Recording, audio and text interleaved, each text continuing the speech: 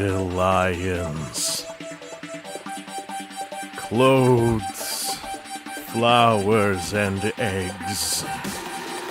The spring is springing.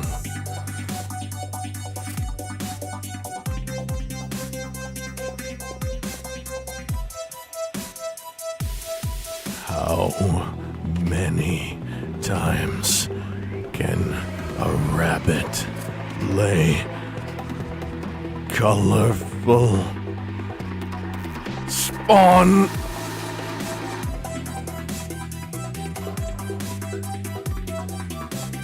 And why do none of you let them hatch?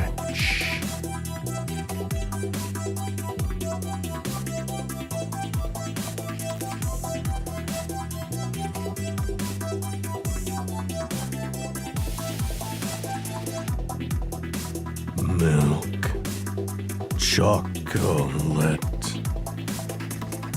embryo.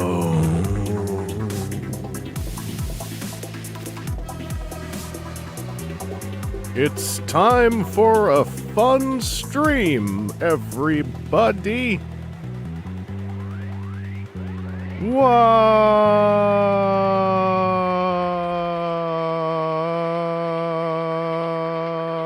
Hey there, everybody. How's it going? It's me, Vangelus, human name Vangelus, scripture name Chris, 7/20/14. Hi, how you doing? Hope you're all having a lovely day. And we're here to do some Extra Life Catchup, because I owe milestones. Very primarily thanks to Rexodus, who was in the chat, I noticed. But yeah, we're going to be doing at least 4 milestones today, because that's how many I've got racked up. So get ready for it. Hellos, by the way, to... Number one, hello to VRiderCH and Seth Looks for commenting in the chat yesterday. That's commitment. Also, hello to that toy guy who dropped a quick cheese. That toy guy is not actually here, but did stop by to drop a quick cheese. But otherwise, hello to, once again, VRiderCH, Timu Kananen, Optimus Prime, Robot Lore Keeper, Picky Peeves, Sam Wellbell, V Santo... I almost messed it up. V Santo Hartono, Timu Kananen, Scorpex7, Rexodus, and Alex Lemons. Hope you're all having a lovely day. We are going to be doing some fun stuff. Did I scroll up? I scrolled up. This is okay. Hey, we're back. Eric Palermo, Watcher Prime. I scrolled up. There's a whole bunch more happening here. Shemleg, Shane DePayne 3991. Yeah, I saw this. I saw the squeeze play plix. I plus the squeeze play plix yesterday when Clout Leaker was like, "Let me take photos of my own screen so that I can cut off the reveal stream by less than 12 hours because I don't understand." Well, I know why, but it's very funny. So I keep Rexy, you keep streaming at perfect times for me to catch the streams. I'm not stalking, I swear. It's all right. It is literally like Eastern time, early evening. It's like a prime time for people to just be chilling out. Optimus Prime, I passed my driving test on Monday. Got my license today. Ayo! Well done. Someday I'm going to get one of those things where I can push a button to make things happen. I haven't done that yet. I'm still learning how internet streaming works. But, yeah, there's a bunch of stuff we're going to be doing today. Reveal stream was hard carried by Tortle. What I liked is that Mark, from the stream, when they were advertising the stream, Mark's Instagram, he added a label to the advertisement, basically saying on his story, like, by the way, just so you all know, this was a pre-recorded stream. So it's important to know that, like, my understanding is BMAC, once again, dropped some good dosh on Sunstreaker leaks. And obviously Sunstreaker has been physically found at this point, even, by some folks, but Sunstreaker was actually leaked briefly. It's just that this is all such a weird pile-up that, like, you know, there's room for the marketing folks to get their salt in a pre-record that doesn't necessarily have an awareness of the physical discovery of the Sunstreaker so far. It's all very funny.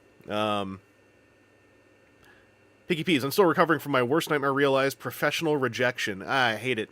My least favorite professional rejection is when I applied to work at a place that, like, makes trailers and, at the time, like, the 3D version of feature films, and they told me I'm too creative and talented, so I should not work there.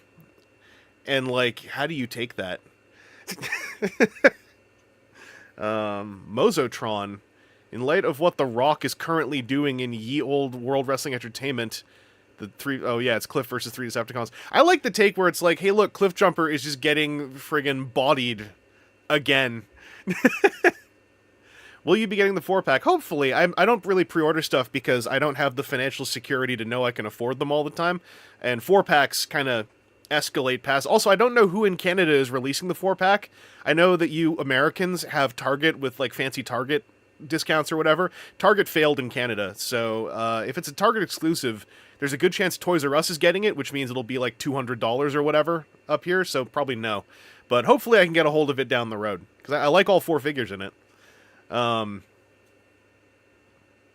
Lily Wednesday, I was told that it was...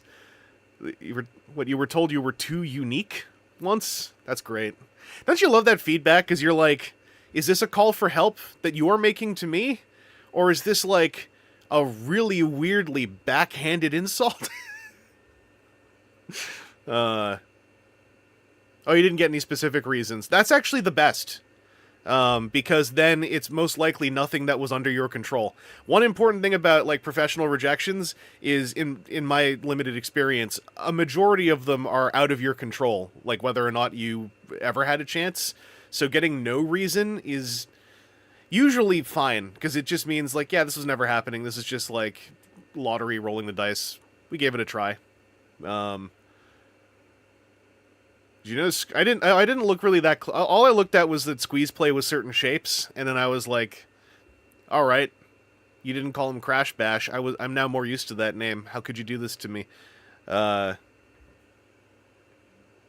this 4-pack, not to get on this tangent already, because I saw people going like, dang, how am I going to get Cliff Jumper? This 4-pack is like 4 completely disparate figures that all have a draw, in my opinion. So I think that this is going to be a pretty easily splitted 4-pack.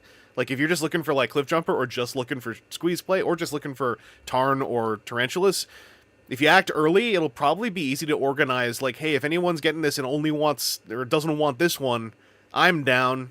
So, you know, like, get on out there and, you know, get the community hooks into... We all gotta look out for each other, as they say. Yeah, we're doing some stuff relevant to Extra Life. Before I get talking about that, I do want to quickly shout out something that I was given attention to recently, because it's happening right now. It's over on Instagram where it is happening, so I'm just going to highlight this briefly.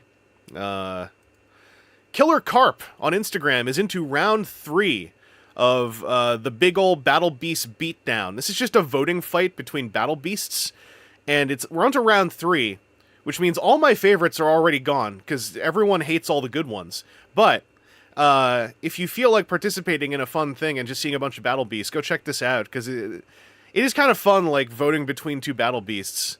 Especially when you have choices, right? Like, which snake? Right? Which snake?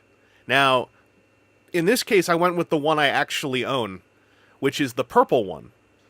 But sometimes there are surprising underdogs. Like, for example, where is it?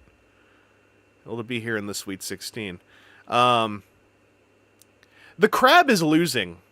Down in the bottom right. The crab is losing to the carp. Fix this. Anyway, it's a totally fun thing. There's actually no, like, big stakes, but check it out. It's Beast Madness at Killer Carp's Instagram. Yeah, V-Rod, that's what I said. How is the carp beating the crab? Brian, hello! Dynamo Dave, welcome. Anyway, we are doing things relevant to Extra Life, which is this. Now, we've raised $357 because there was a recent anonymous donation of $7.36. So, that was today. So I wasn't expecting any donations today, but I will try to, keep an eye on things. Our next milestone is at $400. Justice for Carp. The Carp's already having justice! The crab! Justice for crab! Anyway, I like Carp superiority. Do we got Carp friends in here? What's going on? What we're doing first is, I'll just bring up the milestones that are owed today. We'll go to the ones that are completed. All I saw was Bunny. Everyone's picking Bunny. Bunny is like one of the few ones left that I owned who is also like kicking ass, because everyone loves Bunny. Carp interlopers. So, as you can see here on the completed milestones, I've done everything up to $200, so we're going to be starting at $201. So first up, speed painting 1 board game miniature. There will then be an Optimus and Megatron script reading, or scene reading. Then there will be desktop cooking. And then there will be another Optimus and Megatron scene reading. So those are the 4 activities we are doing today. Benui good. I mean, you're not wrong. Bunnies are cool. So, I am now going to rearrange things slightly, because we're going kind of liquid today. Also, full disclosure, here's what I've eaten today. I had a peanut butter and marmalade sandwich. Then I had a brownie and a coffee. And that's all. So, I've got a little bit of redacted cola here, so hopefully I will be able to stay subsisted. But I'm thinking this whole stream will only take about 3 or 4 hours, tops. If I start going past that, remind me that I require food to live. That's my little request to everybody. Paddington moments, for real. To be fair, we are mostly liquid, true. Also, little pro tip, I'm going to switch over to desktop view once I move my keyboard out of the way, which I have now done. Gotta love my Bluetooth keyboards. Anyway, little human pro tips. When did that happen? Oh, I pushed enter. That's the wrong one. This one doesn't have you all. There we go. Anyway, what was I saying? Turn this Bluetooth off.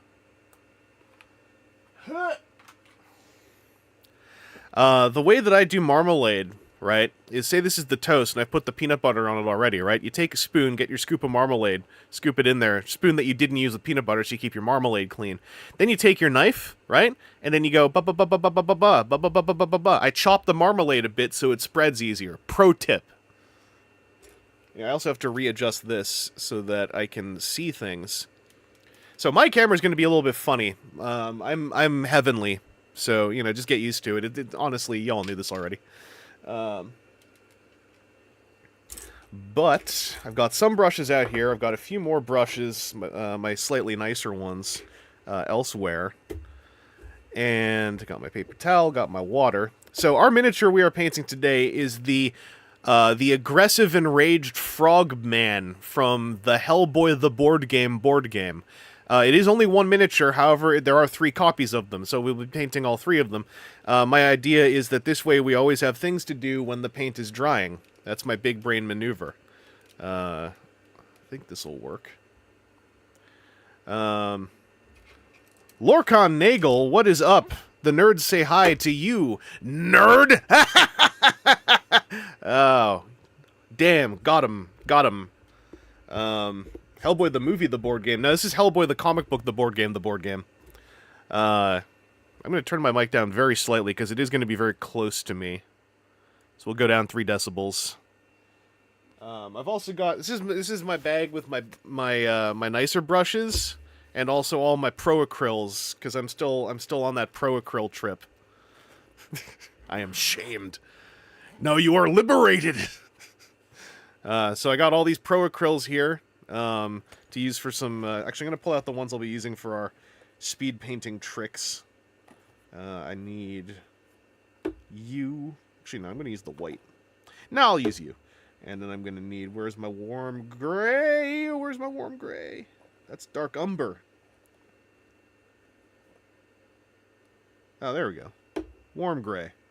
I'll pull the white out as well. Maybe we'll use it. Hellboy does have omnibuses now. Hellboy is over, so it is I haven't read all of it yet, but I was thinking about how I haven't read all of it yet, and I looked it up, and there are Hellboy omnibuses now. Hellboy's all up on that omnibusy. Someone was going to say it, so I'm just crossing that path now. Hellboy the comic, the board game, the movie, the cartoon, the board game. True, the cartoon does resemble the comic a whole lot. Lorcan Nagel. I have finished painting some 3D printed terrain for Battletech this week. Nice feeling of accomplishment. Hell yeah. Rexodus, I only have Pro Acryl White and Gray. Pro Acryl White is, like, if you're going to get only one, it is the best, like, it's the best white paint you can get. Almost period. Like, this Pro Acryl Bold Titanium White is just worth buying, like, 2 copies of, just to always have one around. It's very good. I don't know what the CC is. Oh, the closed cat. Wait, did they get it when I said the omnibusy? Wow, they did. Okay. I didn't think that was a real word. Well, this is where we are. How can I maneuver this so it's not... Okay, there. Now it's not directly hitting the lens. That should be a little bit less intense.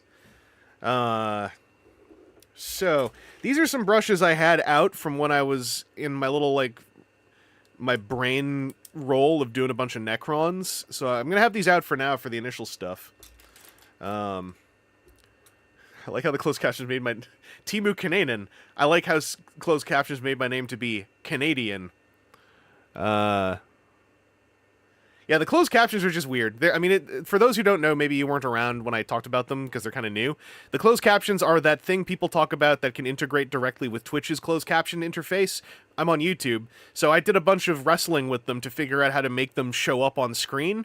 It's a community-made thing. Sometimes it doesn't scroll right. Sometimes it gets things wrong. So, like, right now, it's a little jammed up.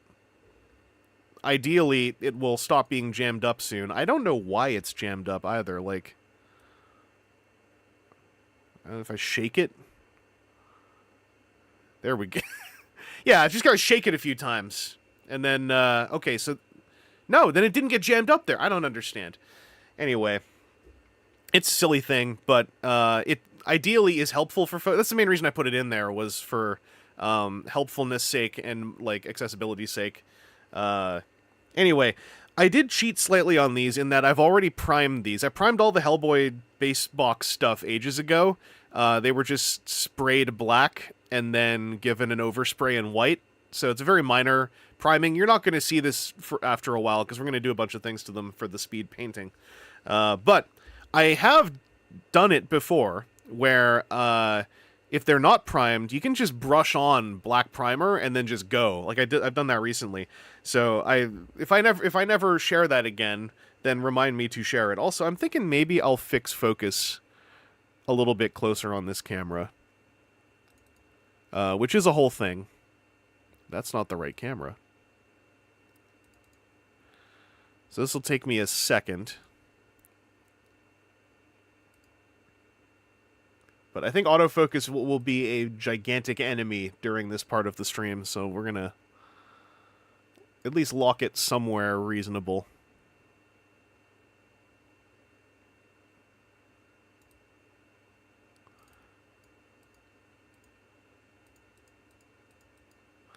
This is very hard to tell because it's not like great focus anyway, but also the slider doesn't really work like a slider. So it's hard to granularly manipulate it. Alright, that's probably better than what it was doing before. Are you still reading chat from your cell phone? No, I'm reading you. I'm looking over. I have you on the left side of my monitor. So I don't have a cell phone out, thank goodness. That's one less thing to be confused about. I need this light to actually be on the subjects. Alright, this is still not as bad as before, so we'll roll with this.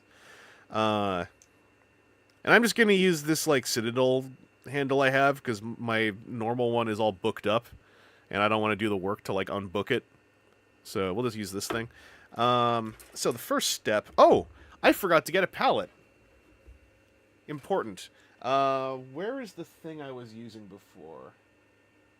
I'll be right back. I know where to go. I know where it is.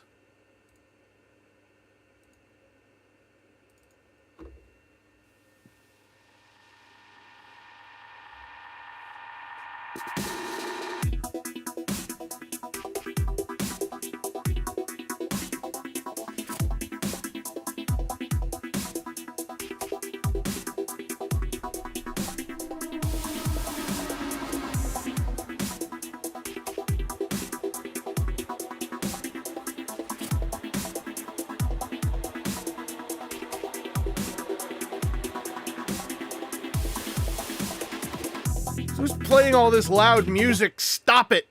Alright, so I've got my palette. I'm not using a wet palette for this because the speed painting stuff I'm doing, we don't need a wet palette, and this also makes it even simpler.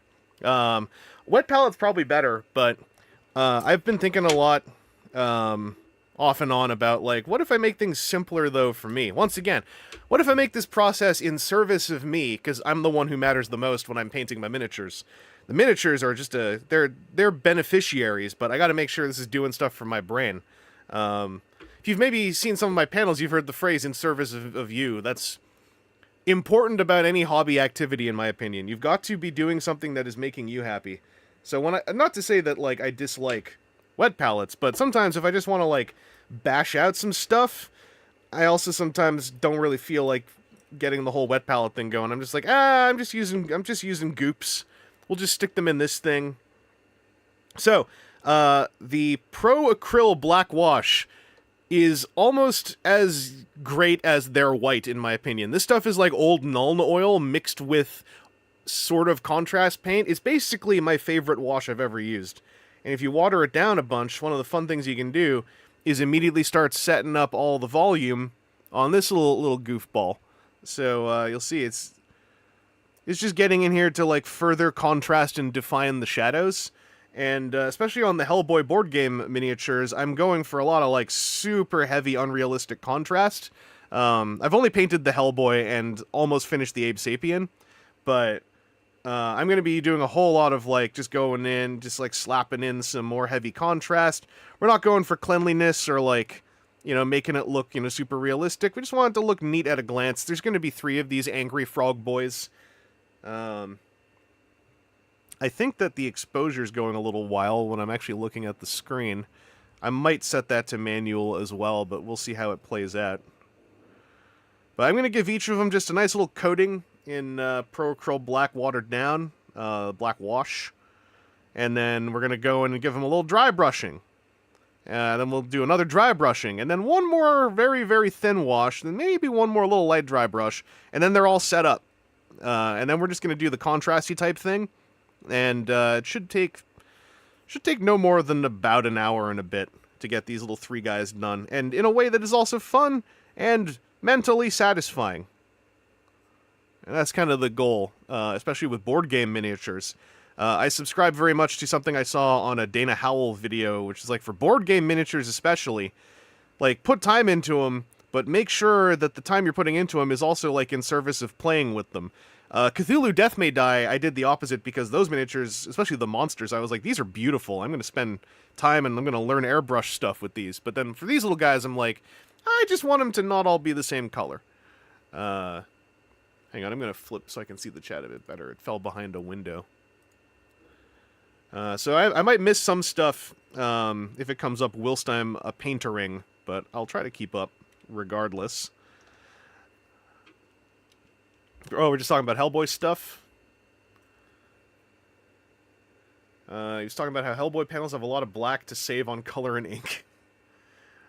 I mean, I guess if you're printing on, like, black paper, but at a certain... Like, I get freaked out by heavy, like, you know, black border stuff on print-and-play games, because I'm like... Because I do a lot of printing at home. And I'm like, is this gonna chew through my black cartridge? I didn't do this on the other frog, but I should also mention, like, when you think about it, if you're doing something like this where you're putting lots of really liquidy paint on something, like an overall coat like this, try to start at the top, because gravity will do things and make it go downwards. And if you start at the bottom, you're going to end up with just, like, big puddles around the feet, and then it's fine, but it's going to be a bummer if you're like, dang, but paint costs money. All this paint that cost me money is in puddles on the base now. Oh no, I feel bad. But yeah, this is also, I don't know if anyone mentioned it, like, this is in the realm of that, you know, the slap chop, or its various mutations. It itself has a different, very European name. If you go back into actual classical art practice, I forgot what it's called. But just, you know, setting up a monotone set of highlights and shadings and then going over with kind of color filters. To me, it is actually still one of the most, like, satisfying ways to paint. I don't think it's necessarily the easiest. I think there are other ways of just doing, like, straight up color over primer that is potentially easier, but I find this way of doing things really intensely satisfying to look at, because it's like, I really like ink washes going over detail and then looking like this. I just find that very, very happy for my brain. PKPs, have you played the game? Is it any good? Yeah, I played a little bit. I gotta play it some more. I played Solo. It's a co-op dungeon crawler.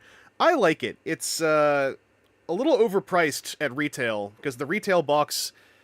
It's one of those games where it came out on Kickstarter as a big collector edition. The retail box is missing, like, 60% of that stuff, and only about 3/4 of that 60% has come out separately since. The Conqueror Worm, I think, only recently came out separately, and you can only order it from Mantic's site, which is expensive. So, if you can get the base game on sale, and the BPRD expansion, to, like, expand the randomized missions, I think then it's pretty cool. But try to catch Hellboy board game stuff on sale, because there's a lot of expansions that they all just add more missions to do, but a lot of them will come with extra stuff for the BPRD system, which lets you create randomized missions, which, depending on your board gaming time and whatnot, it might be a little bit more fun to, like, not have to play through precise narratives. As an actual game, it's a dice-chucking dungeon crawler. You got lots of, you know, item cards and whatnot you can get to upgrade yourself. All the characters are fairly unique. I found it pretty fun.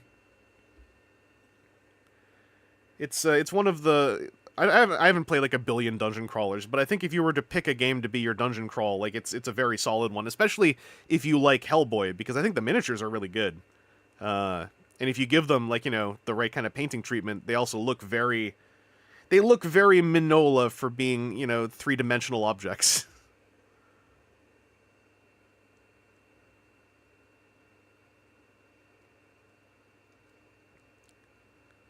Yeah, spreading all this watery goop around. Just making sure I don't entirely miss... I'm gonna miss spots now and then, but I don't want to, like, entirely miss, like, hugely important spots, or I'm gonna be all like... Damn, gotta do that step again. What about my speed? I've only got a slight plan of how to paint these, because this is actually another reason I do this is sometimes on sculpts I can't really tell what's what, and on these guys I know they have like shredded clothes on them, but I can't tell at a glance what all the shredded clothes are. I'm getting a better look at it now, and it's making a bit more sense to me. Like, I couldn't tell if they had pants, or if they had even, like, covered crotches. I think they do. So that's already helping me. The other thing I've been trying to figure out is if they have, like, delineated shirt tatters and pant tatters. Ideally, that'll become more clear as I do the dry brushing.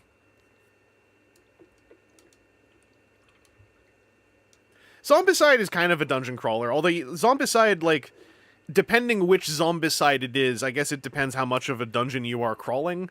And, like, Zombicide is also kind of based on vomiting tons of zombie miniatures out, whereas Hellboy it's kind of set of, like, you know, each tile has enemies on them. You don't really, like, spawn waves of enemies. You're trying to get to a boss, to beat a boss at the end of the mission. Alright, so this should be somewhat dry. See if we can squeegee off some of the excess puddles here. By the way, the other nice thing about the Monument, the Pro Acryl Blackwash that I really like, is it dries kind of like a skin. So it's kind of, I don't know how else to put it, kind of durable, but also like it's very physical and tactile how it dries. So like you can kind of do oil wash things on a very, very low level with it, like, you know, paint a bunch on and then, like, give it a minute, then start wiping with your thumb, and usually the recesses will stay in. They won't, like, capillary action themselves to your thumbs as easily. Closed captions had to backtrack and replace "So I'm Beside" with "Zombicide." Dang. So anyway, gonna start the dry brushing now. I need to make a darker gray, so I'm going to grab the black. And I got some rough brushes, so we can do some nice, meaty, ugly dry brushing. Obviously, like, you know, the colloquial knowledge is get some makeup brushes, but also you could just use a messed up brush that's wide. I have nicer brushes, but I found, like, especially when I'm doing just, like, ink washes, contrast paint, and dry brushing, I am really just enjoying using my most beat up, like, just munged up, gummy, grimy brushes, because whatever. I'm gonna close the black wash before something funny happens. So I'm gonna bust out the warm gray. I know someone mentioned already they painted some Battletech terrain. Anyone else in here, like, done any painting recently? I know not everybody's a minis painter, but there are more people who engage in the craft than I anticipated back when I did more of this on streams a couple years ago. This is my black. My coal black.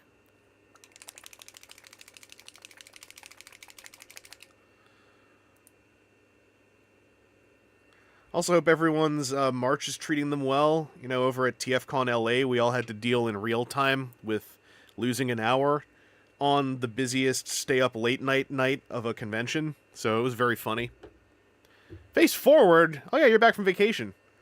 How are things? Because I know you came back to, like, what appeared to be demonstrable evidence of an earthquake.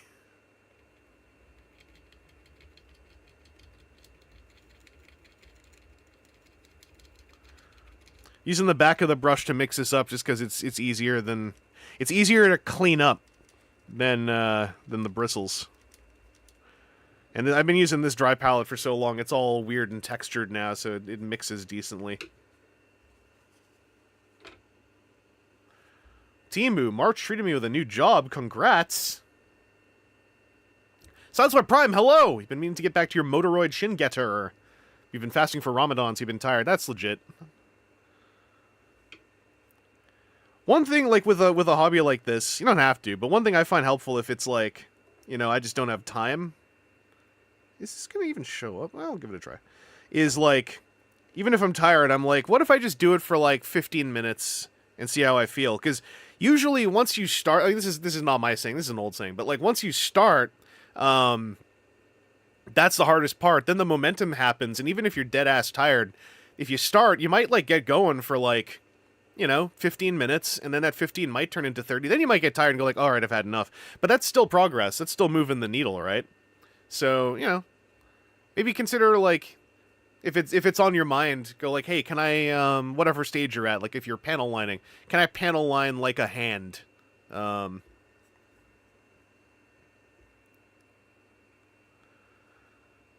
Alright, this gray, I in fact made this gray too dark, it's not even showing up, so we gotta lighten that up.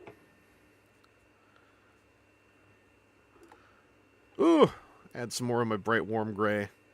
I might just, this is something I've done with dry brushing before, I'll add it to the puddle, but I won't mix it, I'll just mix it with the dry brush as I pick up paint, and kind of just, swoosh it around on the paper towel a bit, kind of go organically. That's a bit brighter.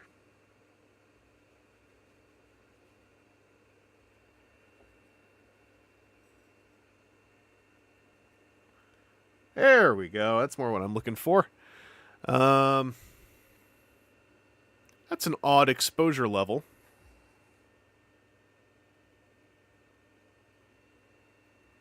Not sure how evident what's happening. Well, actually, it's not that evident in real life yet either, but I'm just re-establishing kind of a mid-tone with this dry brush, but like really quickly. This will probably get a bit brighter now. I'll go up at the top again. There we go. Yeah, it's a bit brighter now. You can kind of see the two-tonedness. These webcams and their exposures are, very funny. They're very funny comedians. So my apologies if things are not fully clear all the time on the viewing side of the stream. I'll do my best to tweak. Long-term goal would be to learn how to just like hook a DSLR up as a webcam, because I know that's what a lot of people do nowadays, but I don't really fully get the interface yet. And also, these webcams were not like super cheap. They're good deals, but I wanna try to. I gotta maybe get some more LED lights in here as well. Zero, I am not sniffing paint. I am eating paint. There is a difference. Also, hello. Anyone donate to Extra Life yet? Well, we had that mysterious $7.37 or 36-cent donation. I'll do a refresh. Yeah, we're still there. I appreciate donations, of course, as do the kids, but like, I don't like expect donations like literally every stream, because I am doing it year round. I'm doing it partly to grab more little donations here and there, because that seems to be helping out a lot. But never feel that you've got to. Especially Rexidus, you have donated plenty already. Like you're currently the top donator. No one's challenged your crown yet. Oh, here we go. Now it's happening. Sorry, I'm seeing an effect I like. It's hard to tell on the camera, I think. Maybe I could digital zoom in a bit.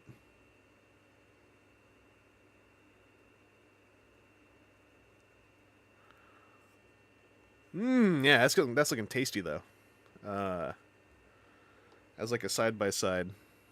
Don't know if you can tell the difference, but this one's a little bit cleaner with what's building up. Oh, Robot Lorekeeper, that was you. Thank you very much. That came in anonymously. So never feel that you have to identify if you're someone who's donated, but also I appreciate it. And this way I get to thank you. I've digital zoomed in a bit, so ideally this will be a bit closer. That's not affecting things. Maybe this is something I should tweak in the settings, just so that it is a little bit clearer.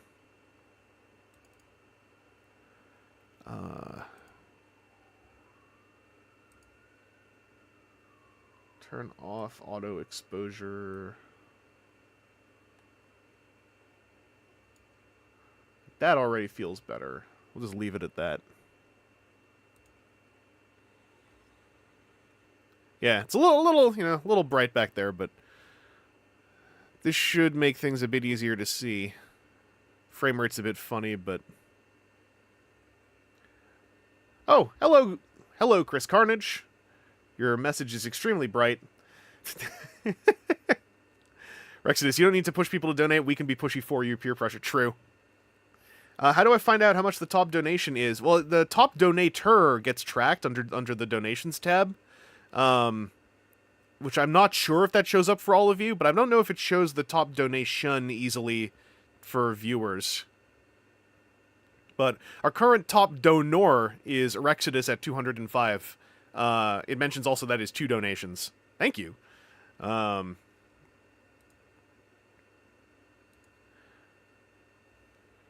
Where was I? Yeah, I'm going to try to put a little bit brighter stuff on, see if I can get all 3 layers of my dry brushing going all at the same time.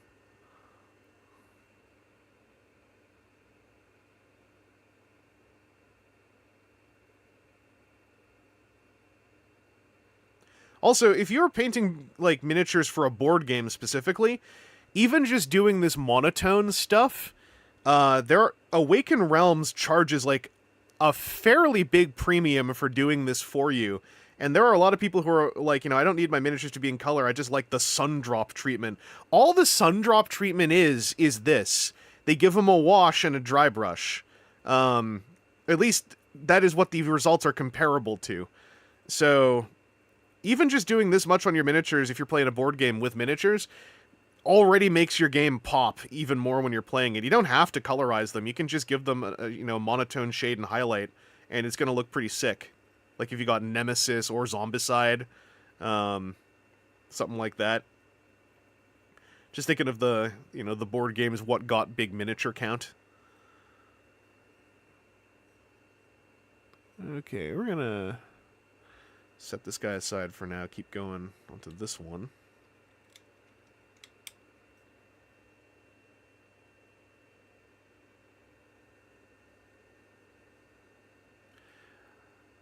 Miss, what you do after priming? Is that all you do? You did wash and zenithal? Yeah, these were primed black. Then I gave them a quick zenithal overspray with white, just because habit. Then I gave them a wash with slightly watered down Pro Acryl black wash. Now I'm doing some dry brushing in layers of gray. And then I'm going to be doing another wash after this and another dry brush after this, just because I like to. Also, I just find it actually very satisfying and relaxing. Like watching the layers build up, I think is really fun. And then the second wash is just to, like, really establish some of the deeper shadows and contrasts. I like contrasts a lot. Not the branded paint, but, like, the visual thing of, like, heavy contrast of, like, bright colors with heavy, thick, dark lines between them. I just like that vibe a lot. But on the Hellboy miniatures, that is especially important to me, because that makes them look more like Hellboy to me. This one I got a more watered down wash on, so he doesn't even really need that much dry brushing in gray. It's going to be the white that does more, I think. Oh, Rexidus, thank you for the kind words about the painting streams. I always mean to do more of these. I'm just like, streaming it in a way where I feel like anyone can tell what's happening is, like, so difficult. I hope this is, like, visible remotely, like what I'm doing. Obviously, the monotone side of it doesn't help, but I wish that stuff was, like, I want things to be as satisfying to watch as possible. Because, yeah, they are also inherently pretty relaxing, which is another reason I like doing painting streams.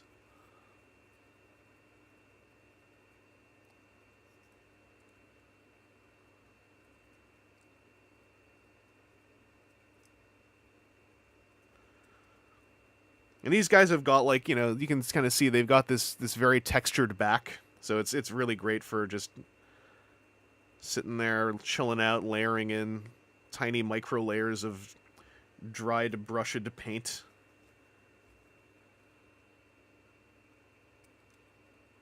Just going in on the top to brighten stuff up some more, because that's just the natural lighting. I actually got to check that other guy, make sure I got the bottom of his... So they all got one foot that's bent up slightly. And in my experience, because it's, an organic shape, I really like the dry brushing to hit the back of the heel. I have to double check I actually got it on this one. Yeah, it needs a little bit more. Just because that way it doesn't have the kind of patchy look of, like, the ink naturally building up down there. Because these guys, between the texture, they've also got these organic muscle shapes, and I like those to have a bit of an organic flow. Team of the Zoom helped a lot. That's good. I'd zoom in more, but then I'm worried. Like, it already has gone off screen accidentally once. I think this might be This might be the sake of not losing track of stuff.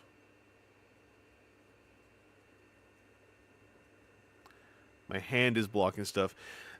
I actually set this up with the idea I would turn slightly, so I'm going to do that. Because this should help, too. Because, unfortunately, my camera can't be over my left shoulder just due to some physical limitations of the space. Oh, I see what you mean. Yeah, yeah. If I do it like this should...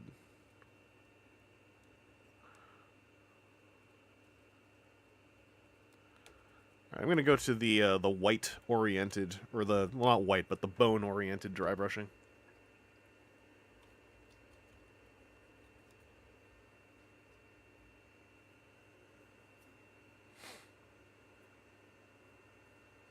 Face Forward says, I just did a dumb thing. What did you do? Wait. It could be many things, but it... Oh.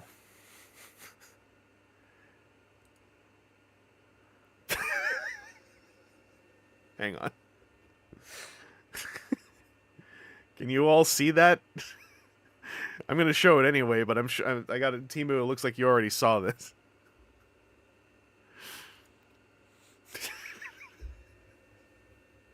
Thank you so much, Face Forward. But also, Face Forward with the no I win. Also, Dynamo Dave with $40 in the middle of that. Thank you as well. Holy crap. 603. Oh, thank goodness I said, cause I don't know if can you see? I haven't even set up the milestones really between 1,000 and 1,500. I'm unprepared for that segment, nor do I expect us to go anywhere near that this season. Okay, so I'm gonna proceed with the stream plan, and then once I've completed those tasks, I'll see where we're at time-wise. So I'm not gonna say we're gonna do all of it tonight, but on game day I'd be different about this, because I'd say, like, no, we do everything all the time. But we'll see where we're at once I finish the initial 4 tasks. I'll squeeze in a few more, most probably, unless I really take a long time on some of them. But worst case, this means we have another catch-up stream next week.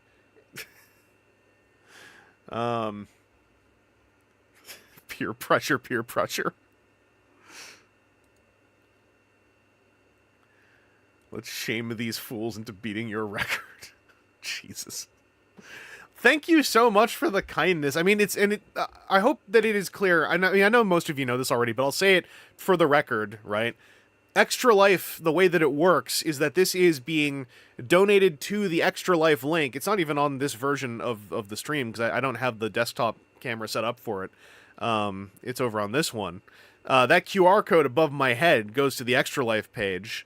I can also link it in the chat if I click some certain buttons. Like this, and then this, and then this. So that goes directly to the Extra Life, organization. Vet them as much as you feel you need to. I do not handle any of this money myself ever. So when I say thank you for those donations, I want to be also very clear. It is thank you for those donations. Oh, it's also in the description, yeah. Thank you, Face. But thank you for those donations to Extra Life. They are not going to me. They are going directly to Extra Life, and then at my request, they're being sent to Sick Kids, which is a Canadian organization that I happen to like. So that is how all that works. Sorry, I wasn't expecting that at all. Thank you so much, Dynamo Dave and Face. Yeah, let me know if you do things. I don't have the setup where the thing pings when donations happen. So every now and then, maybe just like poke me and go like, hey, you should go look. All right, so these are today's. Let's keep these up here. So people who don't donate want kids to be sick. Actually, you should get a tax receipt.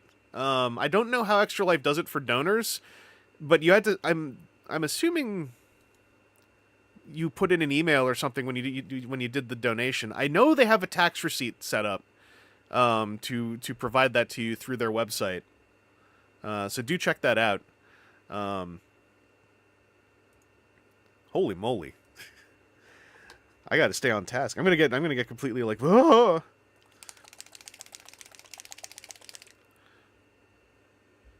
Robot Lore Keeper says they email you and that's the receipt. Okay.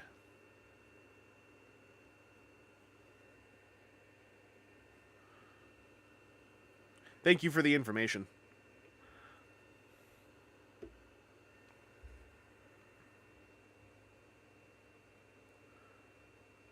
Let's mush this stuff around a bit. So I just squirted in some bright ivory. Because I'm trying to respect the idea I've heard many experienced people say, which is don't go straight to white. Because then you don't leave yourself any room to back down. And I get it, but also, when I go straight to white, the contrast is so high. And I'm chasing that contrast, so, you know, it's difficult for me. Always looking for that next contrast high.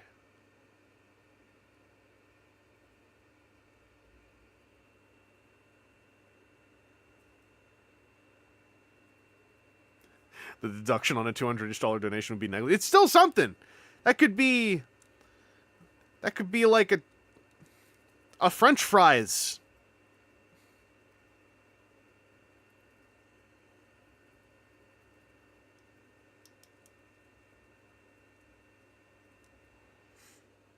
The other reason I like to do a wash after all this too is because I'm trying to think about where light is coming from when I'm doing this dry brushing, but also I kind of want to hit everything for maximum, you know, serotonin.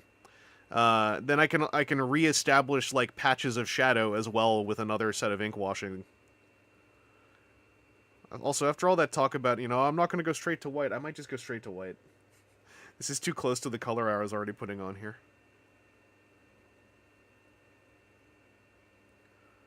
Okay, no, I was just getting it too mixed up with the gray that was in there. If I just take a little top off that ivory, that's getting a little bit more what we're looking for.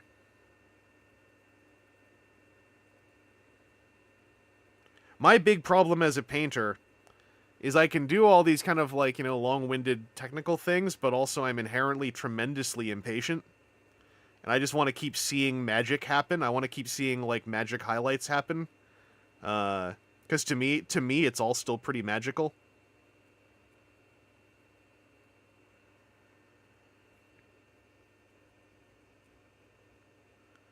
But every time I introduce the notion of patience, my painting goes better.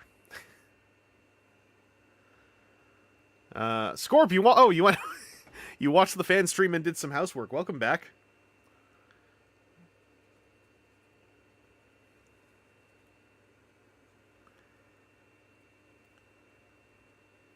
I will guiltily admit I am very bad about going to watch the fan stream VODs if I read enough notes about what happened on them. Because the main things I want to know from the fan streams is all the little parasocial things. Like, what were some of the in-jokes? Who was feeling really giddy that day? Who was salty? Who was, you know, having a good time? I heard that the most recent one had, like, a new PR guy on it who was, like, demonstrably from a different world. And a different vibe than everyone else on the stream. But I haven't gone in to, like, double check it.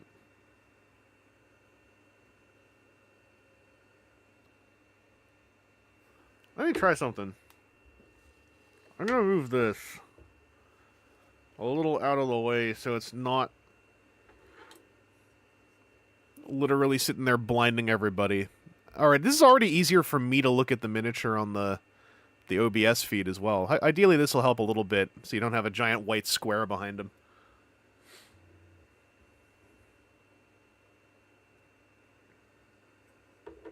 That toy guy I'm assuming has pizza. I heard that toy guy is busy with having a big date with a giant lizard or something.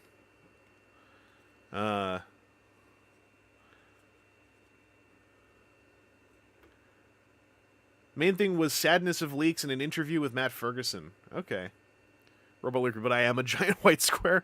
That's why, you know, I want to make sure that you all get to stay special and unique. You don't have, like, some kind of Hollywood giant white square, like, sitting on the stream going, like, oh, look at me, I'm a professional giant white square. You know, we're keeping things indie here.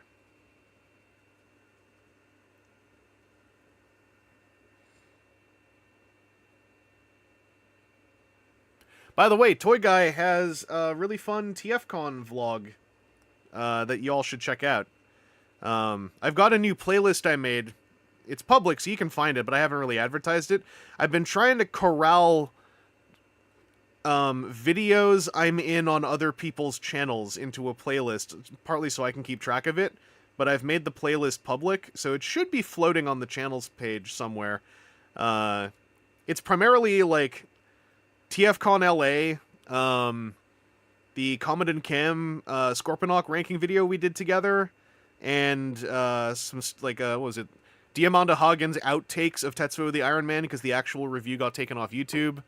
And then the Voice in the Dark thing that Linkara did, that I was a voice in. I grabbed the 4 episodes I was in and put them in there, too. Mostly, so like I said, mostly I want to keep track of that stuff. Because it's really easy to forget things I've done already that are on my channel, let alone things I've done on other people's channels. But Toy Guy and Kian both have TFCon vlogs that I put into that playlist because you can see me in them.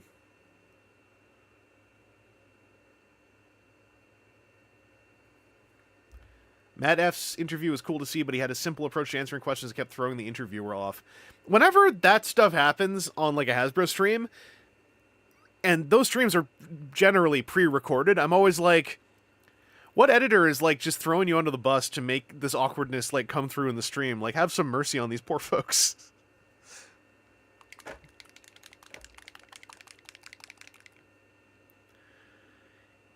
Yeah, face forward, I was not... I'll admit, I'm not someone who can deliver a ball slap by proxy. Like, a ball slap is... It's personal. You know? And if I do it, like, what does it become? It stops being a ball slap, and it's just more of, like, a... It's more of a groinal cup, and it's different.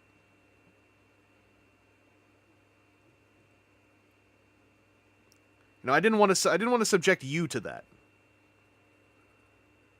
Give you that shame, you know?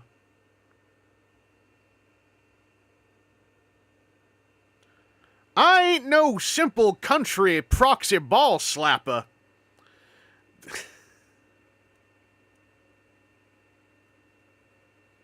I just had to get that out of my brain. That's not going anywhere. Don't worry about it.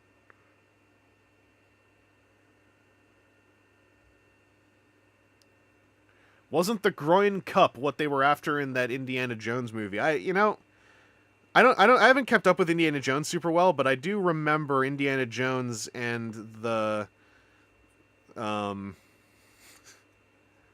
Okay, in hindsight, this is bad. I was gonna say Indiana Jones and the Coital Crusade. That's not a real movie. I was just free associating. Sometimes just yes-anding everything that I read is not great. You know, you have to use responsibility when you have powers like free association. Can't wait for the new indie game. His name is Shia LaBeouf. Thank you very much.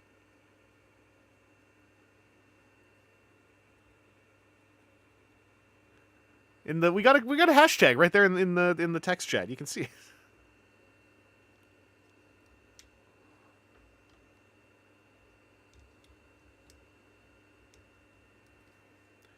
Alright, let's just expend the last of this ivory bone color.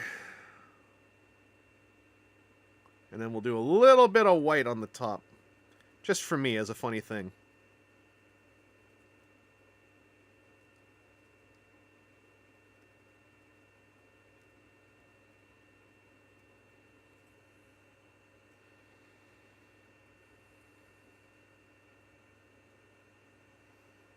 I didn't want to break immersion by saying the actor's name. My immersion!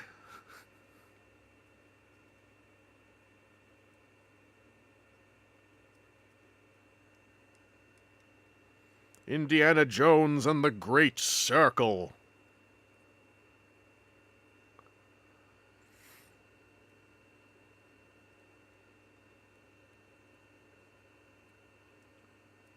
I actually I saw a couple movies recently. I was talking about them on Blue Sky. Uh, but ones that I know are on the Prime. Number one, this was a couple months ago, but I saw Anatomy of a Fall. I think that's a pretty cool movie. I also, just the other day, saw Perfect Days, which is the most recent Wim Wenders joint, and I really liked it. I cried twice. I watched it because my brother was visiting my mom recently, and they had rented it, and then my mom was like, "Hey, I've got it for another 47 hours." So I you know, fully ethically used her rental to watch it over here, and yeah, Perfect Days is, I think, super worth your time. It's Perfect Days is really chill and really pleasant, and it went by really fast, and I really liked it. I don't want to say too much because you kind of want to just watch it. Don't watch the trailer for Perfect Days. I linked it on Blue Sky. I kind of regretted it because I watched the trailer twice afterwards, and I was like, this trailer is communicating a different movie, I think. And then also I recently saw Exuma, which is that Korean horror flick with Choi Min-sik in it. And it was pretty cool. That one I think is still in theaters briefly. It's on like a little international run. I'm going to switch over to the white now. And I thought Exuma was pretty cool. It has a tonal shift at one point, and I didn't mind either tone, but I liked the first one more. So the tonal shift ended up being a shift into something that was like, oh, this is okay, but I liked what you were doing before.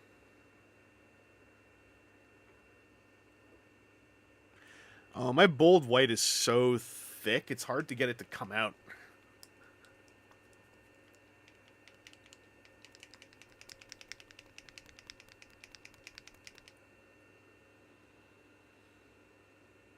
It's it's so, I can't get the white to come out, the nozzle, because it's so thick and goopy. There it goes. Oh, now it came out. That was a rope. All right, we're all good now. Yeah, that'll be fine. Just clean up the tip.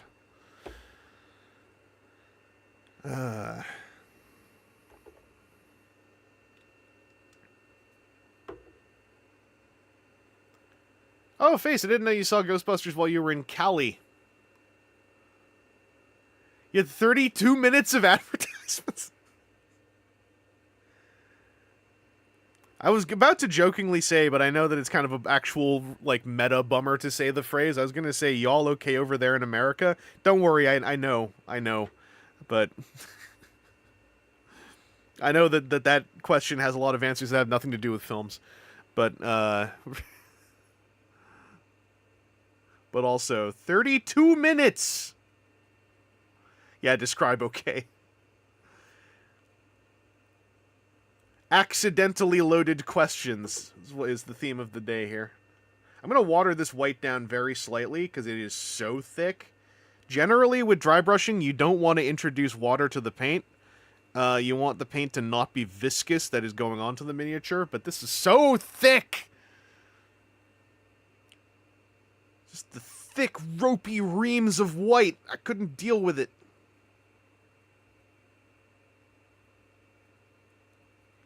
See how I'm already distracting us from the uncomfortable topic? Just talking about my thick, ropey, gloopy reams of white paint that I'm painting onto this miniature. That's what we call the old magician's trick.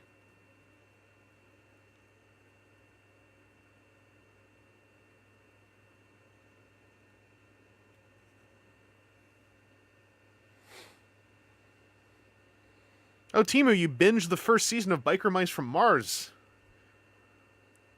I'm also curious, is that a show that's bingeable? It's amazing thanks to its dub. Okay, so regionally, at least.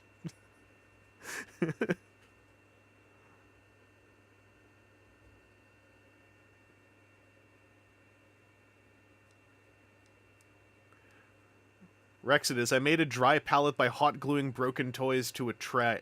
I'm assuming a tray. I fear no water. Yeah, true. Also, that's badass.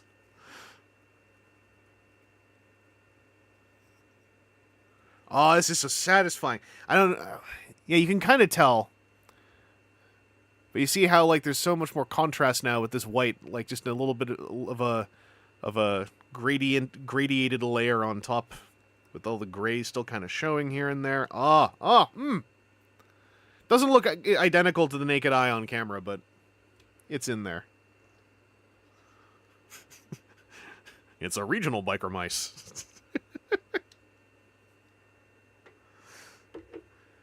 Nacelle is an odd company. Yeah, they're the ones that are doing the biker mice, and it is Mattel. Mattel? Who's doing the Street Sharks? We had this conversation during Elden Ringing, and then I was so utterly confused, because, like, a lot of those 90s properties look very similar to me.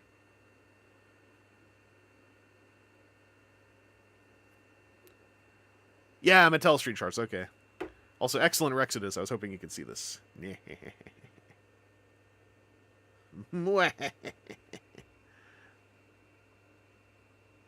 I added a bit more water, but my trick when I add some water for dry brushing is I let my brush, like, really, like, sit on an absorbent part of the paper towel, just so, like, at least the water part gets sucked back out.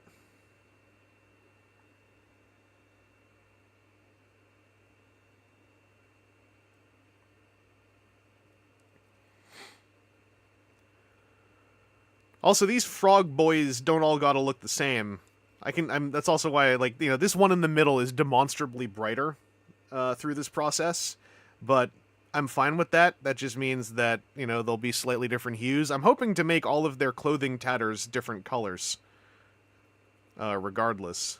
But I want them to be, like, orange. So these frogs are not going to be green. There's 4 types of frogmen in Hellboy the board game.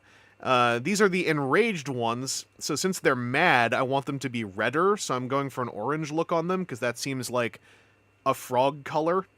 But then, the poisoned ones are going to be purple, and the armed ones who have spears are going to be kind of a basic green, aqua green, and then the ones who are mutating, who are still kind of humanish, I'm going to try to go for, like, a flesh tone transitioning into a turquoise.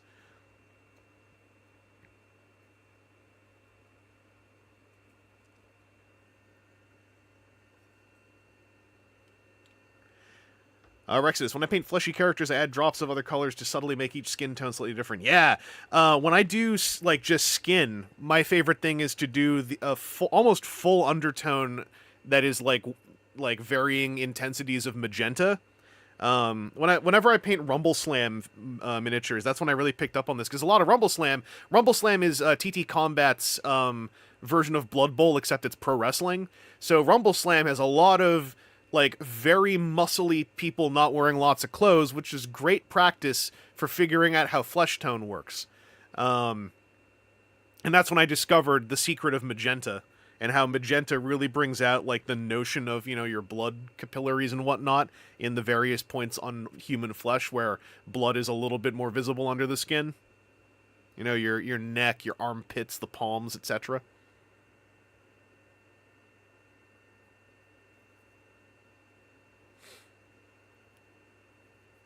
PKP's a return from enchiladas and cake. What have you missed? V-Riders gotcha. Yeah, thick white goo and biker mice from Mars. The taskbar refuses to go down. Hey, taskbar! Simmer.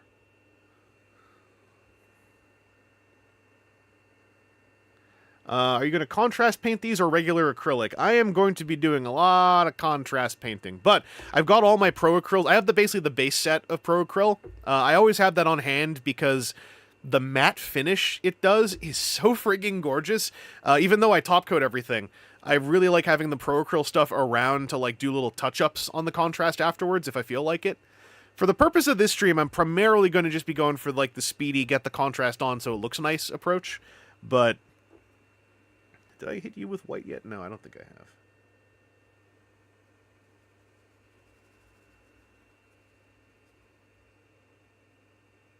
Or maybe I did in parts, but I'm seeing more spots that could have a little bit of that gradiated radiation.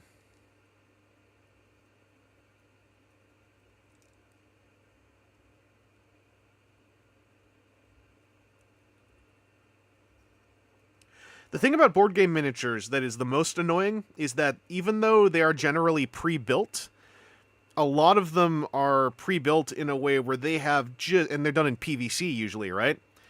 Or PVC style plastic, like something way more durable, but they will have the most hideous mold lines.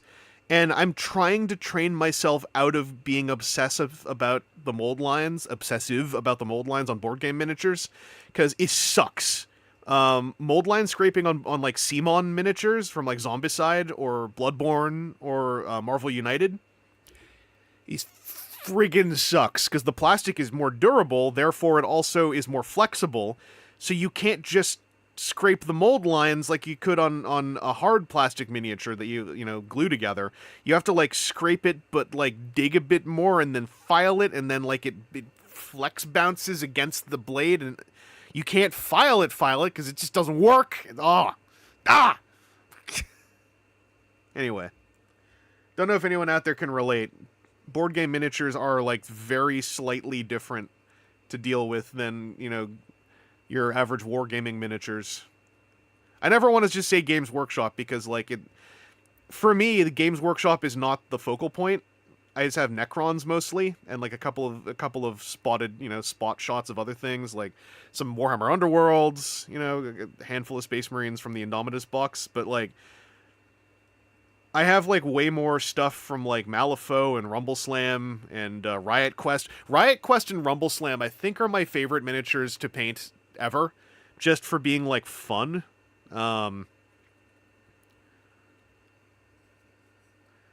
Rexodus, I feel the pain about mold lines. Painted some game minis, and I didn't like, and I had to paint a 3D print just to make me feel like my painting didn't suck. Yeah, the mold lines can make you feel worse about your own painting. That's another thing I've been trying to teach out of myself if I do spot a mold line, is that it's just like that is part of the figure.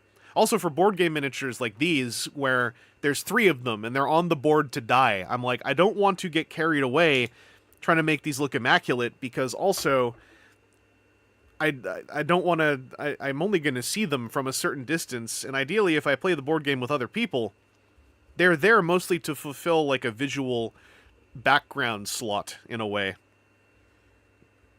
But also I want to have fun with them. So trying to discover that whole like the trying to thread the line and find that point on the gradient, right, where it's like I'm satisfied with the painting side of this, but also I'm not doing more painting than I want to. It's tricky. It's very tricky. Picky Peas, my one problem I had with minis lately is I checked where my Monpok minis are. It seems like spontaneously some of my pterosaurs snapped off the base of their ankles. That sucks. That's actually another thing I had to learn when I dropped some stuff from Riot Quest that I was in the midst of painting, is like re-gluing during painting is it's the worst feeling in the world, but also once I did it, I was like, this actually isn't all that bad. If I paint over the problem line and I show it to someone else, they don't know it's there. I'll always know it's there. But yeah, Rexodus, telling myself no one will ever look at this mini as closely as I am right now is absolutely tricky. Like that's like tech. That's miniature painting tech that I think that's like one of the first things you need to learn. So much about miniatures painting, in my opinion, is psychological, not technical.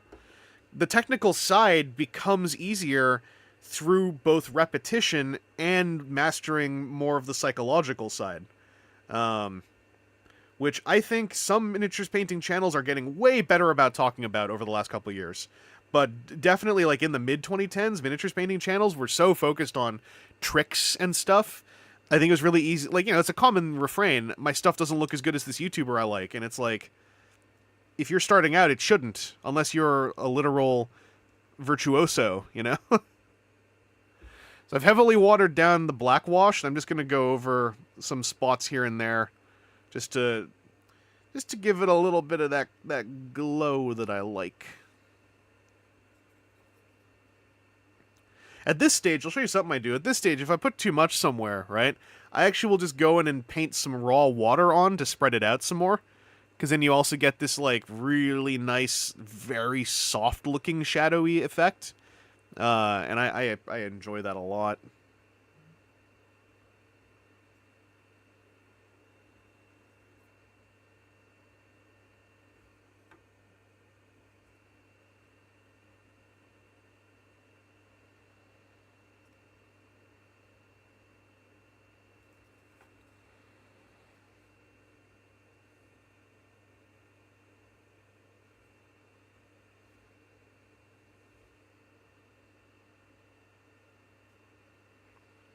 Sorry, I'm zoning in. I'm zoning in. I'm gonna scrape some of this off so I get some of that white dry brush back.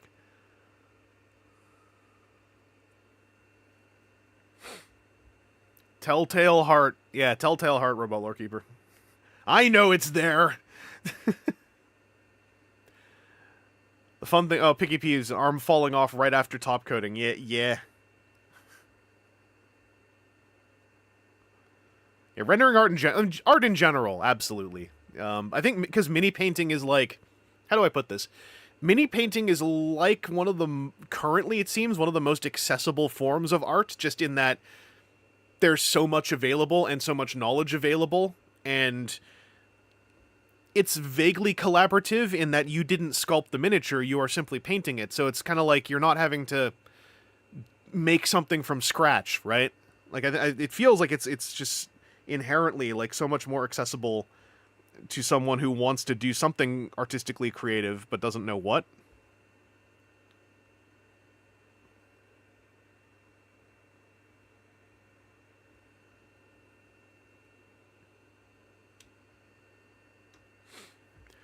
Oh, yeah, yes, the ShamWow guy, known miniatures painter. Slapchop is something, it was a YouTube video where the guy did basically the underpainting to dry brushing technique, and he called it the Slapchop as kind of like a gag. And it created, like, the most, like, I'm not going to say bad discourse, it created this hilarious discourse where a lot of people who I followed understood it, and they kind of got in on the joke a little bit. But there were folks who were like, this slap chop thing is going to diminish miniatures painting on the whole. And it was kind of like, it's not like the guy's marketing slap chop as like a brand. It's just a funny word he made up for it. But it is like doing the whole, like, you know, undercoat dark, dry brush up, do contrast over top or ink washes over top, and then you're done. It is just classic underpainting, which has a very European name I always forget. I spent like 2 days a year and a half ago remembering the name, and now it's gone forever. But yeah, Rexodus has got you there. There's also tons of, like, Slapchop became an influencer word to put into your YouTube videos to make people look at them. So if you YouTube search Slapchop, you will find not just Slapchop, you'll find variants on Slapchop, which is mostly just, like, you know, faster or fancier, slower ways of painting that are based off that initial technical idea. Technique idea, I guess. Oh, here we go. This is what I'm talking about. You see how now I've got these real, like, you can still see, like, some of the white, right? But now I've got, like, this really nicely defined shadow line here where the tattered clothes meet the frog skin. That's what I'm always looking for. Like, those nice, so it looks drawn. Like, I love that stuff. The cowl arts. Is cowl art still, like, a thing? I remember that was, like, a swear word for a while. Again, for, like, all of the stupidest reasons. Is that still the thing, or have all those folks, like, moved on to other stuff? Are those the DEI folks now? Okay, yeah, they have, yeah.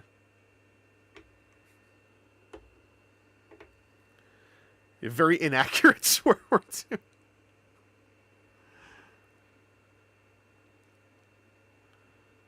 This is a little diminishing and a little bit inaccurate on my own part, but what I will say is people who are building a career on being angry on YouTube, they love it when they can find a word to say over and over again that isn't a basic descriptor. And then you end up with stuff like, this friggin', what a cowl arts, what a cowl arts cartoon. I mean, in Transformers we have, this is not the same, but it's a parallel to, you know, the propagation of the term fourth party. Which, like, you know, whatever. I'm not going to change the world. I've accepted that. It's just funny now. It's just that funny thing, because, you know, 1 in 4 Transformers fans, they'll get it. They'll be like, no, this doesn't make any sense. I know what this I know how this phrasing works. I know what third party actually means, too. You can't do this. And you're kind of like, you know what? You can't. But somehow, in our space, The laws of physics have changed. The laws of mouth physics have changed. So this is just our funny little joke now. This is our funny bit.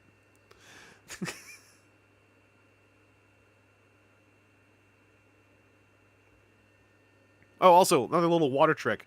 So on some spots in here, right, there might be a bit of puddling. I could go in and drain it, but when I'm doing this stuff, I like to just go in with just brush water on it. Like, I've just brushed water on the forehead there to, like, bring the white back, because then I get the ink still flowing around a bunch, and specifically, the Pro Acryl Black Wash has a texture that is so conducive to reintroducing water to, like, spread it around more and create more, like, gradiated transitions. I will say, by the way, I am never going to be a tribalist over your paint brands. Just use what works for you.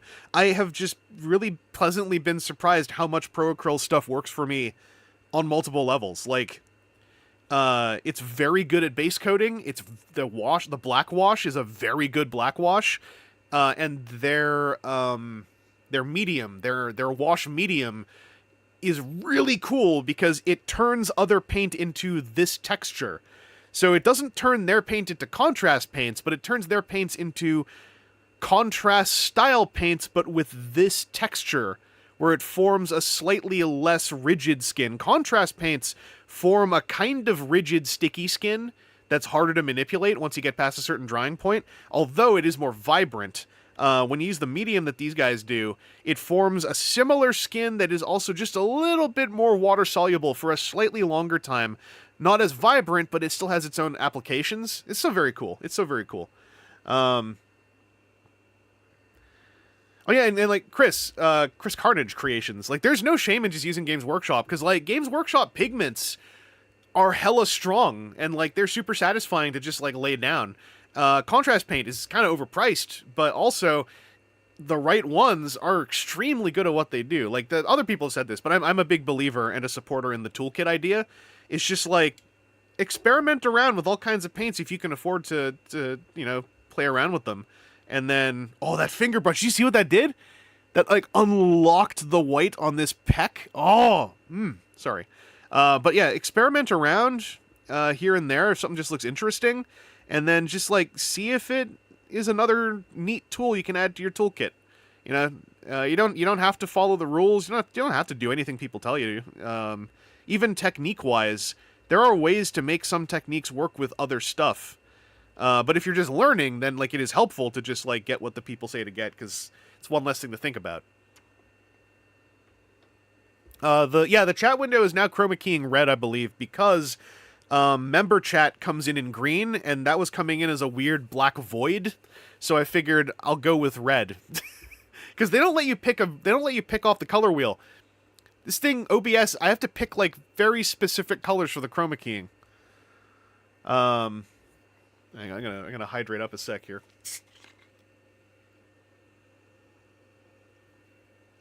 That's not an invisible hand, that is simply a white hand.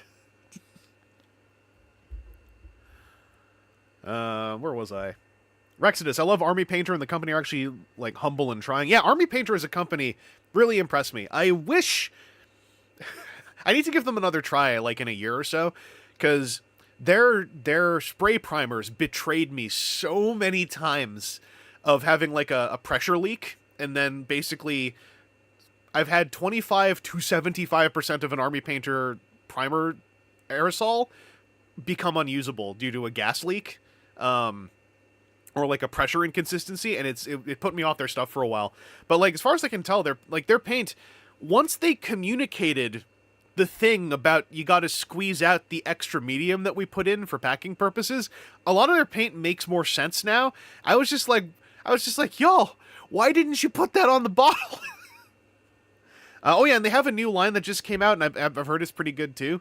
Rex says that isn't a thing anymore. Okay, so I'm assuming that with the new line, I would assume with all of the feedback that they've been acting on, one of the first things would have been like, we will stop doing the extra medium thing because it has resulted in years of bad feedback. Like, I'm kind of, mostly for the sake of space and money, I'm kind of sticking to Pro Acryl now, just because I really like working with it. But I think that's another thing about paint, right? Is you got to find, like, how, like, every different company's paint will act slightly differently, and you got to find one that also jives with how you like to paint.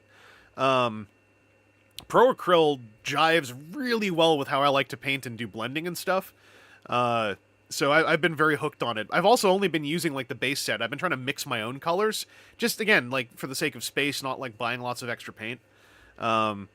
But yeah, an army painter's ability to take constructive criticism is frigging amazing. Like, they will take it to the face, and they won't make it passive-aggressive, which is so cool. Because you get companies like Green Stuff World, where if you look into Green Stuff World dealing with criticism or with competitors, they get so passive-aggressive. It's like, wow. Y'all are called Green Stuff World, by the way.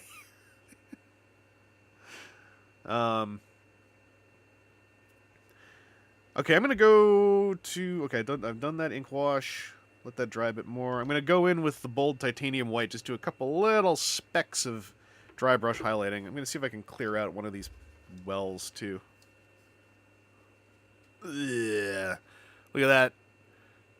Some paint boogers there for y'all.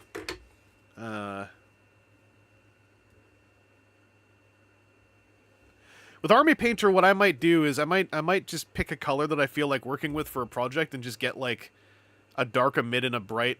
No, I'll just get a mid. I'll get a mid strong in a color I like and mess around with that. That's kind of what I try to do now with paints in general. PKP is itching to get more of my own space, so I have room to set stuff up to paint. So that's also why I wanted to do this stream, because I am painting in a tiny-ass space where my keyboard usually is, because I'm also trying to get more into the idea of, like, I like setting up a nice space, but sometimes that just makes me not paint, and I want to be more along the lines of, I like painting in a nice space, but also, if I'm just going to do, like, some quick board gamey stuff, I want to just be able to set up, like, on my desktop. Oh, it's so thick. It's so thick.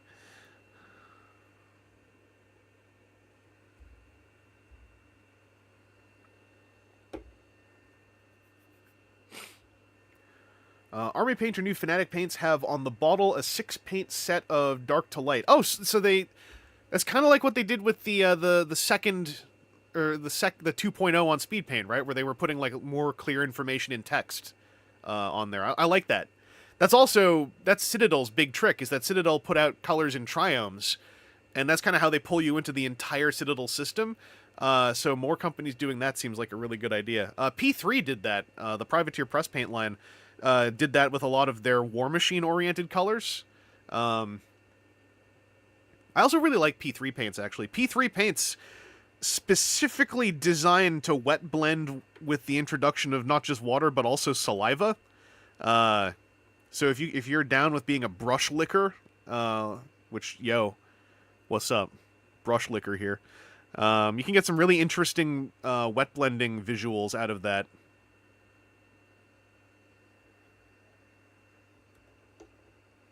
Yeah, Army Painter putting the true color names on was, if I remember correctly, that was off of one of the negative feedbacks on the original Speed Paint was people were just like, I don't know what I'm buying. And so Speed Paint 2 introduced true color names, if I remember correctly.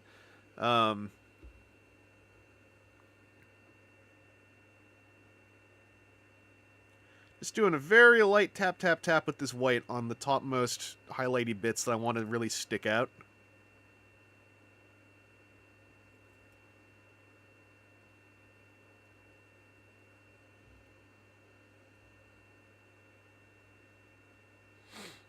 So I'm resisting going all in on this leg because there's an arm over it. This is my problem. I want to do everything everywhere all at once. But I got to remember, like, okay, natural shadow falls there. Just leave it be. It'll make the other contrast, and pop harder. And then your brain will be even happier. And I'm like, yeah, you're right. You're right. But what if I... No, just leave it alone. Okay. It's like right here, I want to do so much more, but I'm going to leave this for the contrast now. Contrast paints this time. Yeah, Goobertown, Brent. Having Brent on for feedback, I think, was a stroke of genius. A lot of the painter influencers that they had involved, very smart people. But, like, Brent from Goobertown Hobbies has certain motivations that I think are extremely helpful. Like thinking, whenever I was seeing them doing like their little like video releases of like, here's us having our Zoom call with all the painters, um, turning my project manager brain on a little bit. Brent's feedback and ideas, not just there but also like in his own videos, comes from like a certain angle that often seems to be outside the purview of miniatures painting companies and their marketing, and not in like, you know, like a renegade anarchy way, but just in a very like logical way that, again, as a project manager, I would want to have a consultant like Brent on a project like that to introduce, you know, simple things like put the true name color on the bottle, on the label, because there's demonstrably room for it. And it's like, you're right, there is. Why didn't we do that? That doesn't lose us anything. That doesn't affect our branding. It's a win-win. I haven't finished watching it, but I know Brent, he also put up recently a video that he shot and didn't edit. He hadn't edited for a while because it was from the previous edition, but it was the title resonated with me so much. The crux of the video is basically about how Warhammer 40,000 has beautiful miniatures and really neat lore and really cool fiction and really cool aesthetics, and it's very satisfying to buy an army and put together the points list and paint it and then go to play the game. And then the worst part starts. And I was for me specifically, it's that the video seems to touch on the book bloat, and that's been my biggest problem with I still, even though I painted a bunch of Necrons, I still haven't played 10th edition, still haven't played Kill Team, either version, still haven't played Combat Patrol, just because like I want to, but I don't feel comfortable yet with the rules, and I am a person who needs a one-sheet reference. Like, I need that for complicated board games, too. I really need one-sheet references to really grok and get into something, and the way that 40K and other Games Workshop games are very much based on not only are the rules scattered throughout a thick book, but also the erratas are all separate PDF bullet point lists. It makes my brain get extremely upset extremely fast, and then I just don't play it.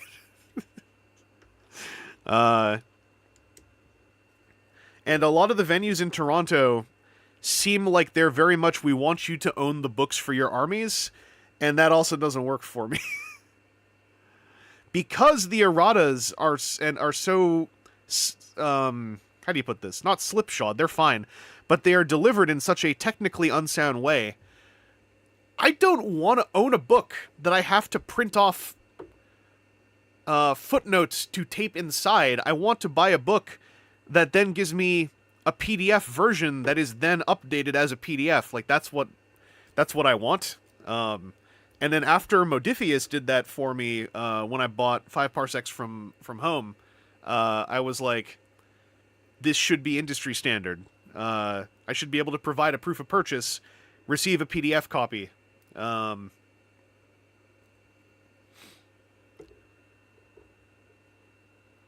cheating now. I learned this recently, but I forgot about it. With Pro Acryl White, I often just will go in and grab some from underneath the lid now, because the white is so thick. Pro Acryl also sell like different bottle toppers. I do like the swagger of these though. It's just for the white specifically, it's so hard to make it work.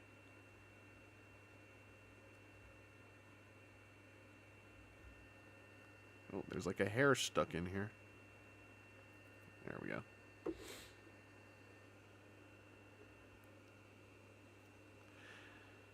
Yeah, even though like everyone has different rules, like that's fine if there is a certain level of unified rules language. And specifically if everyone's individual rules can be like additional rules can be boiled down to a single, again, reference sheet that can be placed down on the table and accessed by everyone. That's something I really liked about Cloudspire. It's a very large, somewhat bloated, very complicated game Chip Theory Games did. But when they did their Rules 2.0 update, which is fantastic, one thing that they already had that they improved on was every faction has their own double-sided reference sheet that has everything you need to know about that faction that isn't on their player pieces. In addition to the universal two-sided rules reference sheet, it's all there. Like, it's all there, you know? And again, stuff like that also made me a lot less kind to the 40k approach, even the kill team approach of like, you know, it's not even that, you know, you can get player-made, you know, fan-made reference sheets, but then there are a lot of events, not just at Games Workshop stores, I found, where they're like, you know, we need you to make sure that you've got all of the paperwork in addition to the models. And I'm kind of like, this is the only company, I think, that does this. Because a lot of other companies, they give you the basic rules for free. And I know 10th edition sort of did that, but then the moment the codexes started coming out, it kind of felt like it went backwards. Anyway, I've ranted about that before. And I'm not saying, like, that they should give me their game for free. Like, games, you know, are work. Everything should cost something. I just think that the cost differentials and the frequency of paying for paper that becomes obsolete crosses a line, given that they already make plenty of good business selling miniatures. That's my main thing. It's like you make so much good business just selling miniatures alone. I'm annoyed that you want me to pay in upwards of triple digits for books to use those miniatures. RoboLoki, I feel like that's a problem with multiplayer in general. Sometimes in fighting games or hero shooter things, you're blindsided because you haven't learned someone else's favorite character. I think, though, that is again, that's where my fine line is, because, like, in those situations, most games, learning that other character, you could have a one-shot or a one-sheet for that character that you could look at in the context of your own experience and go like, oh, so this is this, and this, I see. Like, it's a one-sheet. Imagine if it was a fighting game or something, or a hero shooter, and it was like a 12-page booklet, right? And then every third page has half a page occupied with lore paragraphs. Then, like, that's to me is like the difference. Well, yeah, free games lowers the barrier. Here's the thing. If Warhammer's rules were free, I think they'd sell not only just as many miniatures, I think they'd sell more miniatures. Or if the miniatures just had a QR code to a PDF included, right? If you looked at Kill Team and you knew, and it said on the box, you buy this box of Necrons called the Hyrotech Circle. With this box, and only this box, you may now play Kill Team. Boom!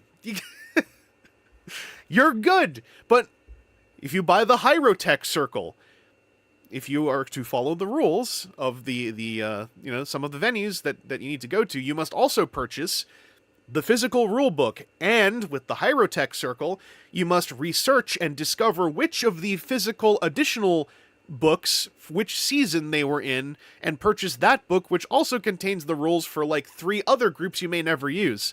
So you'll have a book where you're only using 25% of the pages in tandem with another book where you're using about 50% of the pages, right? And already you're juggling 2 books where you're only using certain amounts of them, and then this goes big. And then, okay, erratas. Print off your PDF erratas. This is like that's where Games Workshop systems lose me so fast, and I just have so little experience with them.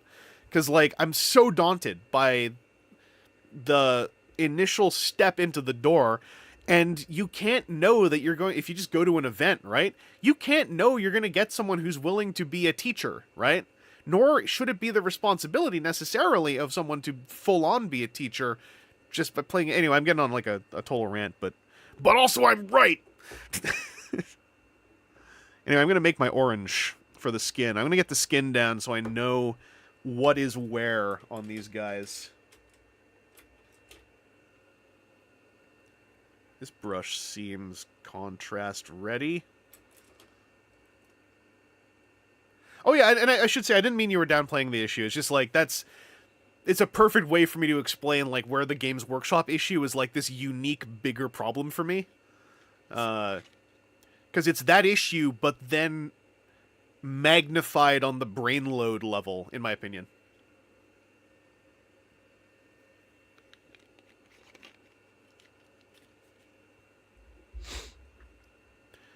Eric, the worst is that with MOBAs, you need to know all the characters to play a game. That's a MOBA culture problem for me, because when I look at a MOBA, I'm like, you shouldn't need to know all the characters.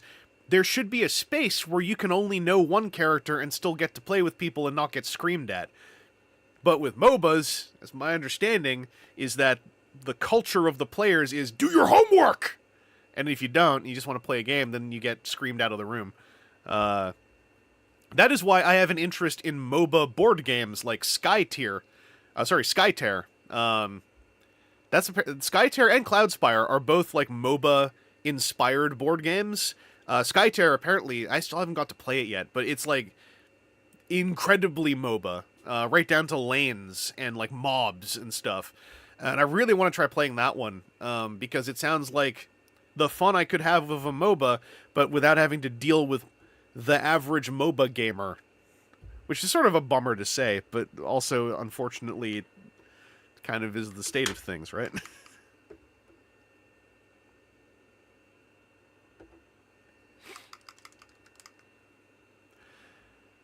Oh yeah, Picky Peas, with things taking up oxygen. Like, I can empathize, but I always myself have problems, like, laying that at the feet of the game itself, because it's the Magic the Gathering problem. It occupies lots of space, but I hold the player communities to account more so for, like, I don't know how else to put it, just not wanting to stretch their legs.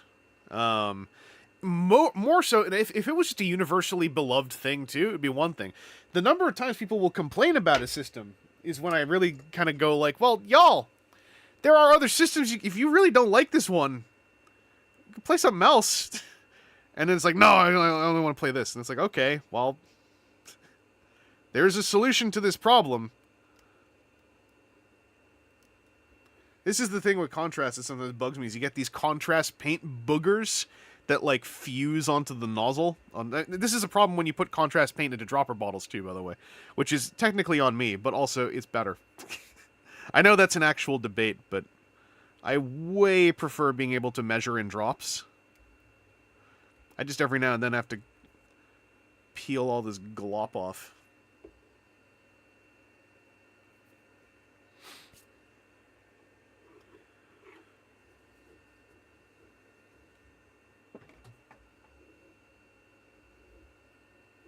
Yeah, like, with TCGs, like, the wanting to play a TCG online is, like, a whole thing, right? Because, like, are you comfortable playing in Tabletop Sim or Octagon? Is, like, question number one. And if the question is no, then it's like, well, do you like Magic the Gathering?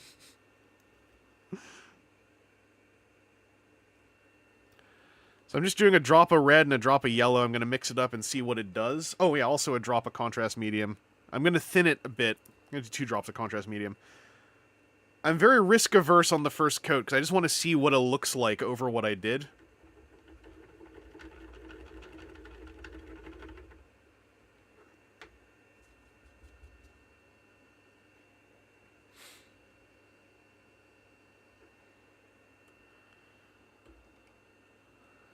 Master Farr, do you still own Unite Warriors Menasor? I do, but he's in a box and has been for a while, so I don't know if he's disintegrated. Which I assume is your question. That's the only reason anyone ever asked me about him anymore. Is, did the crotch on yours explode or whatever? And I'm like, I haven't checked, and I don't want to for a while.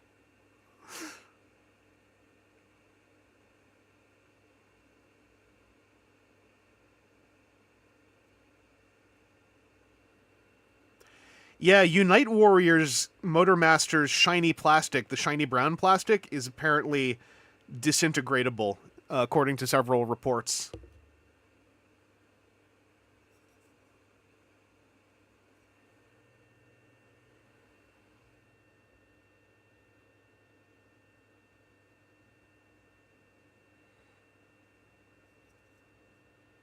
Someday I'll check mine, because I'm curious if it is just full-on, like, dust crumble, or if it's something different. But I haven't felt brave enough to go, because also I'd have to unearth it. Because I am still living in a very cluttered little space that is not very optimized. So it's a lot to dig out my Combiner Wars stuff. I'm kind of liking how this is looking. One of my goals for April is to put a real effort into making my space more conducive to creativity and rest. So hopefully I can actually pull that off and then film more interesting things and be happier more of the time. Team who could make that a milestone. Master Far, I've been following your channel since your review of Animated Shockwave. Well, thanks for hanging out this long. That's back to like year 1, I think. Holy moly.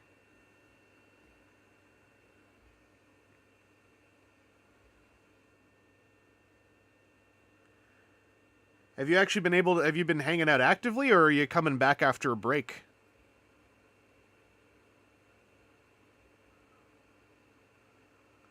I don't usually ask that, but I realized I should probably actually ask about that. Because the way YouTube works, I often encounter people every year who are like, dang, you're alive! And I'm like, yep, they can't kill me.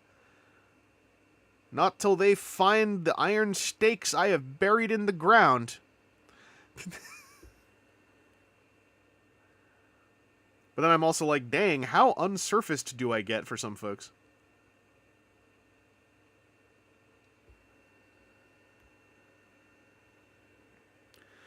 I want that Extra Life link in the chat. That's doable. I can do that just by going like, paste and send. There's that Extra Life link.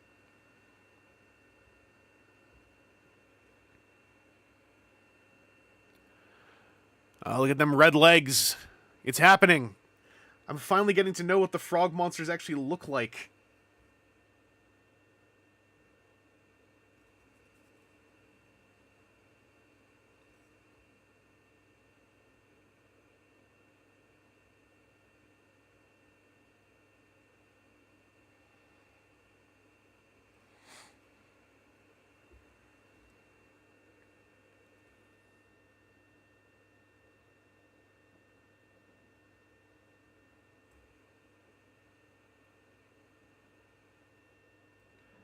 Although I am still not sure where some of the cloth is.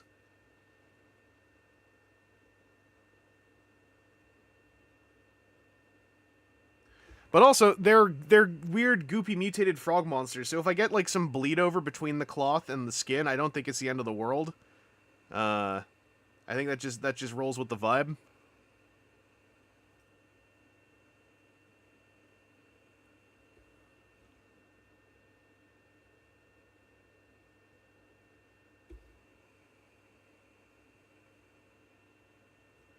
It's definitely like a cloth strip that's like running around this guy's shoulder. I'm going to spend the most time studying this on this one, and then I'll use him as the model for the other ones.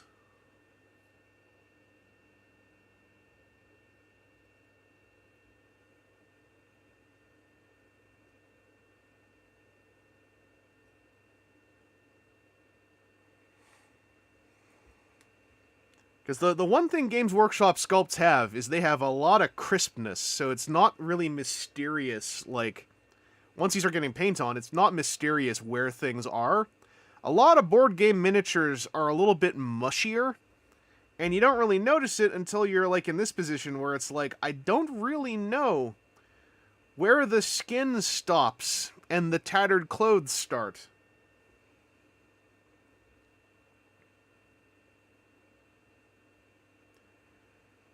So you kind of have to, as the Bob Ross, once said, you gotta take happy leaps.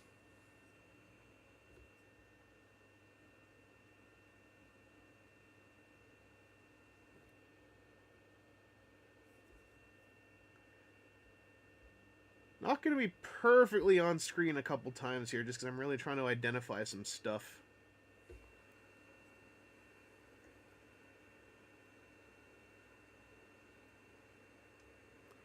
Pee-pee poo-poo in the chat. Playing guitar, holy moly. I wish I knew how to do that. Optimus Prime, you know what? Weird goopy frog monsters is a vibe. You're right. You missed a spot under the right knee. Nani?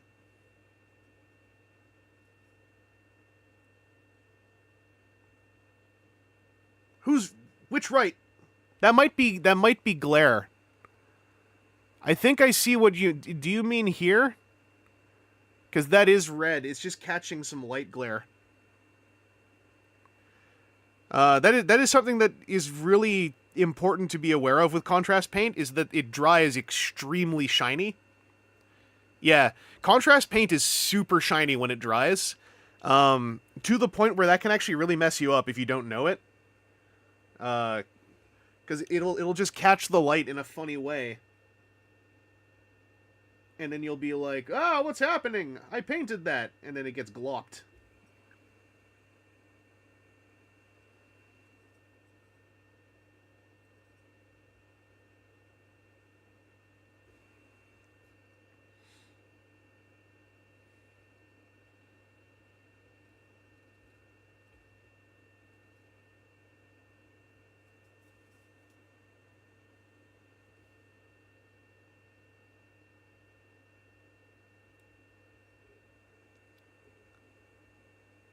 Okay, I think I found all the major borders that I was not 100% sure on. I am now 60% sure on some of them, but that's enough to just keep going forward boldly. So here is an angry frog monster. I think that it's a reddish orange. It's red with yellow, but an orangey yellow. Makes me think of angry frogs. Maybe I'll add a touch more yellow to the next one just to see what it does.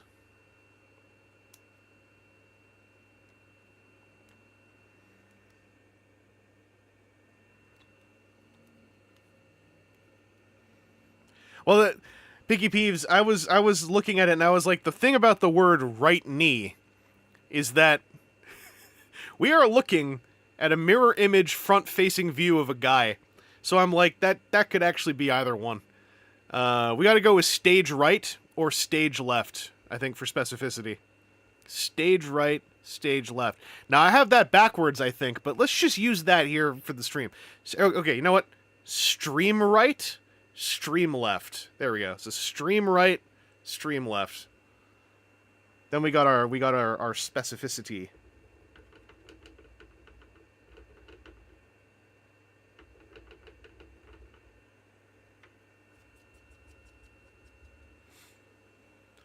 We see him raising his right...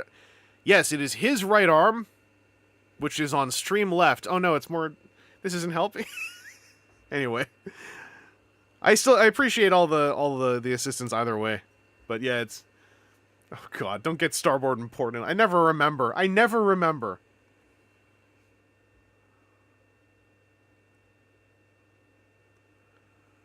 I may have recently watched The Lighthouse for the first time ever. But I still ain't no sailor. I really liked it, by the way. In case anyone's wondering. The movie is nearly 5 years old now. I can't believe it has been that long since I actually decided I wanted to watch it and then actually watched it.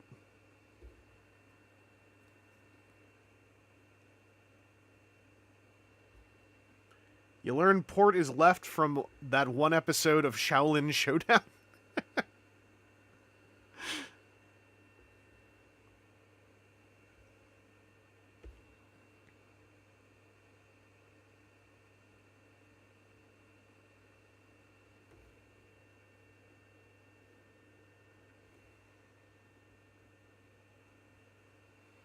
Yeah, I've been trying to be more active and accepting about, like, watching more movies, because I actually haven't watched a lot of movies in the last few years. And it was a friend of mine had a movie night where we watched Anatomy of a Fall, and I really enjoyed it. And I was like, it's been a while since I watched something that was, like, not really maximalist intense and had a good time. So when my mom was like, my mom and my brother were like, you should check out Perfect Days, I was kind of like, all right, let's do it. And then I cried twice. So Lighthouse obviously is a little bit more of an intense movie, but it was also very fun. I mean, The Lighthouse is delivered in a very dreamlike way, so falling asleep during it feels proper still. Like, I'd say there's no shame falling asleep during the lighthouse. It might even enhance the experience a bit, to be honest. Like, if you wake up in the midst of it and you're like, what? What's happening? That's the first time I watched Audition by Takashi Miike. I had fallen asleep in the middle of the movie. And then I woke up during the start of the torture scene. And I was so confused that because I also didn't really know Takashi Miike that well at the time. This was a very long time ago. And I was kind of like, I was kind of enjoying it more because I was so absolutely bewildered by the turn. Because Audition begins looking kind of like a rom-com pseudo-drama. Also, some of the cloth strips that I thought I saw on the other guy, I don't even see one of them on this one. As clearly, at least. This is weird. Anyway, shout out to anyone out there who's seen Audition. I think it was the very first Miike film I ever saw, and this is back when it was kind of new. So in the 2000s. I am still a Takashi Miike fan, although I think it's important to note, being a Takashi Miike fan doesn't mean you watch or even enjoy, let alone watch, literally everything he's ever made. Because Takashi Miike has made a gajillion movies. Takashi Miike is like one of those rare humans who is just like, my idle state is making a movie. And there is no, like, there kind of is, I should say, but, like, Takashi Miike is not a filmmaker for whom you can really say, like, ah, yes, the Takashi Miike style, because, like, Takashi Miike has gone to a lot of genres. Made actually a really good kids movie called Great Yokai War, the Yokai Daisenzo, which is not, at no point is Yokai Daisenzo, like, you know, super weird or screwed up or, like, really Takashi Miike or, like, check out how this kid dies or something. Like, it's just a basic kind of fun fantasy kids movie.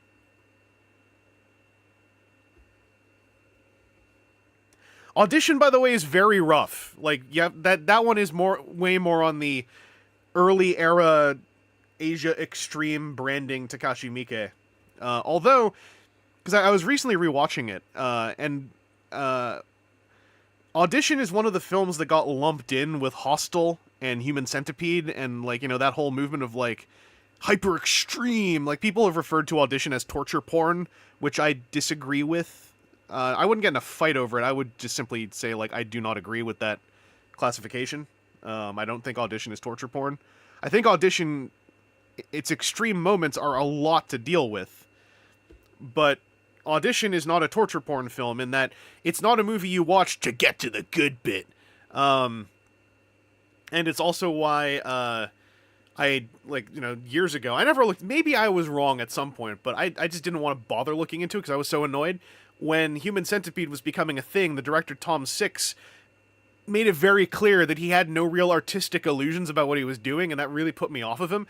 Because what I enjoy about something that even has, like, a lot of extremity to it, like a lot of Takashi Miike stuff, like, I really like Gozu, for instance. And Gozu has some really gross stuff in it, but it's all in service of an idea, or in service of a narrative message, or in service of an artistic message. Whether or not it succeeds, I don't know, but the motivation is not like Human Centipede, where the motivation is just like, I'm gonna stitch a mouth to a butt, and, like, that's it, and then you sort of build a movie around that afterwards. And, like, I found that it's just so, like, Eli Roth is similar to me. I don't know, like, that one always ends up being non-controversial more than it is controversial, I find, with people, but Eli Roth put me off way back in the day because, again, Eli Roth was specifically a Takashi Miike fan for all of, like, the wrong reasons. Quentin Tarantino as well. Eli Roth and Tarantino talked up Takashi Miike as, like, the master of gore, new exploitation heights, you know, like, really, like, frat boy, kind of like, an Audition is so sick when all this blood happens, and, like, it's like embarrassing to me. Yeah, Human Centipede's director's intent was shock value first. Everything else was not just put in afterwards. Any artistic motivation Tom Six had making at least the first one is BS. Is straight up, like, PR lies, in my opinion. That guy had not a single artistic bone in his body making Human Centipede. And that's why it annoys me when Human Centipede gets like put into the same conversation as, Audition or Ichi the Killer, some of the more classic extreme Miike, because it's like Takashi Miike at least had like some kind of a motivation as an artistic creative working person in the industry. Tom Six was like algorithmically motivated. So like when you have like for instance, like V-Rider, what you're saying, like when you have adult scenes, I don't mind them. There's a lot of movies I like that have very intense adult scenes in them, but it has to be in service of artistic vision or at least creative motivation, right? It has to be in there for a reason. And when I say for a reason that I guess subjectively at least believe it's in there for. And I guess I would say like a very thin, slightly gradiented, but very solid line about how I feel about that stuff. Coupled with the notion that like I generally try to forewarn people about that stuff because I know that everyone's taste is different. Again, Audition. When Audition goes to its hard parts, they go very hard. So like, you don't have to see Audition. Like, even better example. I'm a really big fan of the Vengeance trilogy, by Park Chan-wook. It's the movie that Old Boy is part 2 of, or the trilogy that Old Boy is part 2 of. I think Lady Vengeance, the third movie, is the best one. It's at least my favorite one. But the first one, Sympathy for Mr. Vengeance, it's very good, but I have trouble watching it because it specifically is harsh in some ways that I have a lot of trouble dealing with. It is coloristically, as far as like its color delivery and its palette, like it's gorgeous. Way more, like it's so much more vibrant than the other two. And it also, I think, has some of the darkest humor moments of the three. But it is one where I would absolutely like just warn people before they watch it. Lady Vengeance is probably the least visually harsh, but thematically the heaviest, but also the most hopeful of the three. Lady Vengeance also often gets forgotten compared to the other two. Like more people know about Sympathy for Mr. Vengeance than Lady Vengeance. Everyone knows Old Boy, but I highly recommend Lady Vengeance. It is a really cool movie, and it thematically also I think it is necessary for the other two to exist for Lady Vengeance's theme to matter the most, because all three movies, they are the Vengeance trilogy, so they're about vengeance, right? Sympathy for Mr. Vengeance is very much, this is the way I've always thought about them, and this is an old thought. This is from like back when they were new, so it's a little immature now, but I always thought of them as Sympathy for Mr. Vengeance is about the raw, destructive nature of vengeance, and it's a story in which vengeance obliterates lives. And leaves nothing by the end. Old Boy is about how vengeance can destroy you, but you can, if you're lucky, you can live long enough to try to rebuild something afterwards. And then Lady Vengeance is about, again, how vengeance is destructive and hurtful and not satisfaction, but afterwards you keep living, right? And Lady Vengeance, I feel like, really touches on the idea of like life after the moment, and how like you have to consider that you will keep living after everything's said and done, in whatever it is you're doing, right? And that life will continue with or without you there. Life will continue, and that is something worth consideration. Anyway, I like the Vengeance trilogy a lot. I wasn't looking at the chat at all during that. I was painting my man and talking about movies, so I'm gonna go back a bit. Gao Gaigar's director drew Gao Gaigar and Bravern together. Hell yeah. Oh, we had a Gute Nacht. Oh, Gute Nacht is a greeting. Hello, Verspringen. Painting 3 board game miniatures as part of an Extra Life thing. I just got to do the clothes. And then I think that they're basically done as far as speed painting.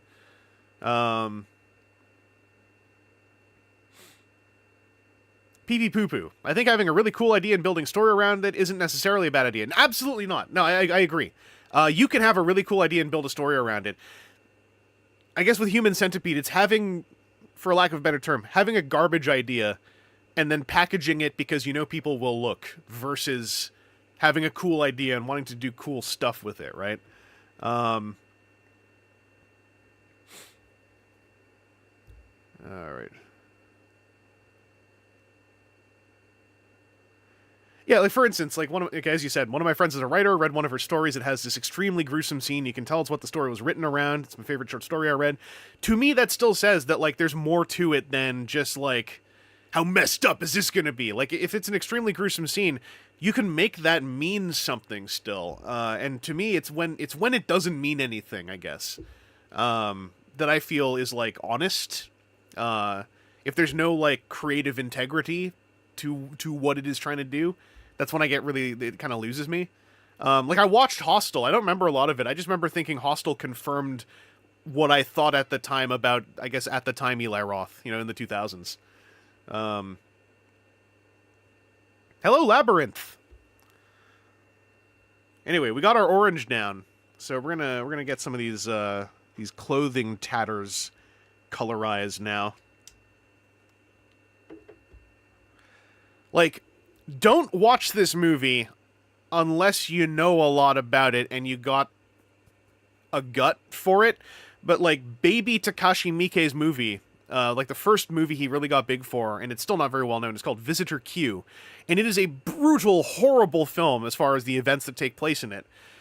Yet, I still find that I think it has value because it tells not only a story, but like it tells like this tonally dissonant story by the end, even though it contains things I literally will not say out loud on a stream recording. And I haven't seen Visitor Q in like a decade.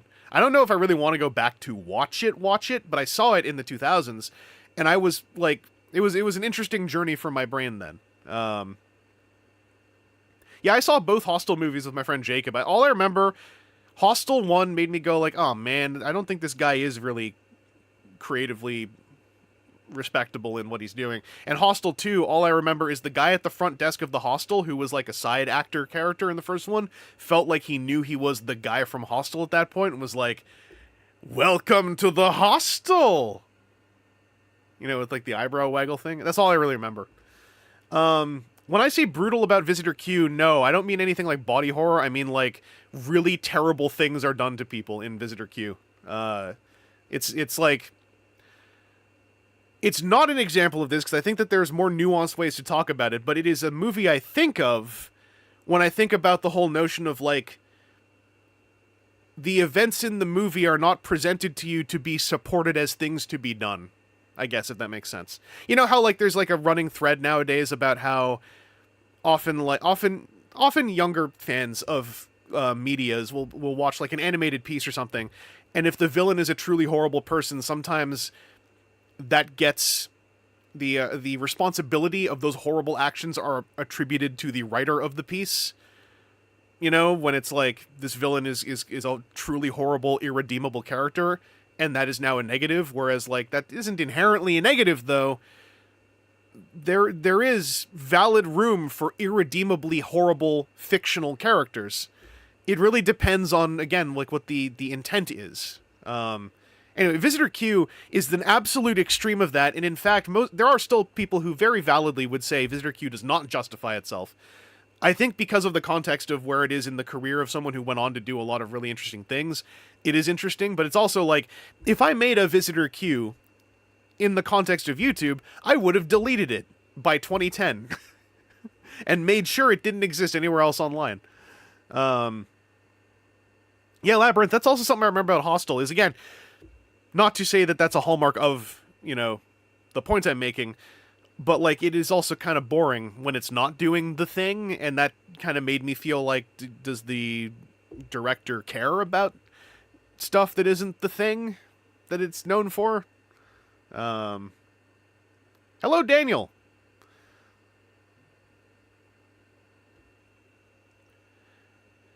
Yeah, don't Dune 2. I mean, I know it's from books, but the film Dune 2 is new enough. Don't go too much into the ending, but like, I remember that with like, you know, the second Spider-Verse cartoon animated film, where like people that you know went in knowing from their online terminal onlinedness that there is a third one coming, came away from it still going like, I can't believe how that ended, kind of like it was just going to lead into another one. And it's like, yeah, dog.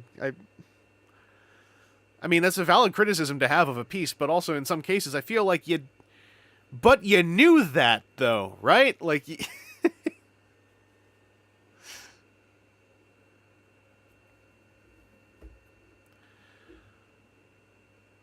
Verspringen. What I'll say is, among other things, yes. If we're talking about Visitor Q.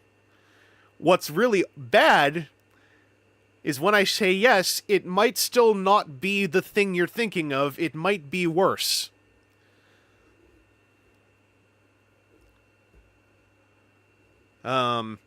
Academically, Visitor Q is something worth looking at, but if you just want to have a nice time, no, don't look at it.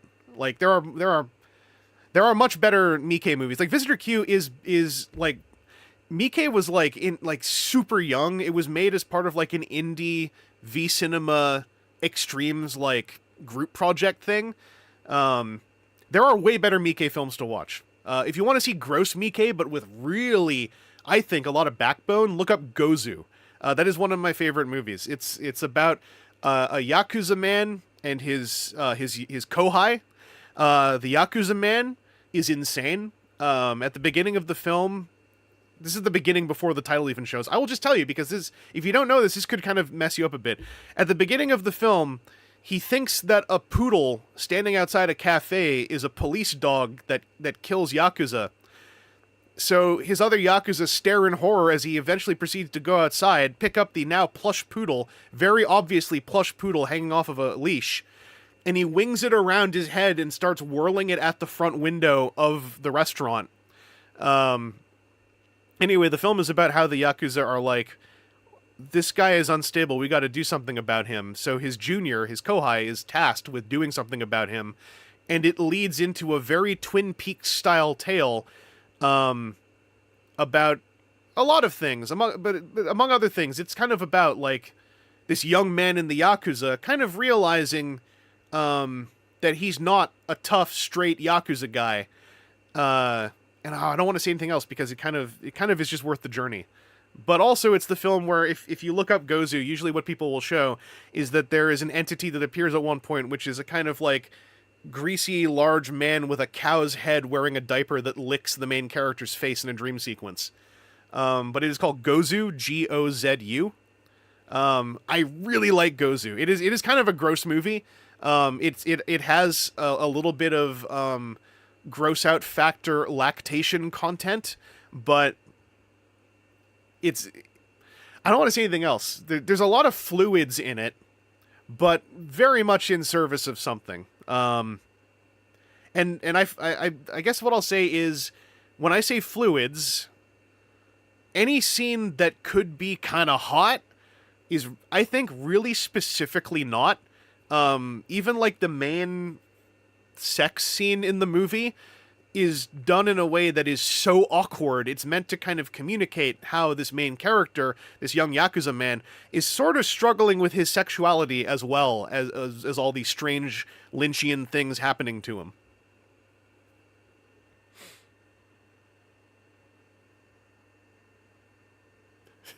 For Springen, you don't have to watch Visitor Q. like, I'll just say it. Most of you, if you were to actually say, hey, I don't know if I should watch it, should I would say, no, don't. Visitor Q is very unpleasant. You gotta really have a certain feeling for it. When I say fluids, man juice is not a fluid involved in Gozu. It's more milk and saliva. And I can't say the other one without spoiling the ending. Okay, doing a bit. I'm just worried, because Visitor Q is really brutal. It's really, really brutal. Like, there are a lot of really valid reasons to feel like a worse person after seeing Visitor Q. However, whatever is in Visitor Q, I think you will get more of and better, and without all of the heavy stuff, out of Gozu.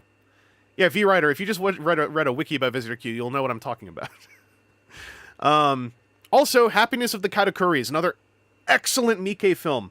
It is a Korean black comedy that has been remade into a Japanese language film in the style of a European musical.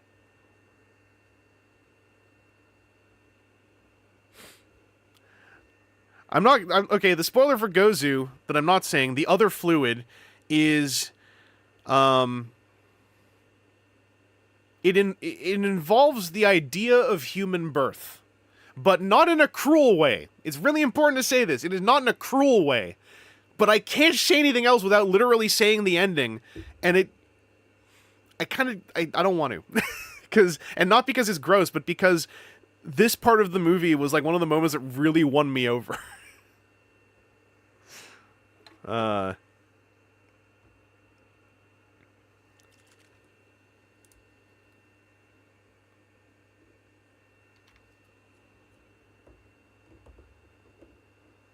Alright, I'm going to go for some Drakenhof Nightshade, which is almost a contrast paint. I'm going to get that on these clothes just to see what they look like, to start off. I got on a real movies tangent there. My apologies to folks who were here for miniatures painting.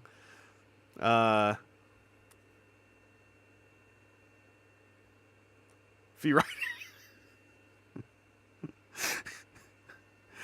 No. Just want to specify, I'm talking about the idea of the, multilinguistic translational musical idea, not the human birth fluids.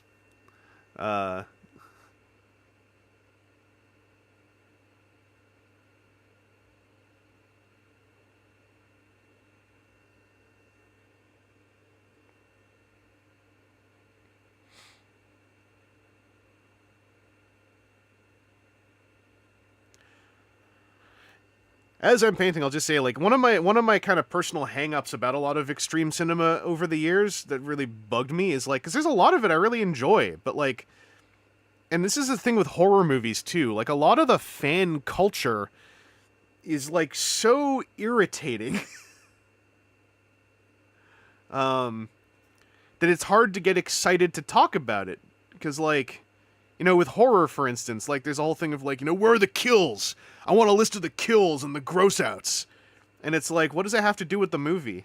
And, like, I get it, it's a genre thing, but, like, it also kind of bums me out, because I'm like, I want to talk about the movie. I want to talk about what worked in it. Like, with, with like, the new Hellraiser, for instance. I guess, Hulu Hellraiser.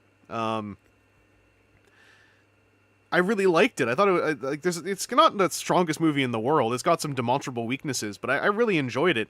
But then, like, you try to look at the discourse, and it's like, obviously one half is like, I can't believe Pinhead's a woman, and then the other half is like, well, the kills weren't as intense as I would have liked. This one kill was pretty good. But I'm like, what about, like, the really kind of, like, straight-ass, forward-ass theme about, like, like, about grief? The really ham-fistedly basic-ass theme about grief that I'm more interested in talking about with that film.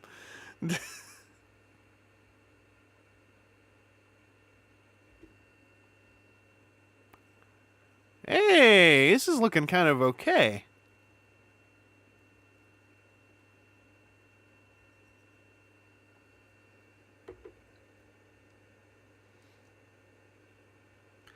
Yeah, 100% for Springen. To quote, people inherently want and expect different things out of a movie. Their opinion of what makes it good heavily depends on that viewpoint. I totally agree. I just find with genre pieces, there's, like, a wider cultural brush that gets painted on a lot of them that, like, I find...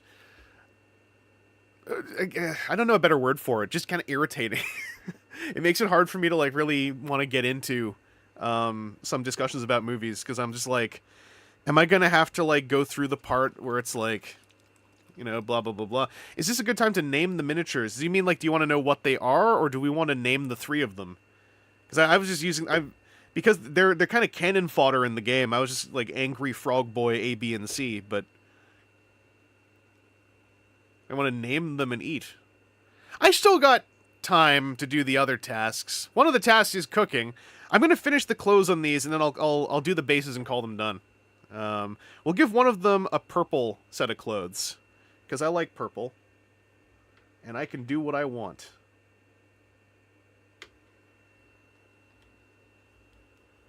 We'll contrast medium this a little bit. Well, I think what makes a movie good, like, is absolutely subjective. So for me, it's less about what makes a movie good, and more about like, are we recognizing everything a movie has done that is of that not even of note, but that is of quality. Um, and I also I don't even think that it has to be like art house or even like a heavy artistic process to like think about this stuff. I think that a lot of the culture around us has taught us to think that way, but it was like, this is going to sound kind of stupid, right? But like it was when I was at film school and we had the exercise of watching films and actively taking notes during them when I was like, there's like so much more during a movie that like I can enjoy when I like kind of just take in the production of the whole thing. And also, and this kind of goes into my panels about toy collecting, like identify what it is that I like about something and know how to spot it.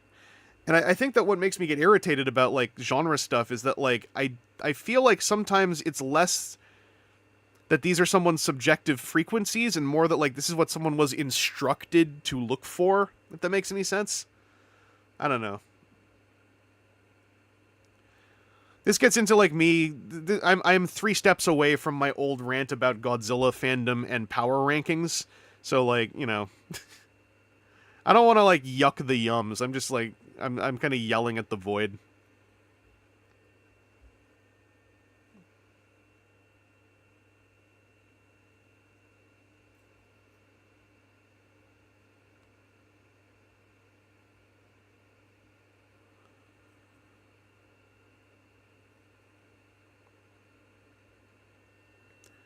Like, as a slight parallel, I also think that, like, the availability of independent online critique as entertainment has also kind of made some folks feel like they have to find something wrong with something to feel like they're getting the complete experience.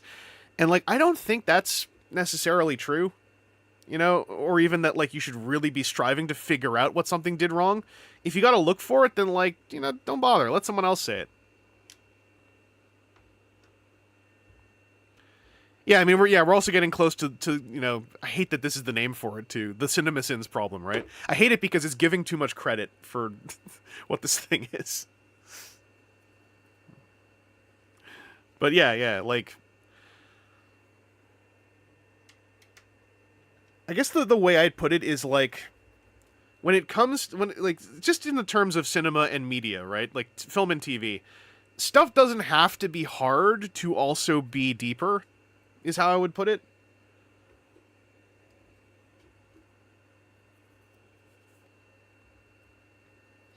Well, no, for Spring, and I also think that if you really pursue negative outlook, not negative outlook, if you really are putting work into figuring out what something did wrong as like an effort, eventually that also is bad for the brain. I think, like, I used to be in like amongst friends or stuff. Like I'd be very into like, oh, what's the hot gossip? What's some of the gossip going on? And like, I eventually kind of identified that like when you get really knees deep into talking about how bad something is, and it's all you're doing, it's hard to be happy. I think, and not happy about like movies or anything. I think it becomes hard to be happy. Yeah, the Twitter brain poisoning is a quote unquote, thankfully, it's a great way to kind of like give a parallel example of it. Yeah, it's like it's exhausting. I think it creates a sense of guilt for feeling happy about something at a certain point. And I think it's really bad for the brain. I won't deny like the idea that like love bombing is not the right word, but they're like, no, nothing is wrong with anything. Like that's also that can be a real big problem. That can be really ugly to deal with. But like in the realm of stuff that I would classify as the stuff that doesn't matter a ton, right? It's okay to kind of just look at the positives and shrug at the negatives.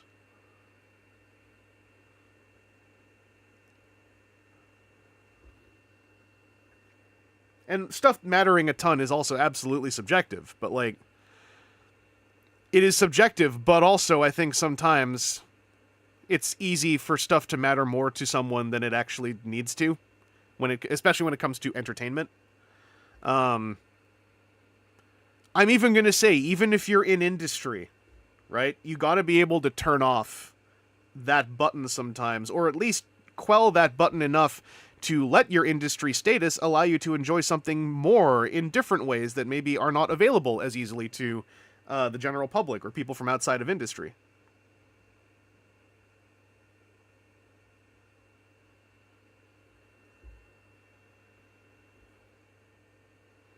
This guy's getting the brown one, by the way. This guy's just getting the dirted, mudded, dunged up clothes.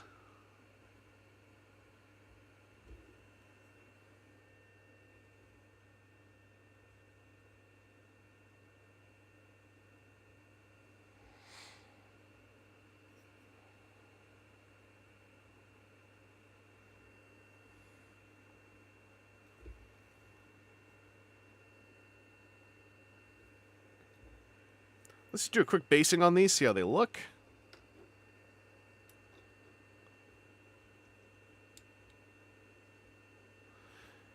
Oh yeah, Scissor Solo Prime. That's a big one for me. It's like when it's like, well, I like this, but the general consensus says this is bad. It's kind of like the consensus don't matter though. Like they ain't the cops. They don't matter. It's why I'm whenever I see the sentiment come up, I pop it a like, whatever. But like when people are like, the quote is something along the lines of, I really wish when I say just publicly to the void, not at anyone, just saw thing, had a good time, I really wish people's replies wouldn't be, oh, I hate it.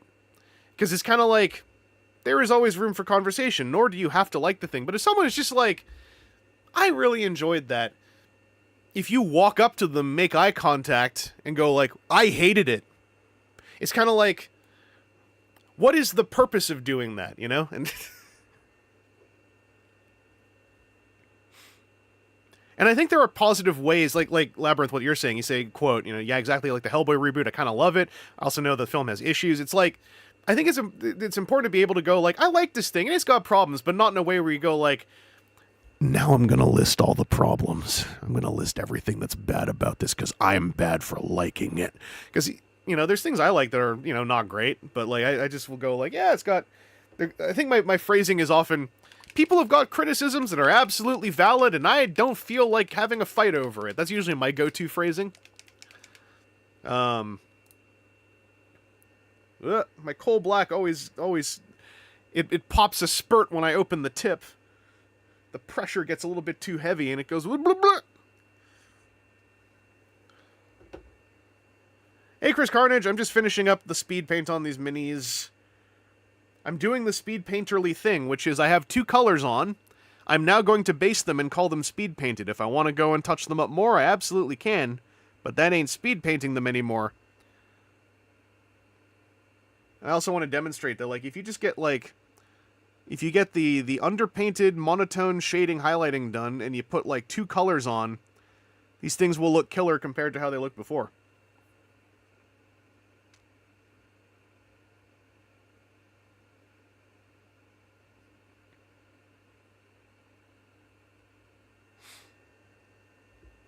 Also, I will say the other side of that coin I was talking about, if someone, like let's say me, if I say, I saw this thing, didn't really like it, if I'm saying that in a public space, I'm just, I'm just saying what's on my mind, getting it out of my head.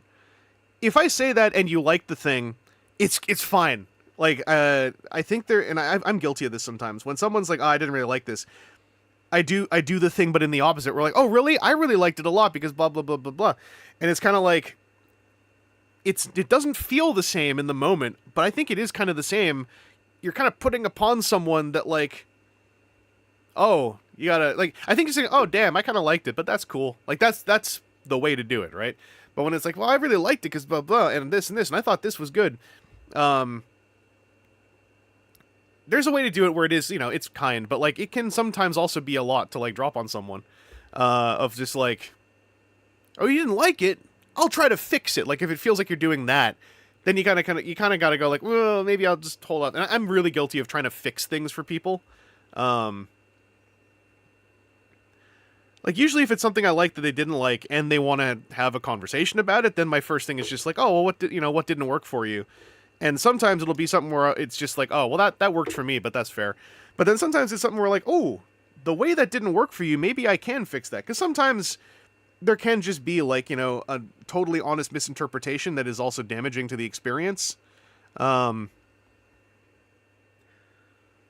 Sometimes I'll always preface it with like, this doesn't fix it, but like sometimes there's also like, oh, well, if you've seen this ancillary media, that one part you really didn't like maybe makes a bit more sense.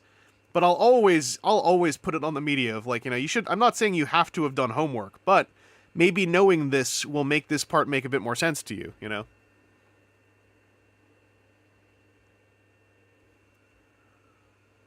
Generally speaking, it's just like, if someone's enjoying the thing in their free time, just don't make them feel bad for doing that. If they want to have a conversation about it, then, like, here we go. But, like, if someone's just like, I just watched this and I had fun, that's not an invitation. Sometimes folks just want to get a thing out of their brain. And unfortunately, social media is, like, the nearest outlet for most folks. And I am fully guilty of all these things. I should say really clearly, I'm not a paragon here. But when I'm talking about other people, it's way more easy to launch all these criticisms. So, you know, and I'm sure that's a relatable feeling that we can all agree on, right?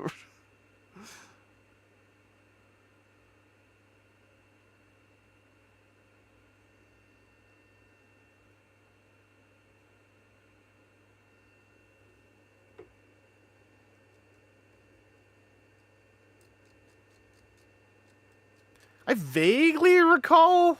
Yeah, we had a conversation. It was some kind of Chris Nolan-y conversation. And yeah, people want to share an experience. Absolutely. Like Verspring, and I agree with that too. I think once they've already had the experience, there is like a different tone that needs to be taken of like, you know, if they gave it the good old college try and it didn't work, then it just didn't work, right? Hair is looking majestic and conditioned. Thank you. I did actually condition today. I wasn't sure if that would be remotely noticeable on the webcam.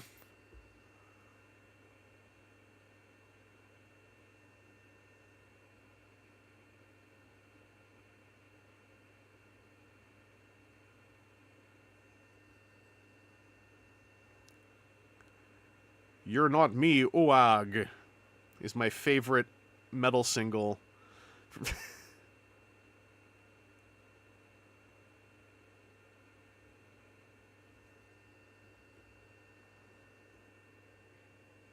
When I get onto topics like this, I always kind of feel that I have a responsibility to add, like, there's no, like, objectively right way to do all this, right? Like, I'm kind of, part of this is me just, like, getting thoughts out of my head. But ideally, you know, at best, this is helpful if there was ever, like, some social feeling of mystery that perhaps this can fill the gap in for. But also, I'm just spitballing things. You know, I don't want to turn this into, like, a sermon.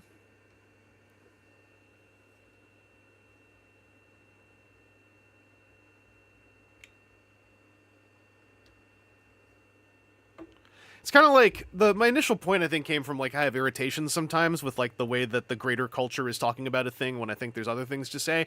And a lot of it is really just like vapid stuff that doesn't matter. It's like when I really liked Everything Everywhere All at Once.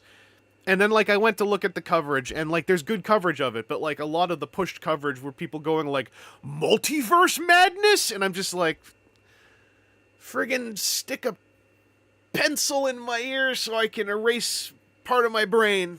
You know, like, where I'm like, I get it. That's a bunch of words that are on everyone's mind right now, and like, I get it. And in fact, no one's even wrong for saying it. It's just like, there are certain things that sometimes make me just go like, no, I'm done. Whatever this conversation is, I need to skip the first 20 minutes and get to the part I'm more interested in. Like, please.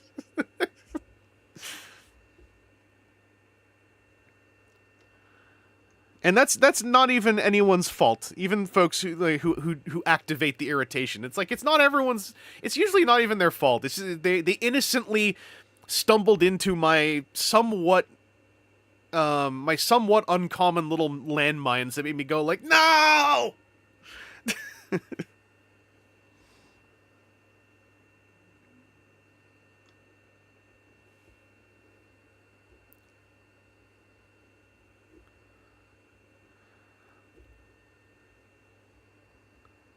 Empire's review of EEAAO actually convinced me to watch it ASAP because it was a good review that didn't pull that stuff. Yeah, it's why I try to be careful about how I talk about films that I really like, because I don't want to fall into the trappings of like, it's like this meets this, or it's like, well, if you like this, this thing's pretty much like this, or like this thing is buzzword to buzzword, because it's like, that can set, like, it's simple human communication, but also I think that with movies it can really set people up for disappointment more often, or like for the worst disappointment, which is I didn't like it and my friend loved it, in a way where now I feel bad that I have to explain I didn't like it.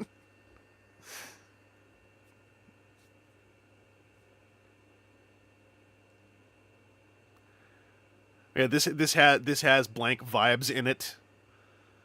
And again, I'm super guilty of doing that sometimes when I'm in the moment, but it's important to think about it, even if you don't always do it. That's kind of another outlook I have on a lot of things. As long as you are, like, having the moment of consideration of, like, oh, I could, next time,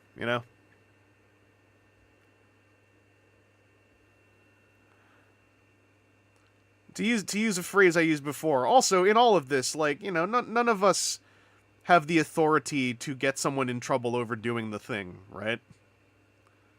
So it's all good. It's all good.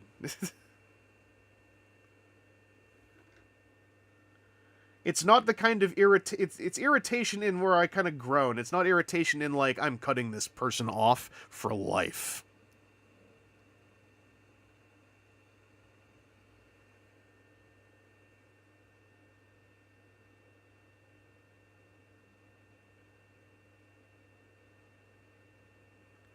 Like, hey, perfect example. That 4-pack for Legacy that just got revealed, right? 4 completely different Transformers toys with 4 completely different routes. So it's like, probably uncommon for you to be into all 4. So if someone's like, I only like this one, it's like, well, I only like this one. It's like, good. As it should be. In fact, if those are different ones, and you're in the same local area, you just found your group buy friend.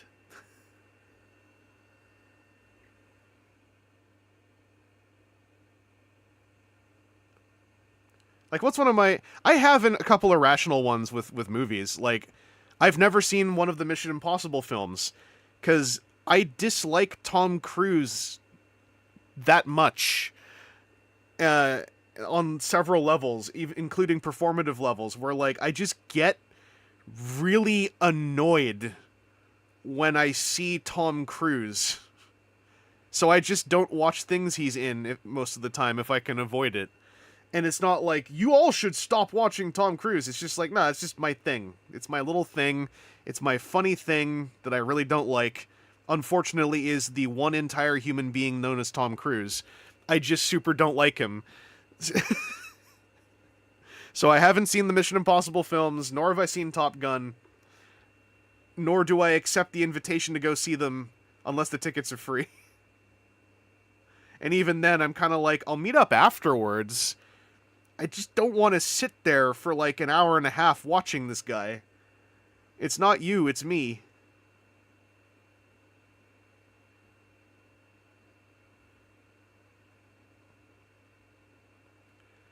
I just realized another phrasing I can use I've used before. It's like the difference between making your problem someone else's problem versus just explaining your problem, I guess.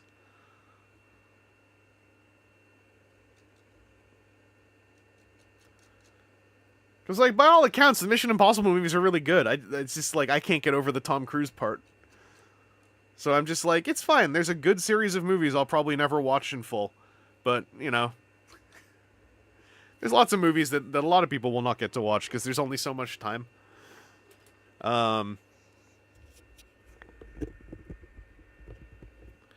Anyway, I'm just going to wait for these bases to dry. Oh, Picky Pews. I find the problem I have is dealing with people being incredibly positive about things I find mediocre, but constantly to where my ambivalence turns into resentment. That is definitely something to work out, to work through. Because, like, if it helps, like, you are able to identify, like, that's internal, and that's, like, a good first step. Like, I've worked through that just being in online fandom for so long, right? And being on message boards and whatnot, and kind of just figuring out, like, how do I make someone's enjoyment of something I don't like not into their problem. If that makes any sense. Like, it can be tricky, and it's, you know, we are ever changing liquid beings, so it's just part of the journey. But it's definitely, I would say, like, if you're identifying it as the problem you have, then that's already actually really good. Like, you're figuring stuff out, right? That's actually my way of how do I put this right? When I've described to well-meaning folks who wanted to kind of, this was some years back, right? Wanted to understand more about the prevalence of the whole discourse around pronouns, right? One of my go-to phrasings, and I'm not like an expert, because I'm someone who's like cis-ass, cisgender, and I'm happy with the pronouns I got, but like, the way I describe it to folks who were well-meaning, trying to understand the thing years back, was like, the main thing is just do your best and don't make it the other person's problem, and then you're already doing a whole lot compared to folks people are afraid of dealing with who want to make it into the other person's problem, right?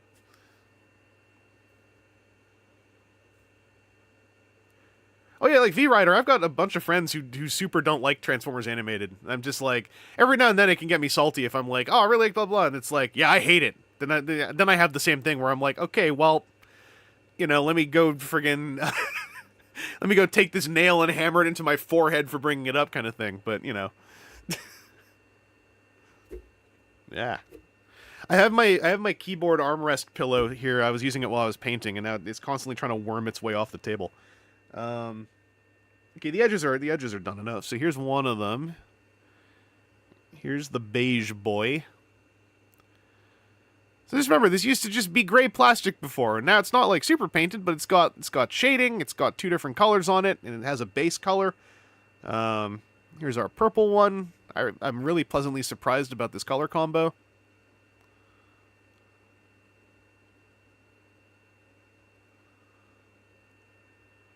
And then here is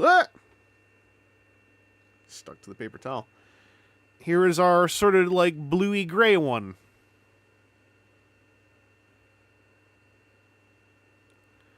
And you all saw, like, I mean, I got carried away talking about stuff, but I wasn't really doing a ton to these. So, you know. Get you the stuff to, get you some black wash, get you a gray and a white. Do some dry brushing.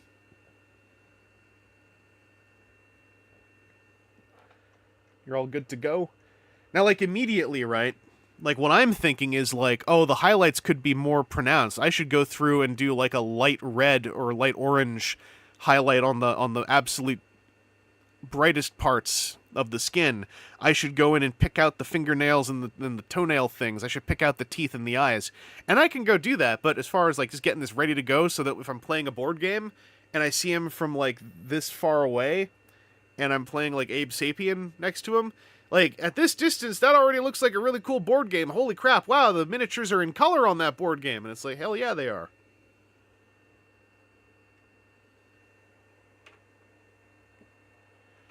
All right, so next up, I'm gonna truck through these challenges. I'm gonna do these 4, and then we'll call it, and I will bank the holy crap, I can't believe that y'all donated more on the stream amount into.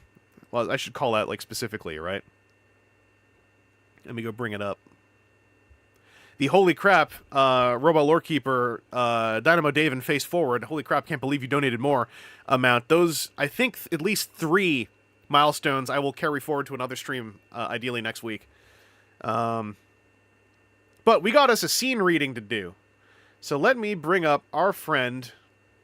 Let me get my keyboard again. Let me get this goopy paper towel out of the way.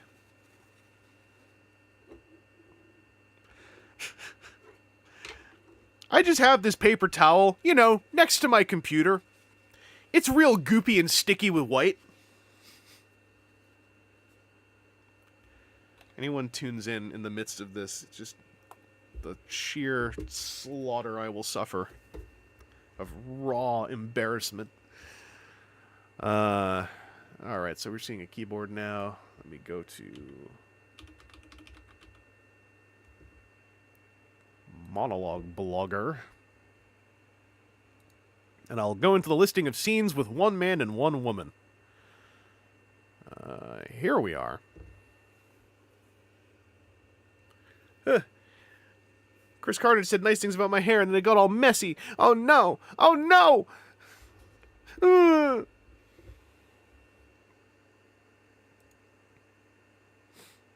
Oh my! Yeah, it is on. Thank you, Timu. It's on top chat mode. Let me fix it. I always forget about this stupid thing. What? Literally, what is the point? Like, I get it. If someone were to describe to me why, I think I know the reasons why. But also, it's so freaking annoying. It's because it's the default, I think, that really annoys me. But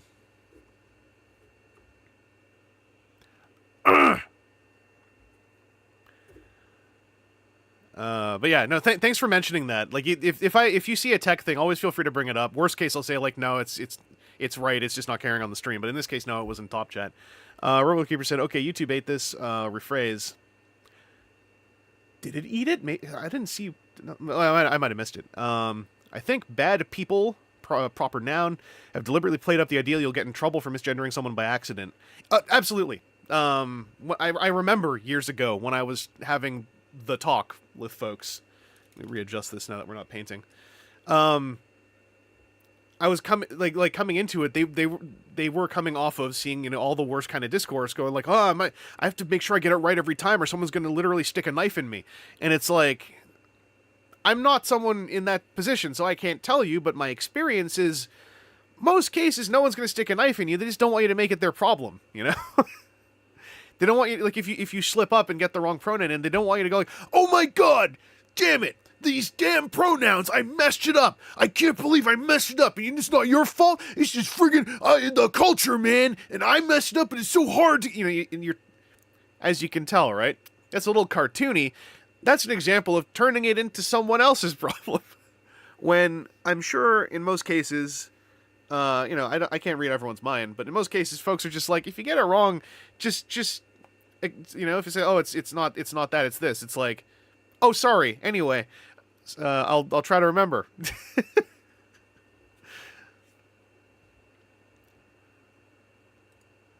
Like, I had to talk with someone who was worried because their memory is not, all that great about specific things like this, and they're not English as a first language, and they're like, well, I'm trying, but I keep messing it up, more than I'll mess it up and get corrected, and I'll get it right, then I'll mess it up again. It's like, as long as you just accept being corrected, that's all.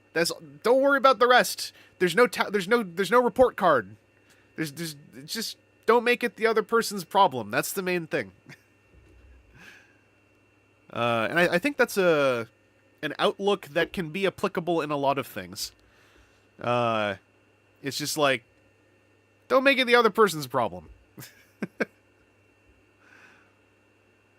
Yeah, Verspringen, I can dig that. Like, trying to explain, like, my weird... I'm already saying my weird. It's just because I've still, feelings, right? What I consider to be my odd little spot on the grand gradient of the ace color spectrum, right? Where I'm like, I'm in such a weird syllable-loaded spot. I feel goofy every time I so much as bring it up. That, yeah, it's also nice if, like, I don't have to constantly, get into the weeds of, like, are you sure you're not just awkward? And it's like, no, I think I am, but also, I've considered this. I spent a bunch of the early lockdown, as some people did, staring at a wall for a bit every day, considering these things. In my case, it is because, like, everything that I would say about my personal definition falls fully into the category of super awkward guy.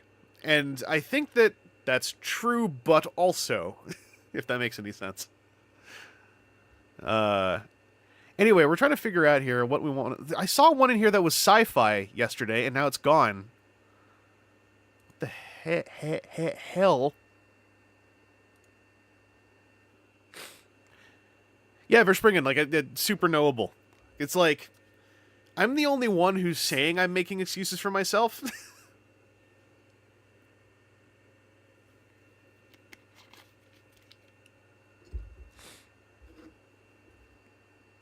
Because, like, I even feel weird that, like, because I don't tell people I'm ace. I'd say to people I'm kind of in a demi-gray segment that happens to currently be classified under ace, but then all you hear is the ace, which is, you think about the dictionary definition of the prefix ace, and you're like, oh, and it's like, no, I'm actually just I'm in a gradient spot that has longer, different, more syllables. And then you're already like, well, this is awkward. I should say I don't find this awkward just because this is frigging my own YouTube channel. I can talk about whatever. If I'm talking about myself, I'm the most comfortable talking on here because I'm not in anyone else's space in here. Just in case anyone was thinking like I'm alluding that I'm getting uncomfortable. I'm not. Whatever.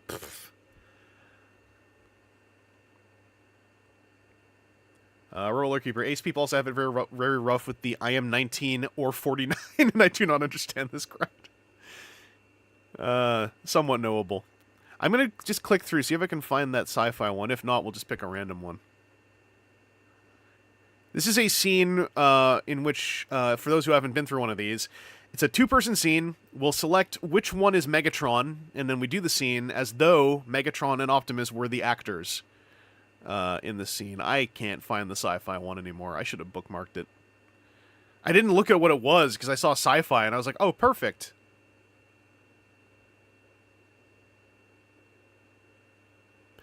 This is already kind of funny to me. Are we being like those people in the movies? So, let's see. I'm just going to take a quick peek at the length. That's the right length. Okay. Not too long, not too short. So, this is a drama scene from Fall No Further, wherein Mel doesn't want Gus to take out the trash because of a strange feeling. Hopefully... on all of these, if it suddenly gets super friggin' like, this is way out of pocket, off color, off page from what we're cool with in this environment, I'll just like move to another one. But generally that hasn't happened so far. I'm gonna see if polls still don't work for me on here.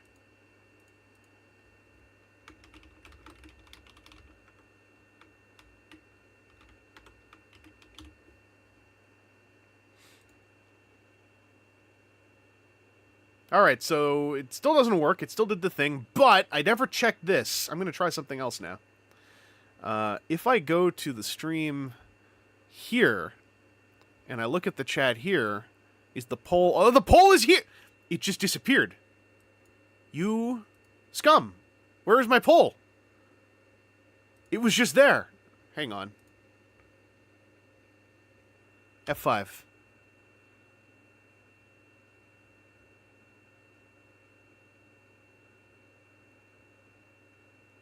Okay, when I F5, I can see it, and I can end... Okay, it's there.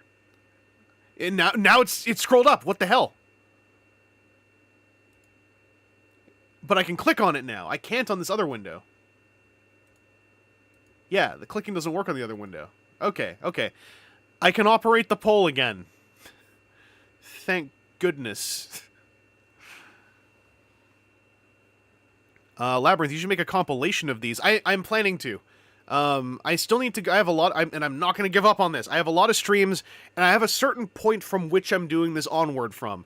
But a lot of streams where I still have to go through and do chapter markings. But a part of that is once the chapter markings are in place, I want to go through and grab all the Optimus Megatron readings. I was thinking of doing that, but also doing... It started, I think, in 2022 when I started doing all this stuff more heavily.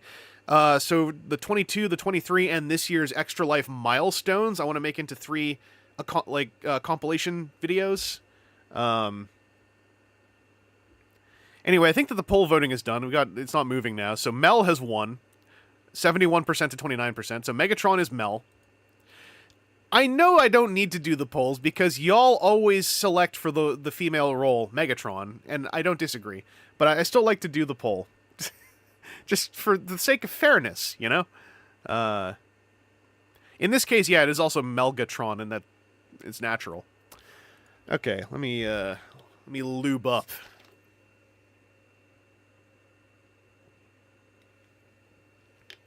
This redacted soda is so friggin' warm.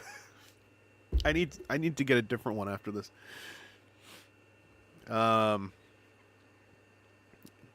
Gus could be female.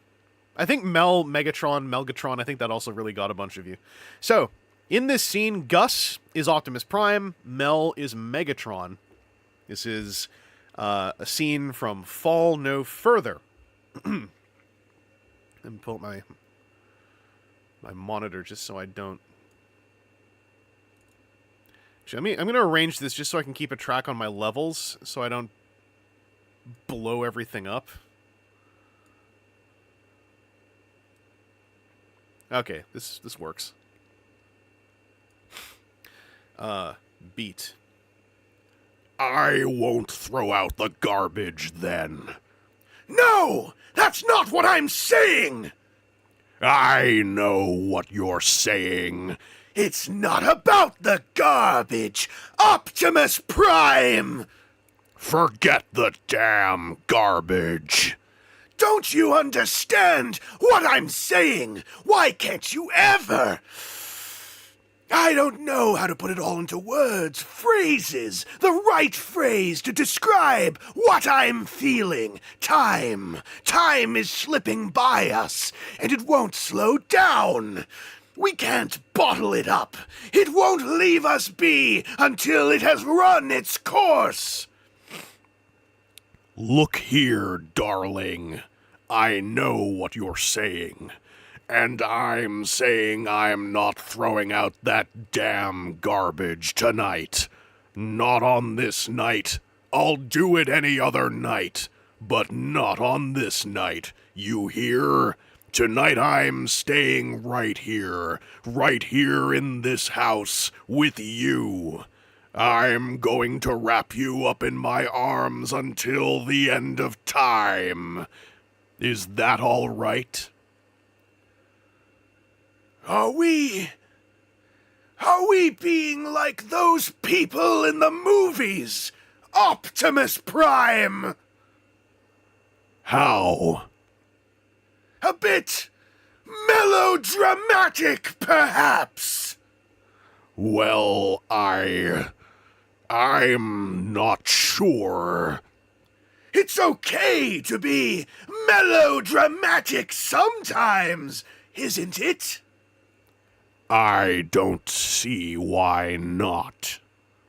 It's part of our life experience, wouldn't you say? I say we snuggle up next to the fire. I'll uncork a nice bottle of red wine, and we will forget all about this garbage business. I don't want to think about this garbage business! Neither do I. It's cold outside. It's terribly cold. It is miserable out there. So miserable! Yes, dear. Optimus Prime takes off his winter coat. He hangs it up in the closet. The garbage bag rests center stage. I'll see if I can catch the garbage truck in the morning. But if not, it won't matter. It won't make a difference. Are you still chilly? Shall we go to the fireplace? Go. I will grab the wine. I think I'm starting to feel better. Optimus Prime! Are you, sweetheart? Yes, it was that strange feeling. The strangest feeling. But, oh, the hell with it. I think it's going away now. Scene. To read the full one-act e-play, purchase link below. We're not doing that. Okay, next up, desktop cooking. I do need to step away for a sec to get 2 parts for that and a cold drink, so I'll be back in a minute. I'll just turn on the tunes until I get back. Thank you kindly for springen. The closed caption saying bitch melodramatic. Is this running? No, it's not. Hang on. There we go. Okay, I'll be back in a minute, possibly two.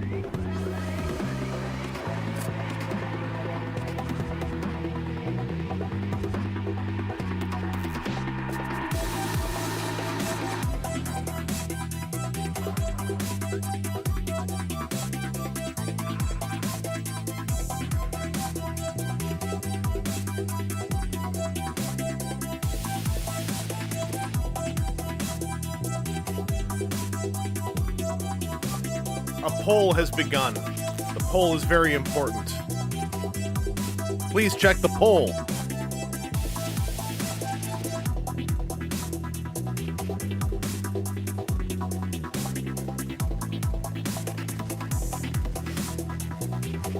Licking the paintbrush is not all that bad once you get used to it.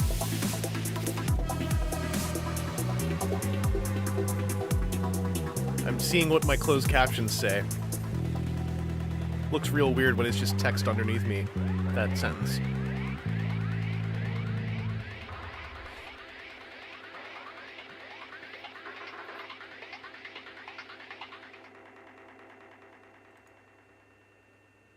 Alright. Alright. Well, now we're 50-50. Someone has to vote. Okay, there, 9 votes. Anyone left to vote? Did someone just uncast? Okay, it's back up to 9. We'll give it like 5 more seconds. 5, 4, 3, 2, 1. Donuts has won the poll by 1 vote. Now, why was that important, you might be wondering? Well, let me tell you, because we're going to be doing some desktop cooking. That was important, because I only have sushi and donuts. So you picked donuts. So you all know what desktop cooking 2 will be now. Don't tell anyone if they don't know, though. Keep it a secret. So I need to move my keyboard again. I only just put it back.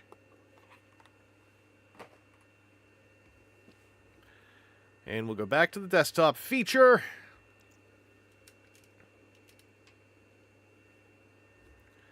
And I can put this thing over here. We got our cooking ready to go.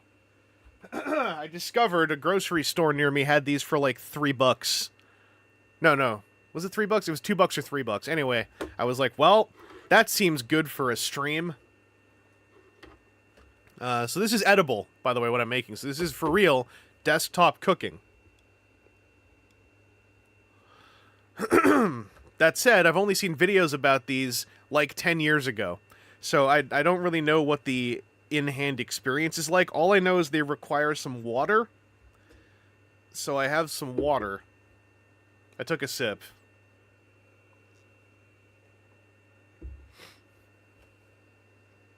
Oh, I need scissors. Do I? I got a knife. That'll be fine. What is it? It's donuts.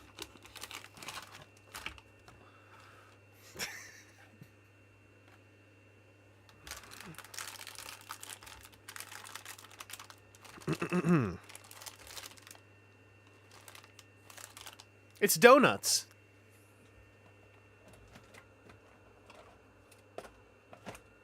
Hey. This is basically scissors.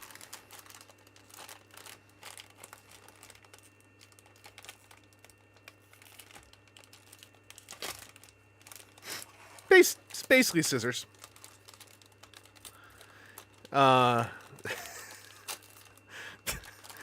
Anyone think I should go get some real scissors? I thought that would not be so ragged.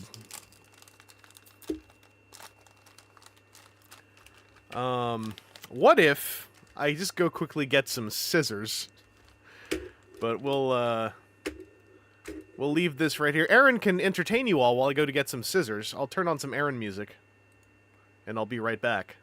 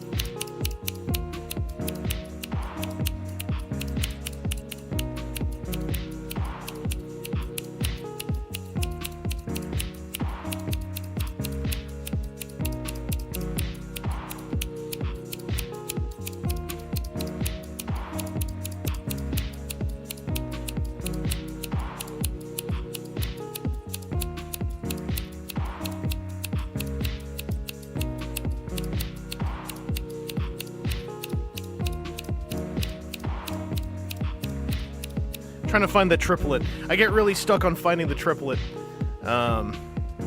Anyway, that's enough Aaron music for us. I got some scissors. Dynamo Dave says, "My wife just looked over. What you watching?" Oh. You can tell her, you can educate her that you're watching someone make donuts. As anyone would know, I am simply making some donuts. But I needed scissors to continue making my donuts.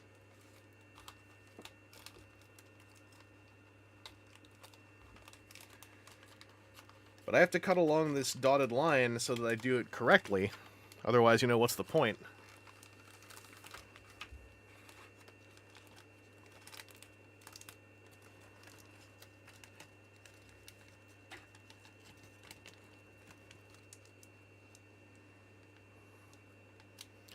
Biggie Peeves says, my mom walked in on the sex scene talk and was asking why I wasn't doing my homework. I mean, you were doing some kind of homework.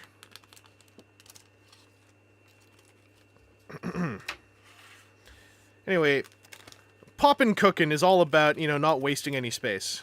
So we're getting all these nice little accoutrements for what we're about to be making here.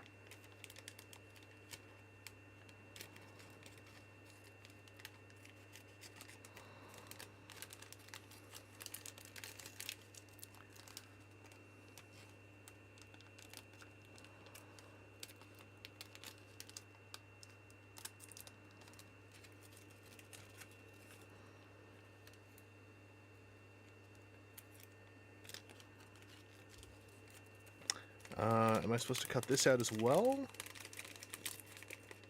Okay, apparently I am.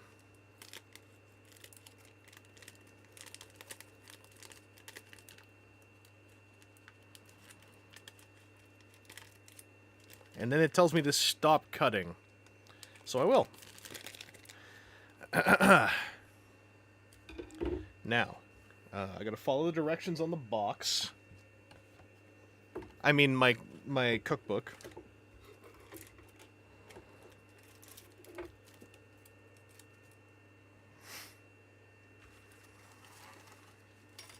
Let's dump out my donut parts. And I have to cut the tray as shown in the picture.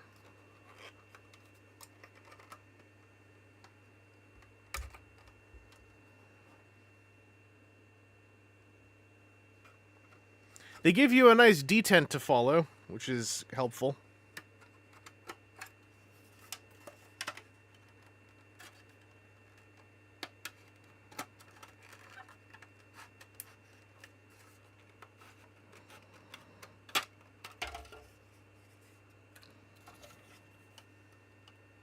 Anyone in here make donuts, by the way? What kind of milestones would it have to be to get Optimus and Megatron to do an entire one-act play? I'm not sure. I'm mainly thinking about whether that's physically possible for me. That's an idea, though. I just don't want to overdo it, you know?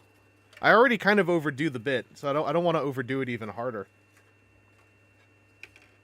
Okay, so first step in my cookbook is fill the depression with the little symbol in it, the music note, that's a music note symbol, with water. Okay.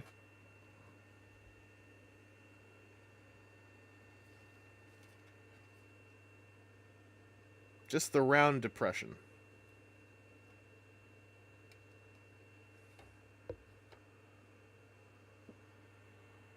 Needs a touch more.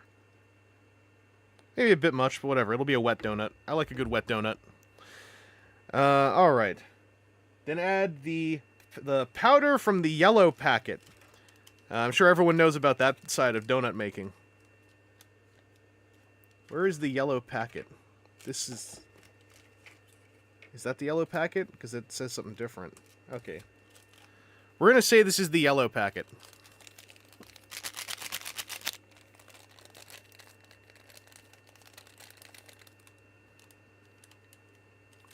Is there a rip spot here, or are we... I guess we're cutting it.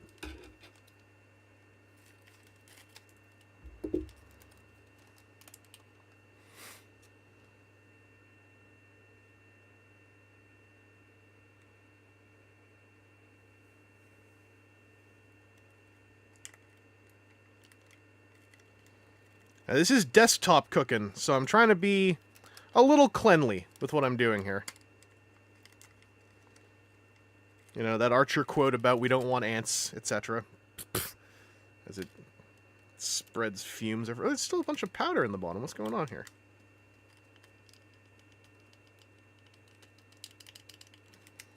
Okay.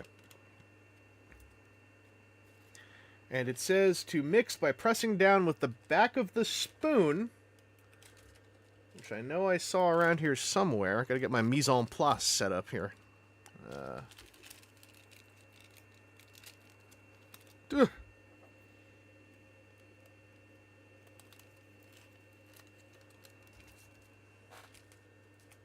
There it is.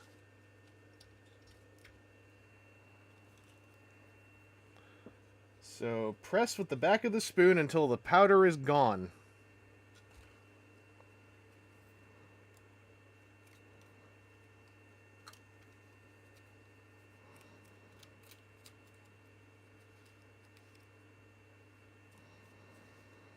We got any confectionery chefs in here? Any pâtissiers? Any pâtissiers in here?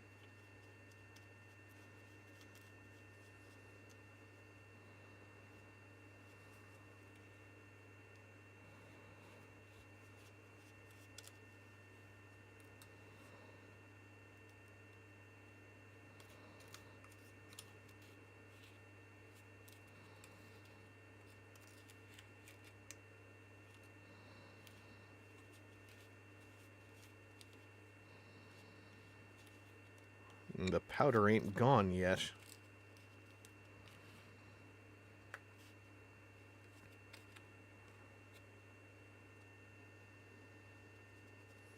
Oh, Aaron, you're talking about your Diaclones? I'm so jealous. I wish I could keep up with Diaclone.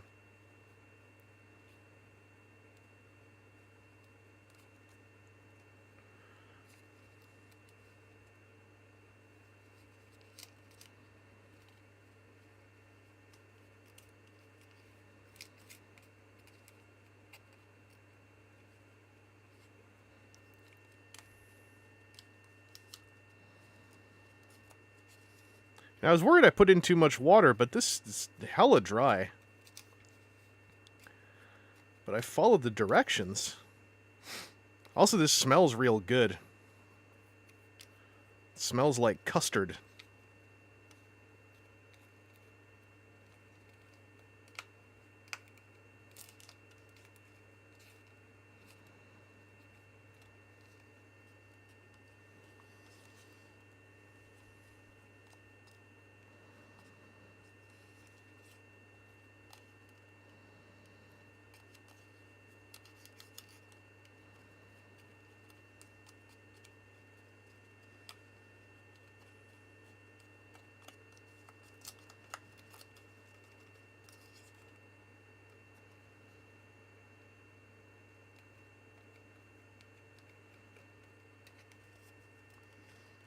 See how easy it is to just make some fresh donut dough.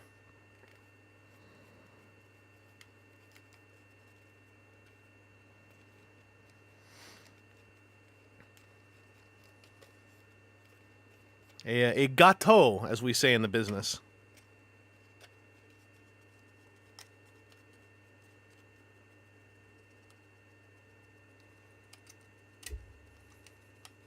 All right. Use your hands. Oh, use your hands to knead the dough once you get going. Oh, okay. Sure. Woo! That feels neat. Divide the dough into 2 equal parts and round each into a ball. Doable. I'm just realizing I got paint all over my hands still, but you know what? It's non-toxic.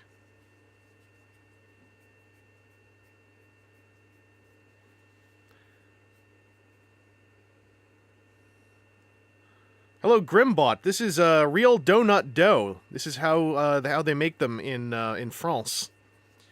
I'm showing on the side. I don't really tell you guys about this, but on the side, I'm kind of a big deal in the amateur pâtissier world.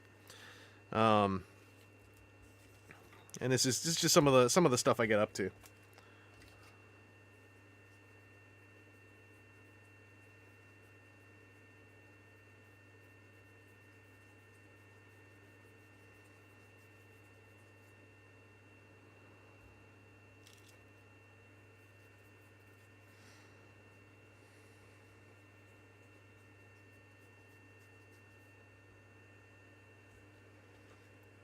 When I first joined, you said you eating paint would come full circle. Zero, I am, if anything, a full circle kind of guy. Now we got to do the same thing, but with the brown packet. Picky Peeves, I have seen the menu, and I liked it so much I bought the Blu-ray. I really like the menu. It in fact was absolutely up my alley. I really liked it. It's very much thanks to the cast. That is a movie that lives and dies on the back of its cast.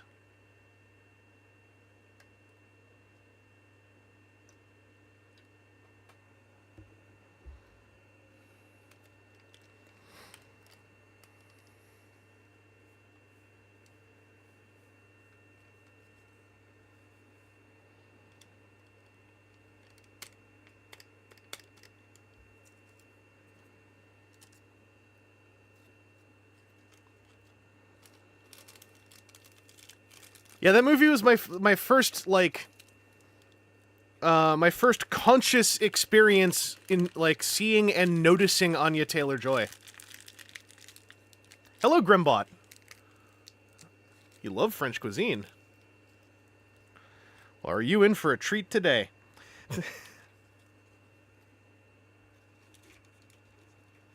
Let's get all of our other bits and pieces out of the way for a sec. Just arrange my mise en place. Okay. Oh, knocked over one of my minis I painted. Alright. So, gotta do the same thing with the brown packet.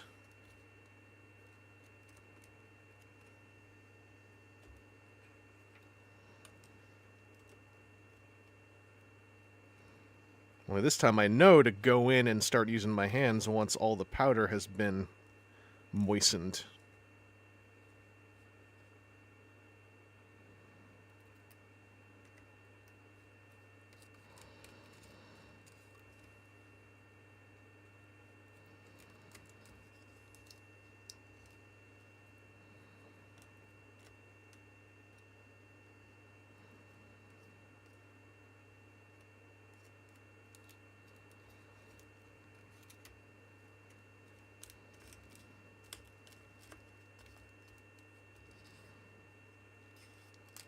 This one's a bit stickier.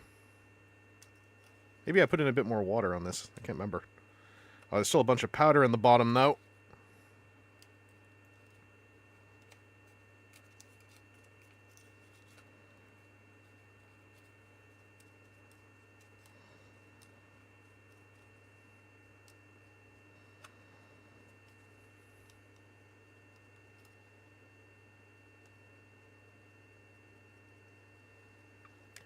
Verspringen with the big poop incoming that I hadn't looked at the chat, and I was like, I bet you someone has said something about poop.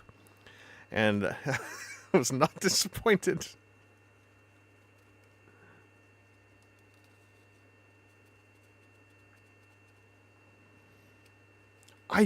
You're right. I forgot there was a Playmobil movie.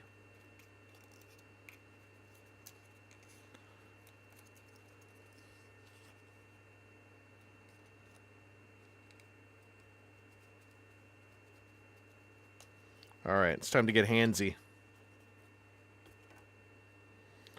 Oh, this one's stickier. Oh, it's stickier. I don't like that. No. Oh.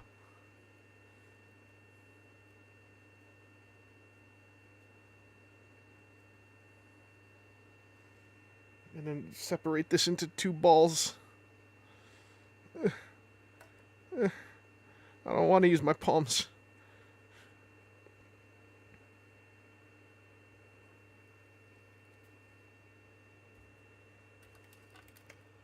Ew.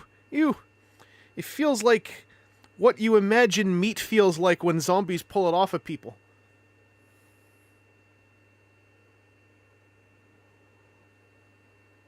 On the bright side, the ball is picking up all the goop on my hands, so that's good. And the paint is still on my finger, so it's not in the dough.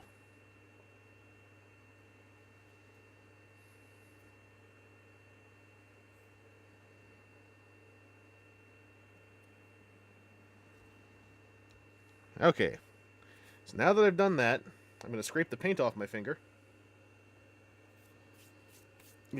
Yeah. Whoa! They smell like cake! Alright, make donuts. Press the balls into the molds.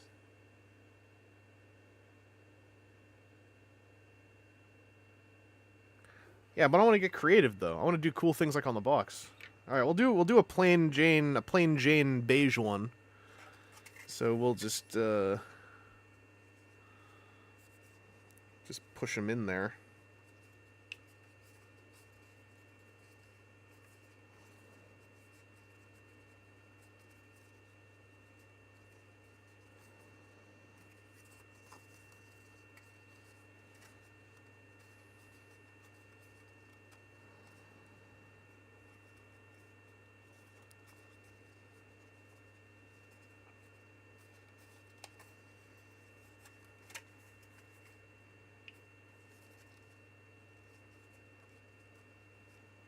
And we'll pop it back out. It's a donut!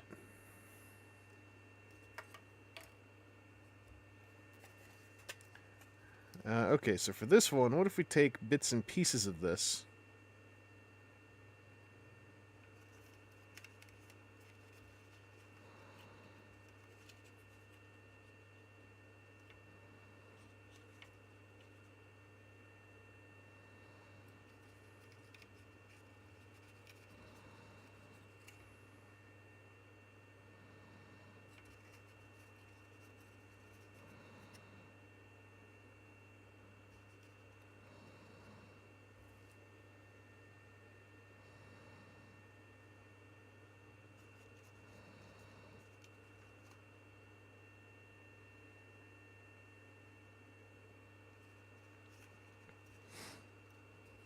Well, a key thing about the menu, when I looked into the movie a bit more, is like it is a mildly self-unaware film, but that's also part of what really warmed me up to it even more.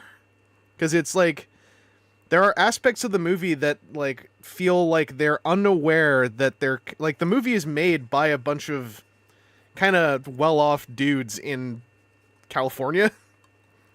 And there are elements of it that feel like it kind of doesn't understand that, like, the movie's criticizing its own authors to a certain degree. But I kind of like that part of it. But also, it's a neat tale. And the performances are what really hook me in on that movie. Like, it's just so... the best actors are all way the hell into their bits. And I really enjoy that.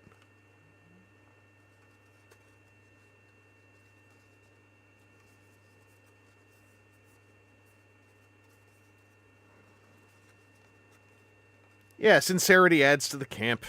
Oh,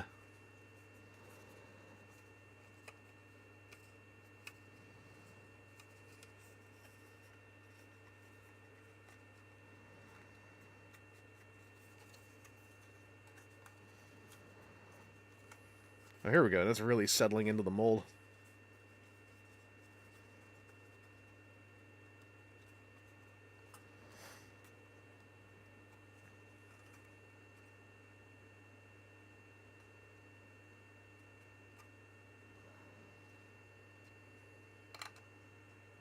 Yeah, John Leguizamo is great in just about anything nowadays. Although, and it's not his fault, he is one of the parts of the menu that I found to be a bit weaker because I feel like him and the character he was alongside felt kind of like they were in part an in-joke that was never successfully explained to me as an audience member.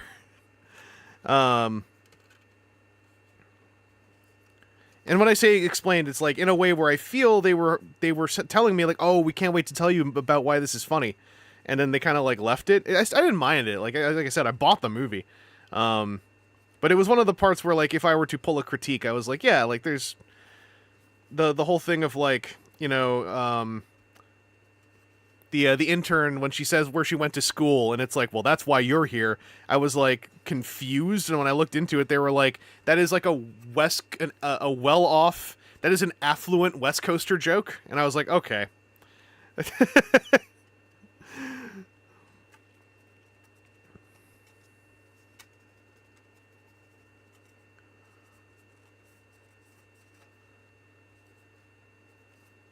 But yeah, I loved it. Like, it had it's a really neat idea. They deliver it in a stylish way. It has just a nicely, very slightly open-ended ending as far as a few things that make it kind of fun to think about afterwards. And the two leads are really, I'm gonna say, at times riveting to watch.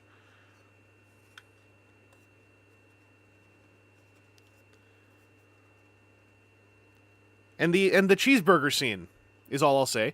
The cheeseburger scene actually got me choked up a little bit, especially the second time I watched it. When I went back just to watch that scene over again, because I was like, that scene was lasting on me. And I watched it again, and I was like, I actually kind of... that kind of got me a little. Like, I'm a big... I don't know if last time I said this, I try to be upfront about this. I'm a big-ass crier when it comes to, like, emotional fiction. The Right Stuff, I will just be bawling.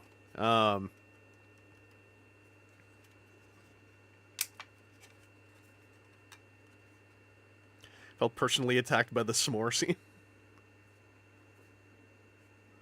Oh, we got it. Look at that. Look at that. I made a marble.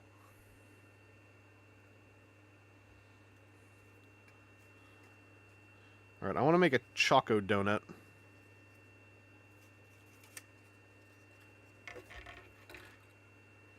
I want a basic chocolate ring so I can make the teddy bear idea on part of the packaging.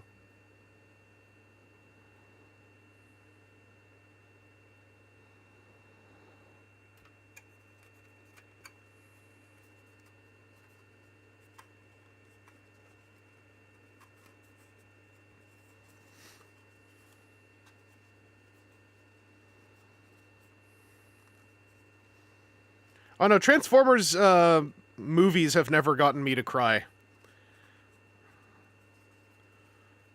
Some Transformers television moments have. Like, the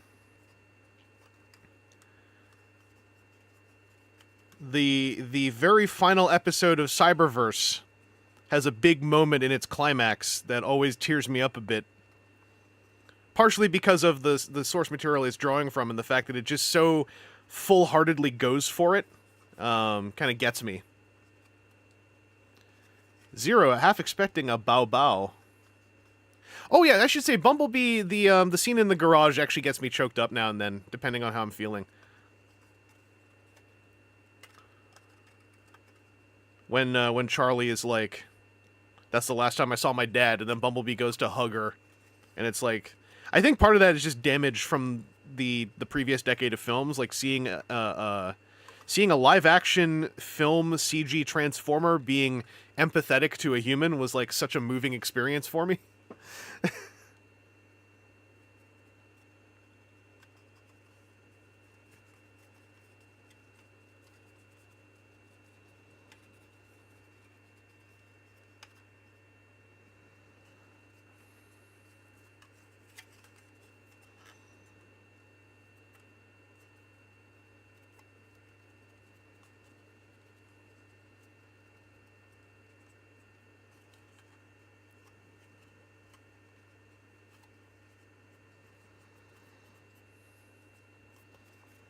Hang on, I gotta use this to help me get this back out.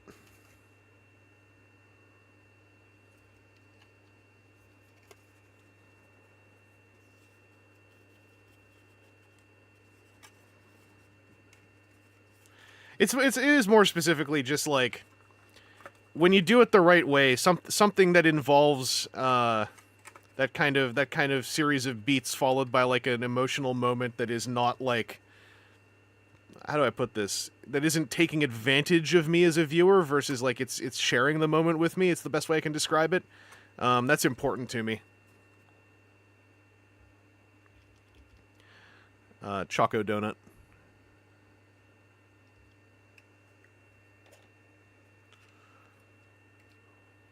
What I've done.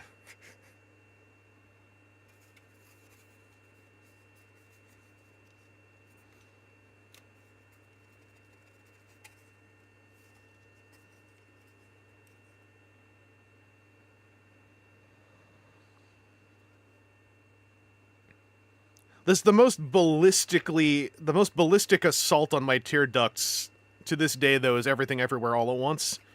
And it's like the best kind of, it's a good hurt, if that makes sense. It just has so many just incredibly strong moments of, like, good people being nice.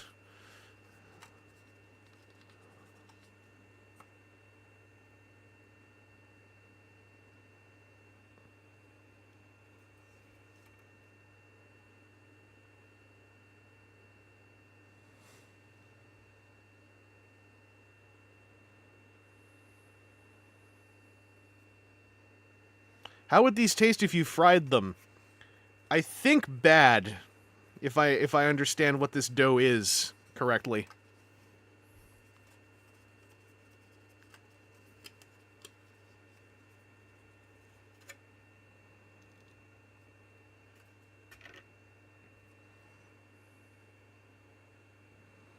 Alright, then we'll do a monocolor pair of these, I think.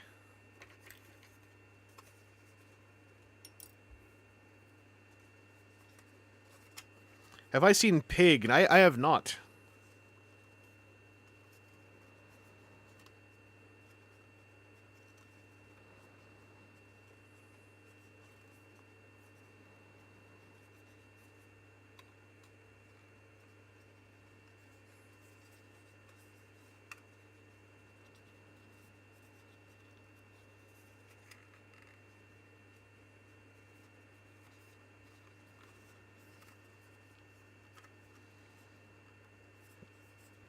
I always remember the second time I saw Everything Everywhere All at Once. Because I saw it once and I was like, well, I gotta see, I want to see this again, and I have a friend who hasn't seen it, so we're gonna go see it. I was like, I wonder if I'll cry this time. And then, like, the intro started showing the family in the reflection of the mirror singing karaoke and being happy, and I immediately started bawling. I was like, oh no, no, wait, it's worse! Because now I understand it all. Oh no. But it wasn't worse. It was... worse is the wrong word. It was more affecting, but it was even better. But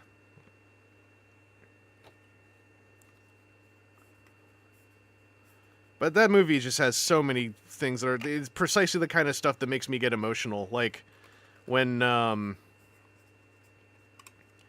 like, the big disarming moment on Jamie Lee Curtis's character is when she's told she's not unlovable. And I was like, oh no, I feel that so much in my entire heart right now. The idea of, like, looking someone in the eye and telling them that they are worthy of being loved. Oh, it gets me even now.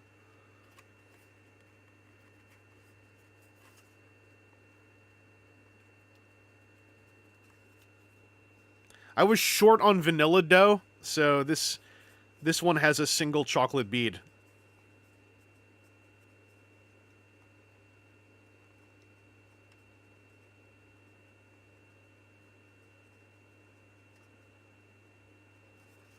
I'll try to remember Pig. There's this huge menu of Nick Cage films that I've been meaning to watch and I haven't.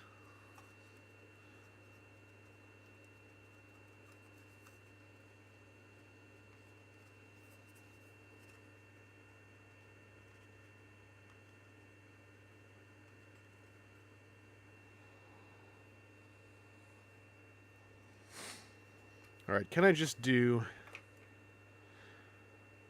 I'll just do a chocolate donut, because then I'll have one of those that is just a donut.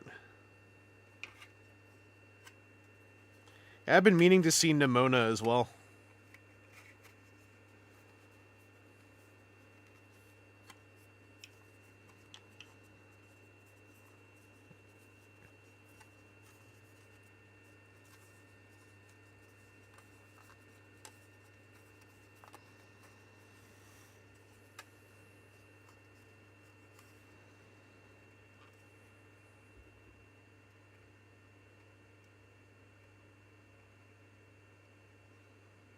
There was a little fleck of something that got in there.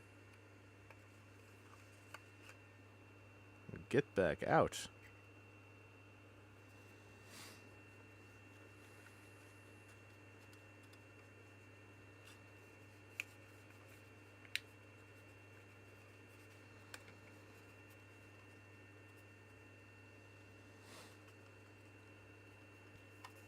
Like, there's a lot of stuff I haven't watched that I would like to watch where it's just, like, I haven't been in the right mood. And I'm trying to figure out, like, how to better get in the mood for something. But also, I went into this at one of the most recent panels I was on, or that I hosted. And it was about how, like, I want to watch stuff when I feel like it, you know?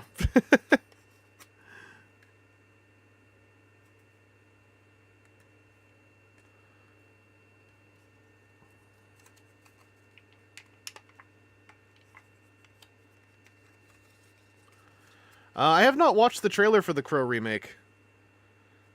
I saw, like, pictures, and I was like, it looks okay.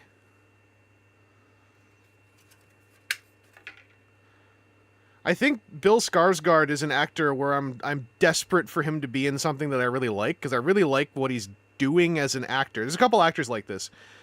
I really like what he's doing as an actor, but has yet to be in something that I find, like, incredibly, like, this is the one. This is my Bill Skarsgård one. What's his name? The guy from Mr. Robot, he played, he was in the Queen biopic as Freddie Mercury. He's another one of those actors where I'm, like, frustrated because I really like him acting, but I haven't really liked anything he's been in, and it's annoying.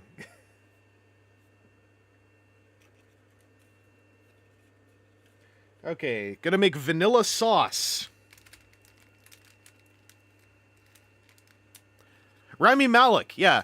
I desperately want to have a Rami Malek performance that I really like. But, like, every single one, it's been, like, or sorry, a movie, because of or TV show or something. The performance is always, like, solid, and I'm like, dang, this guy is good at being an actor on a screen. But then, like, the thing he's in, I'm always kind of, like, tepid on at best. And I'm like, man.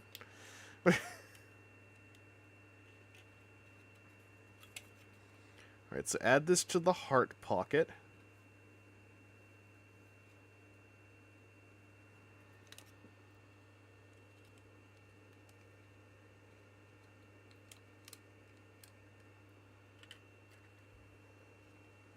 And then add 1 triangle's worth of water. This is going to be a disaster.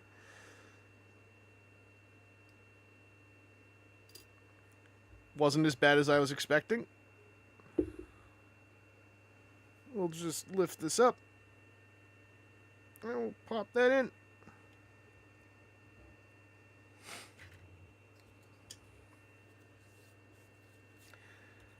Mix well. Can do.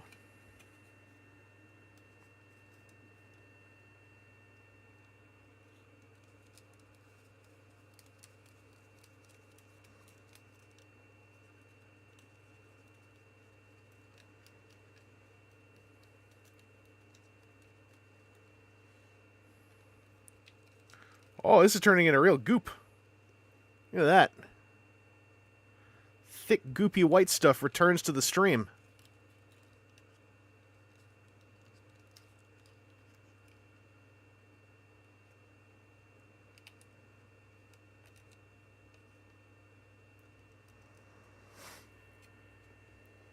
Alright, then we want to make strawberry sauce.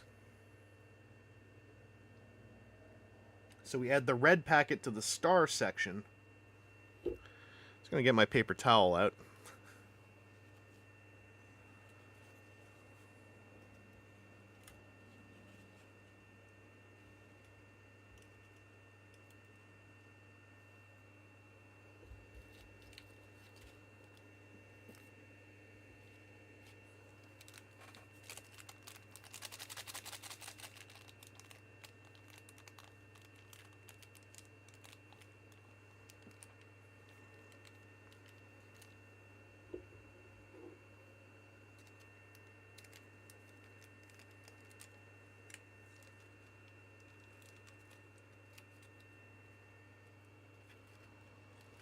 I'm going to need this back according to the instructions I just read ahead.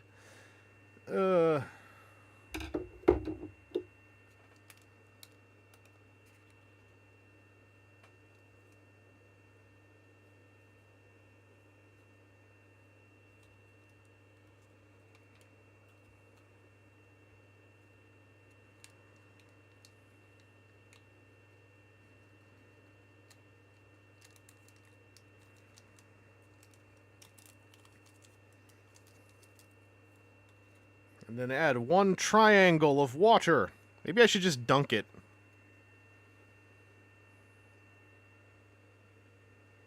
That went a bit better.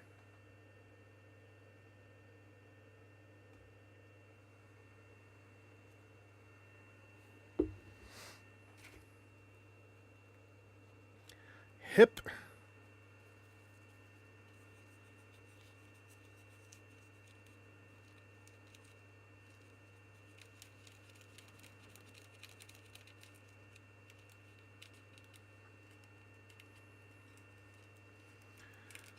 Alright, listen. Thick, goopy white stuff is, like, part of my personal history, alright? But, like, I feel like we're not making respectable jokes about it. I feel like this might be coming from a place of simple farce.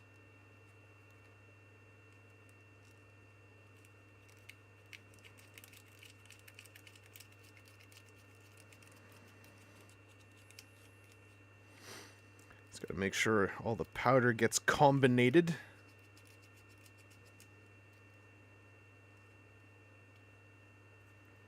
Now we got the wet pink. Here we go. Finally.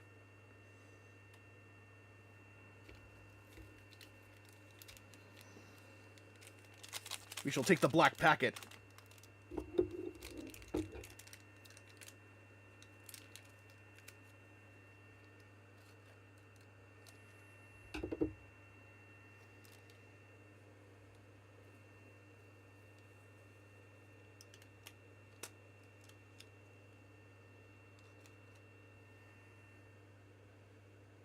Got a full triangle of water.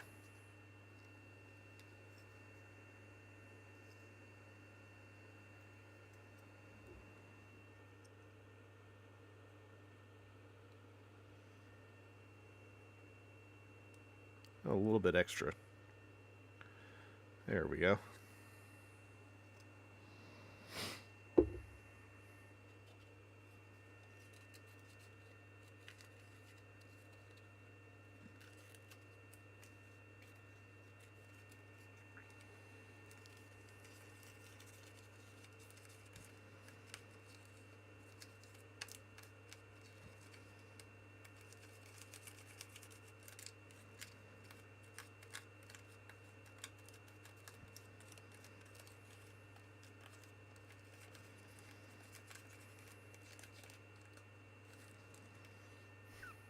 It's beautiful.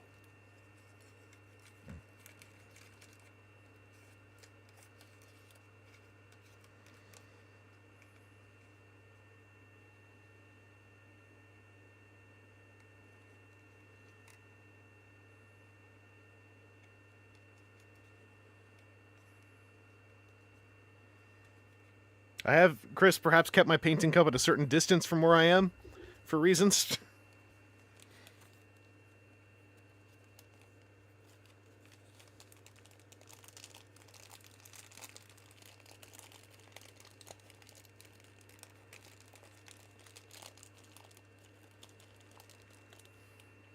Now we will make the chocolate pen. Hang on. I need to deal with some of this gunk. I think I'm done with this box now. So I will put these offcuts in here. That's better. You too.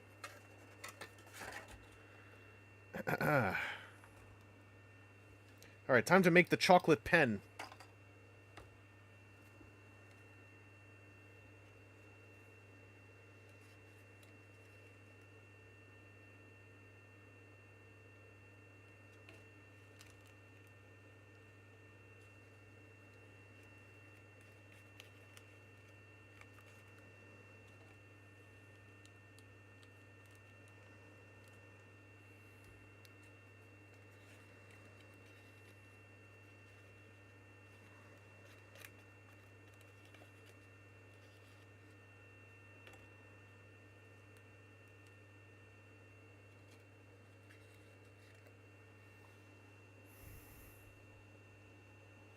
I think I got most of it out.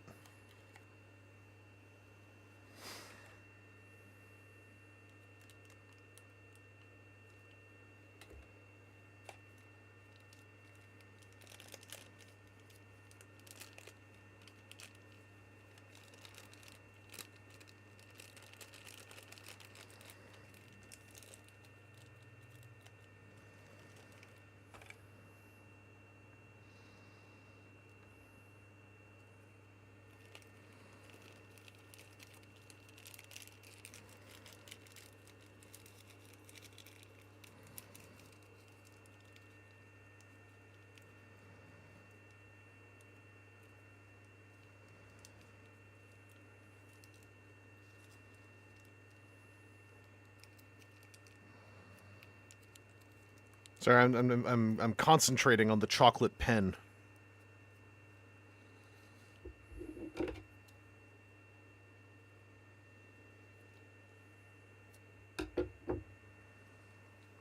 All right, now we can decorate our donuts. So I'll definitely make use of the chocolate pen. Oh, let's assemble our bear head, so that that's ready for decorating as well.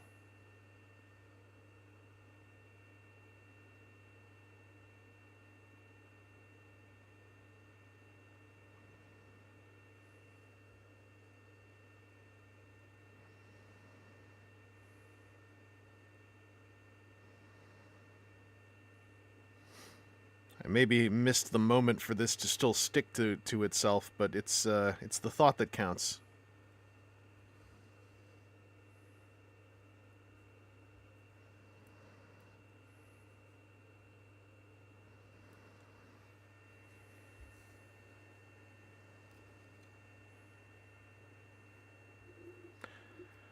Draw a rocket ship. You know how expensive that could be?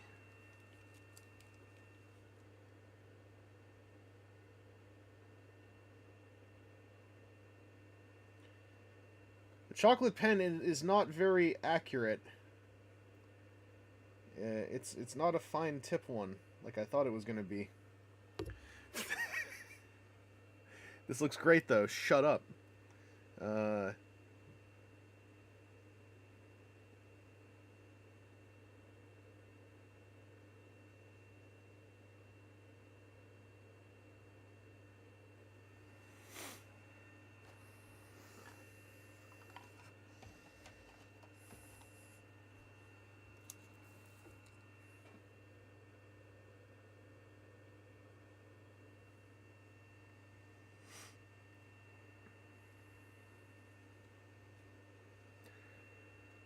Let's get a little creative here.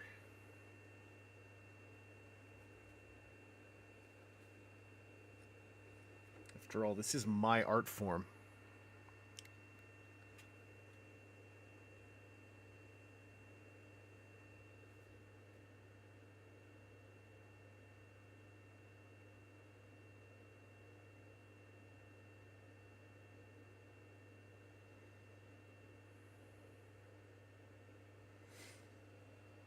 Just want to give this bear some rosy cheeks.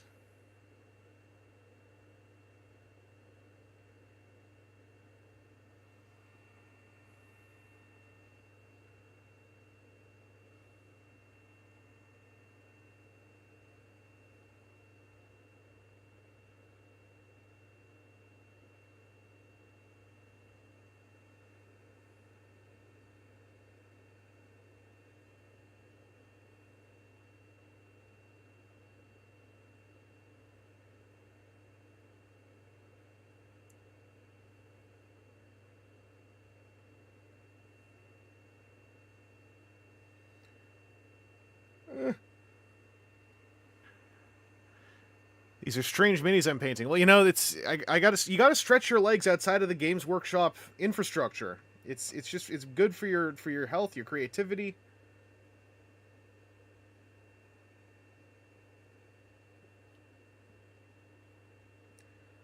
I saw a question, will these need an oven? No.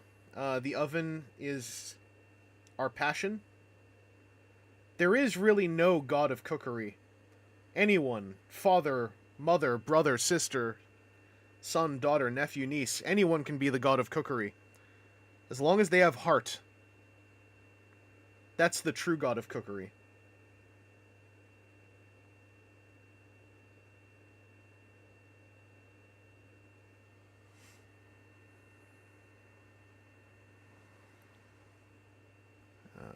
Let's see.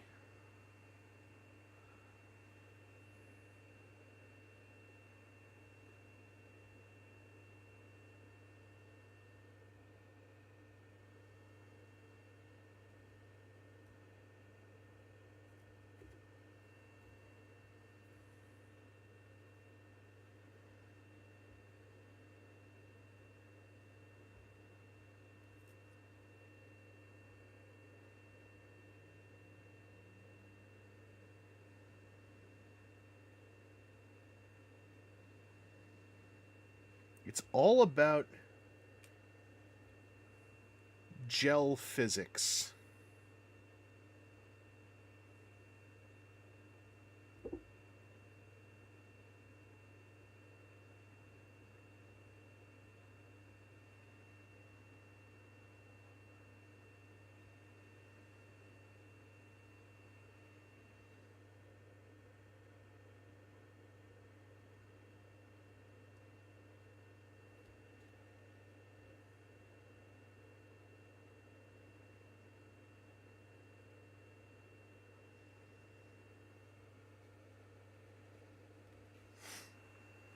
All right, let's get into the thick, creamy white.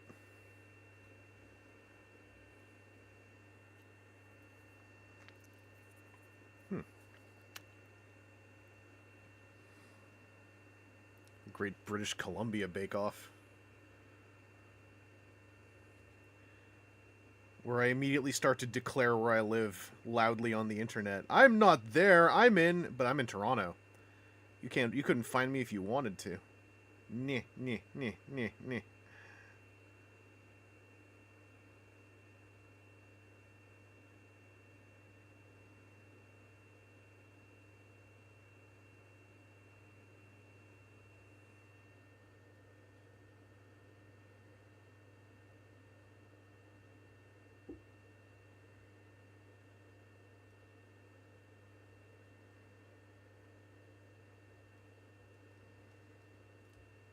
I have a plan, by the way. This is free-form art, but I'm thinking one step ahead, which is one important step. I still got sprinkles and crumbs. That's right, my friends. Creativity awaits.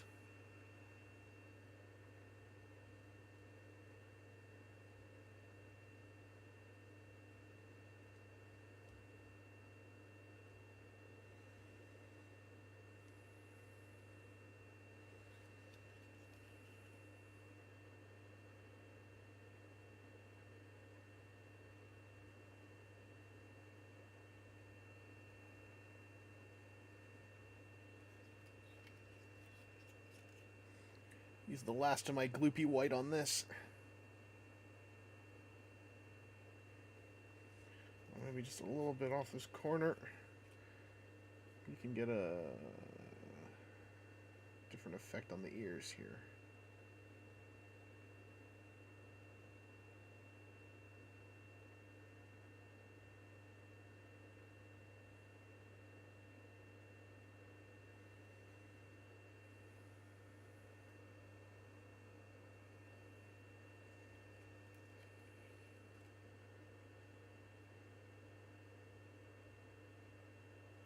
Do a bit of a wet blend.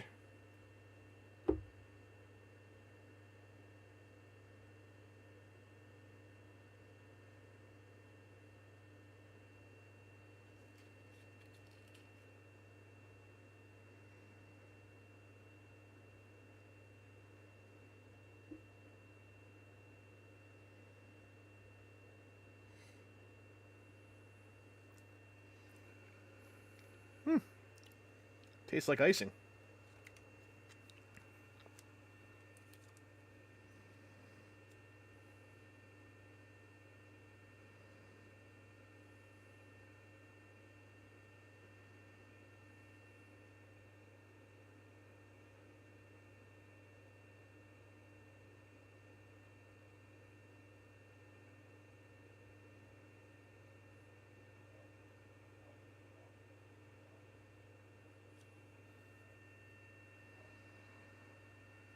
All right. Ooh.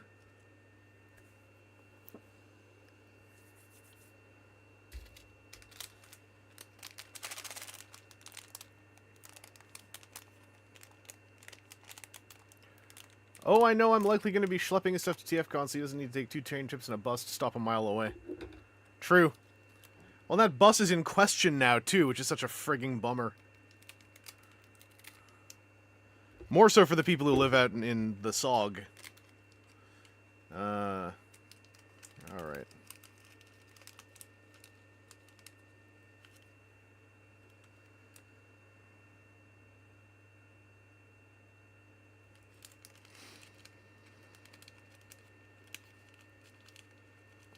Hang on, I'm putting my pretty little candy hearts on my donuts.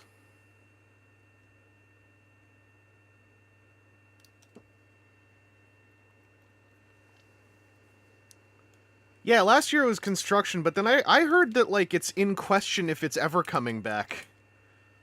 And I never got, like, a clear answer. I mean, we got till the summer to find out, but...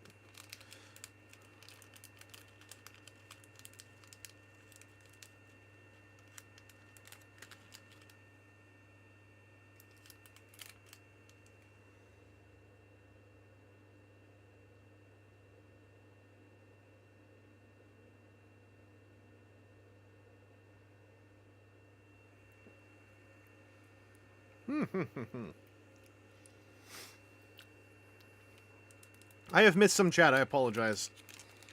I wanted to focus on finishing my cooking task.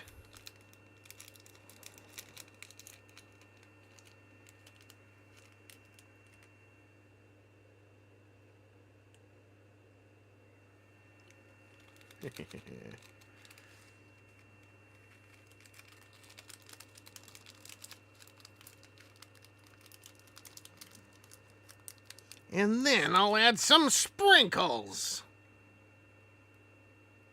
They all bounced off the icing. What the hell?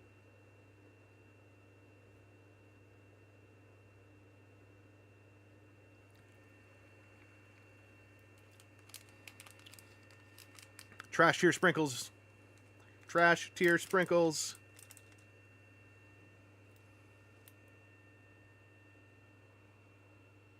Oh.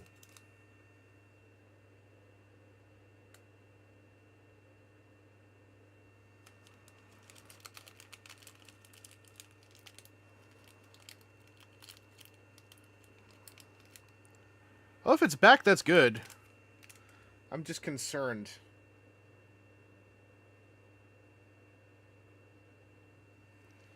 I don't want it to be back up until the part where we need it to get to the convention we're going to.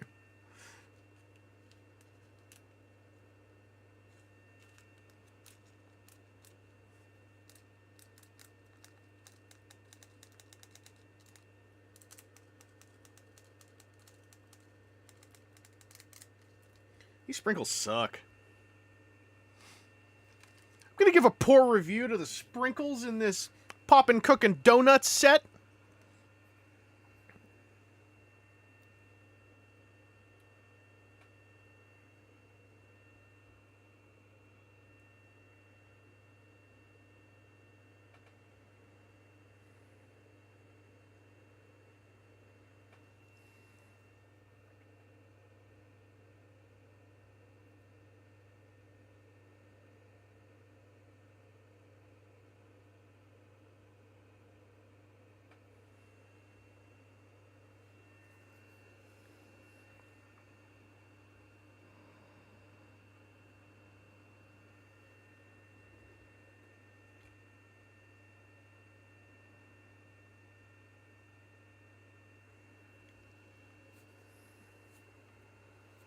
Okie dokie.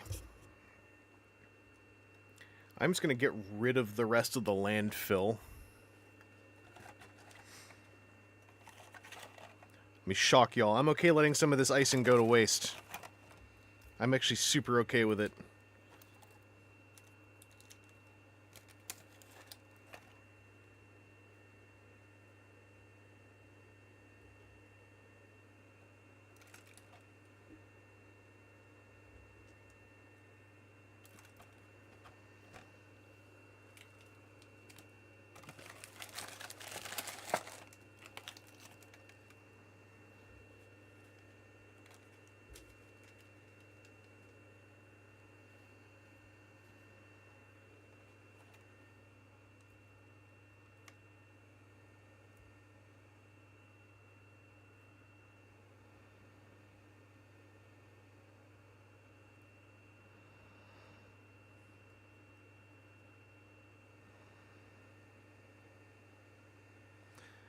I'm silent because I'm realizing something. It's going to pay off real well for all of us.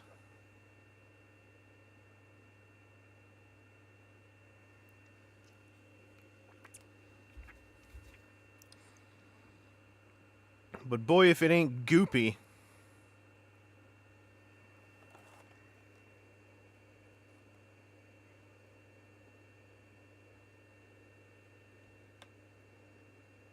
My fingers.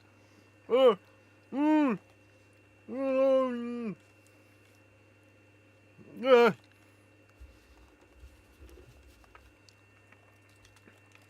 Kind of mad how nice that tasted.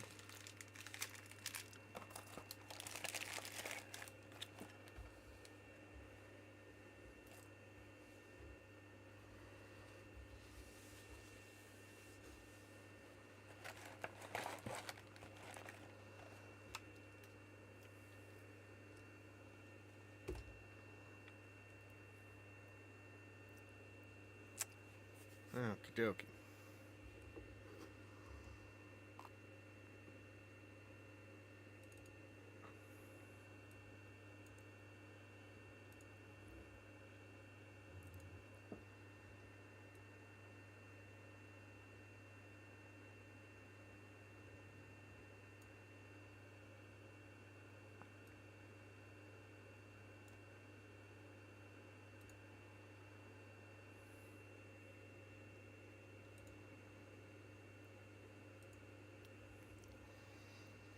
Oh, I forgot. There's also a bag of crumbs. Let's see what these are. Given that the sprinkles were terrible, I got no real... this looks really bad, too. Kind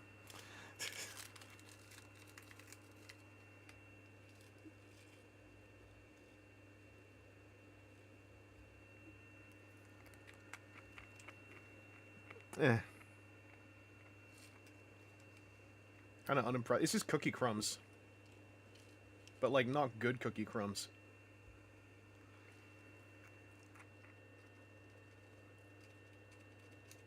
These are messing with the aesthetics of some of my artistic work.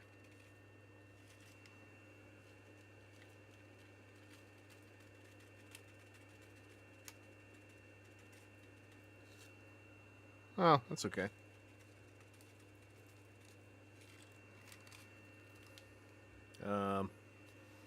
Cheers.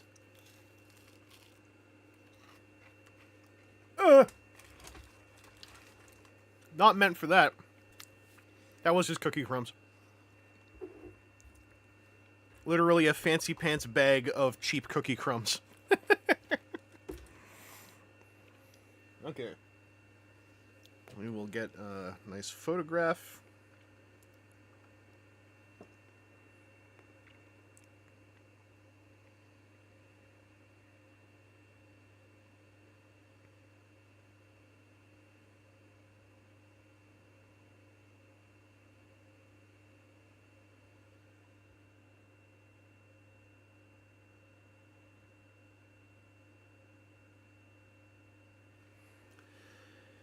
Get us a little video clip, too.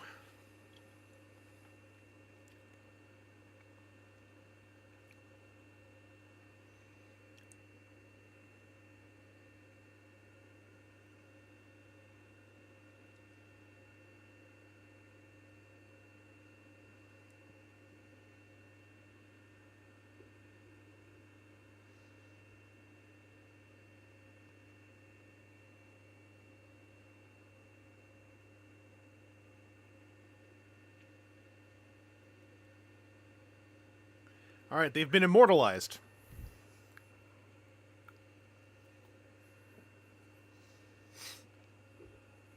Y'all like how they look?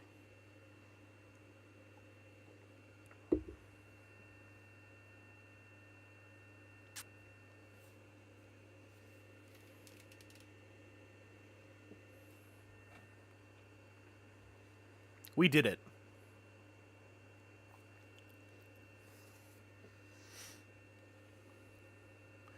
Oh, Zero, you want the frosting? I think it would turn to dust if I actually put it in an envelope. Let me put those on Instagram right now.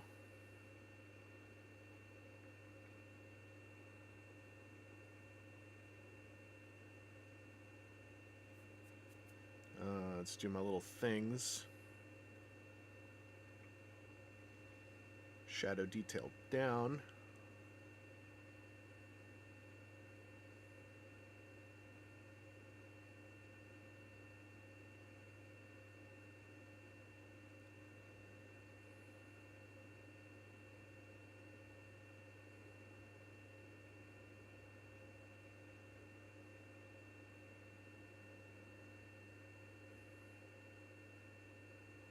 Just cropping these.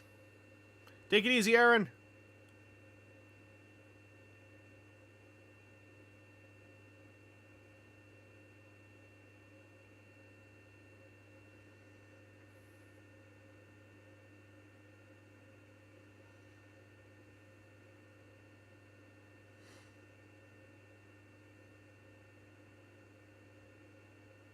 Oh wait, save all.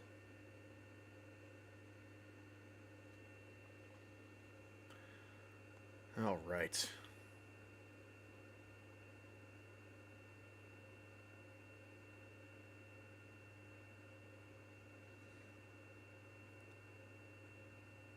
So I just shoved my 2 stills into my Instagram stories for now. Let's go take a look at them with the browser share.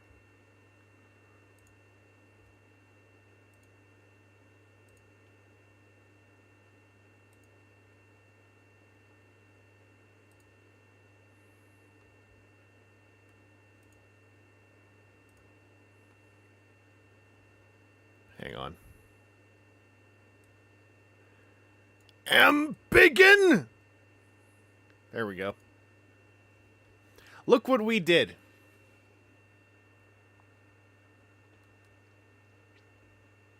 A cute flashbang.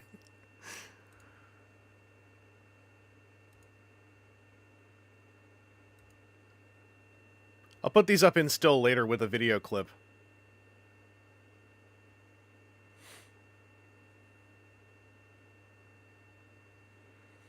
So, just got to do a script reading, and then we'll be done for the stream. Before I do the script reading, I should have some nourishment. So which donut am I eating before I talk? Which one's the first to go?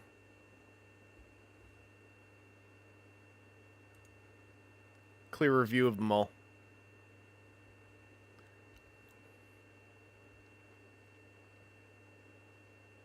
I see bear. I see the bear. Wow, murderous.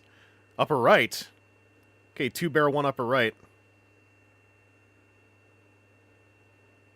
Seems the bear has the votes. They're all low key. They're all dying after the script reading.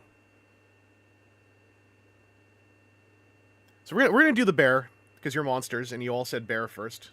Oh wait, 2 bear, 2 upper right, 1 upper left. Oh, so it's between the bear and the upper right now.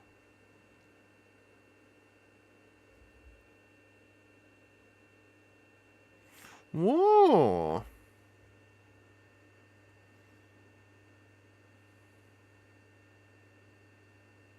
Maybe we go upper left because that's the only one with 1 vote.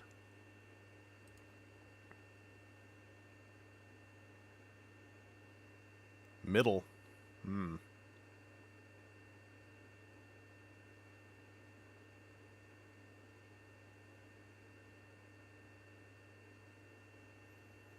So now we're at... hang on. So we are at 1, 1, 2, 2, 0.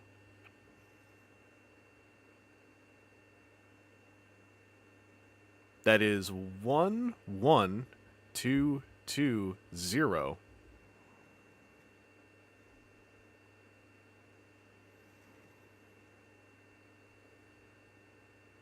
Sounds like this one wins for being the only one nobody voted on. Everyone hates you the most, so let me save you from the burden of continuing to exist. You're also the worst one to touch.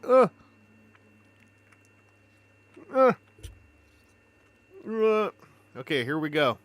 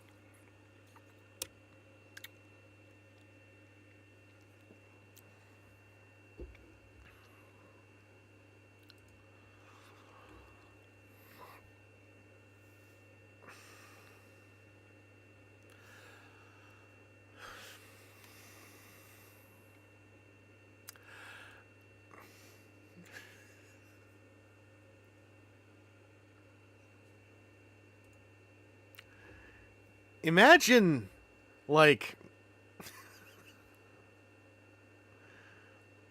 something between fish fat and wet bread.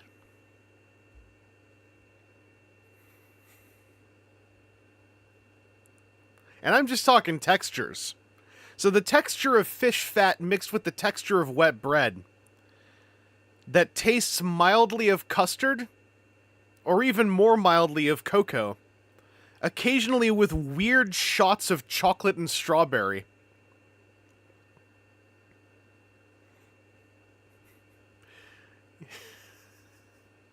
You know how in the... Hang on. You know how they got that nice bready texture there in the light? I am sure they don't need the oven. I've back in like 10 years ago, I used to watch videos about this poppin' cookin' stuff. You're basically making gummy candy for the most part. Except this one being donuts, they get away from the gummy candy part and they try to go more into the custard candy part. And I kind of thought maybe this wasn't going to have good mouthfeel. The best way is if we... Hang on. We're going to do this one, okay? We're going to do this one. I'm going to take a bite.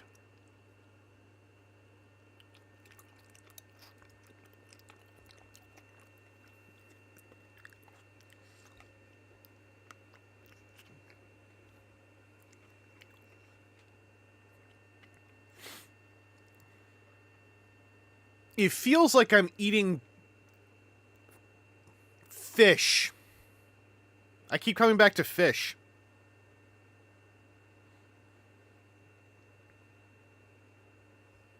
In case you want to... hang on.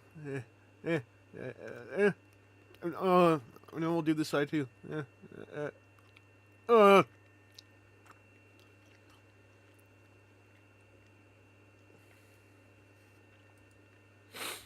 Here's the bite cutaway.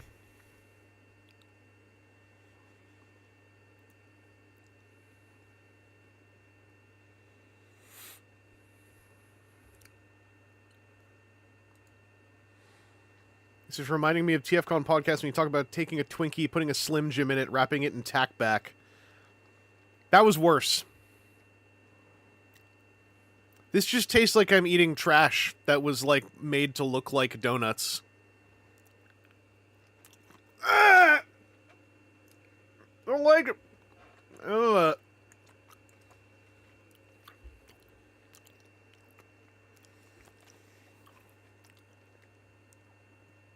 What's wild is because the toppings all have... So why fish again?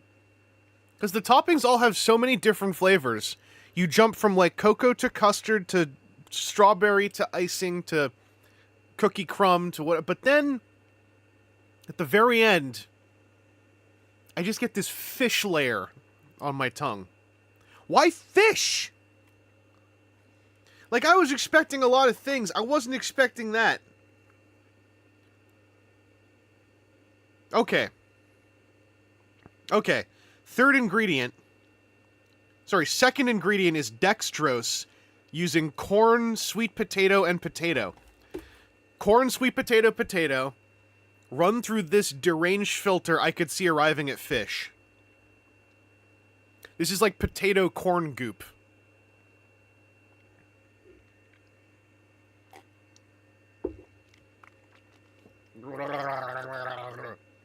Ugh.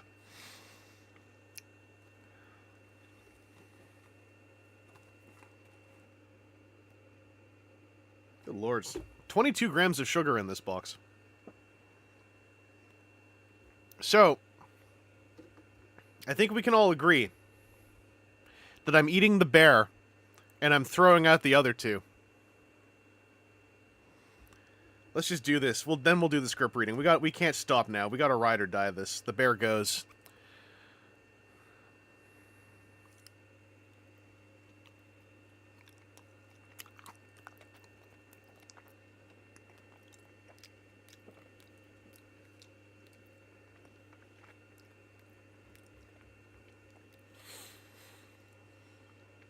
The good parts are good, but the bad parts are worse.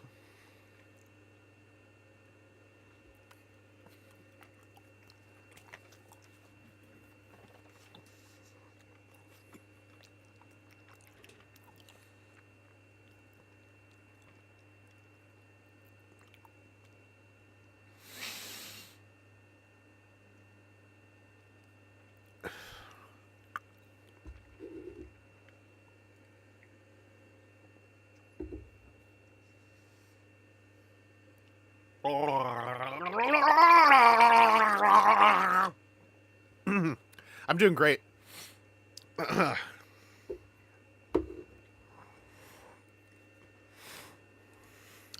Let's just remember this. Yeah, I'm not touching the... I'm actually getting a funny shake from this. This is... Ugh!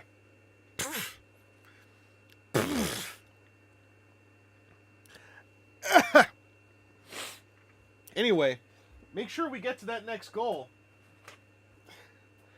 so we can do this.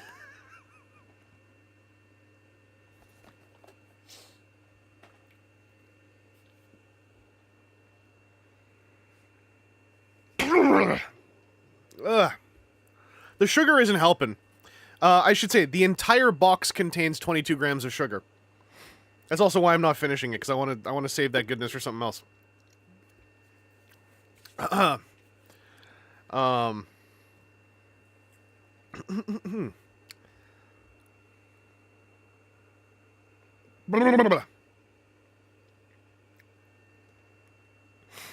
Yeah, I know. So let's finish this up. Let's go find one that looks good. Yeah,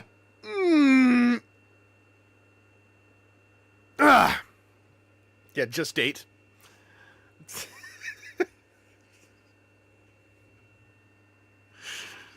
Don't do this to me. The sushi one, here's what I know about the sushi one.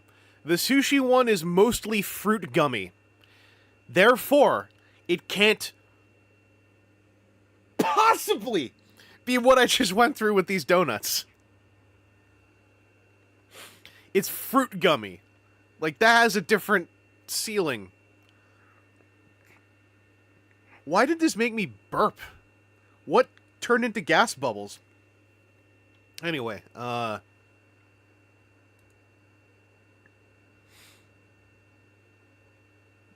okay, you know what? No, this one. Let me check the length. That's a good length.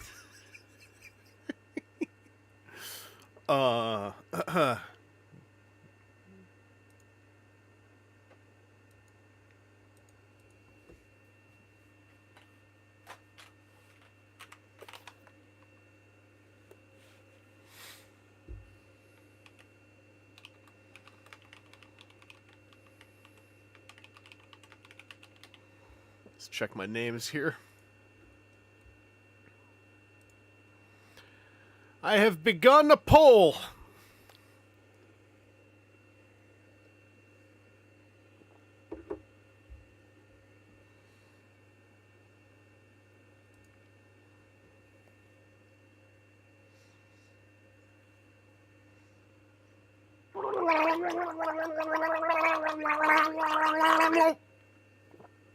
I feel better.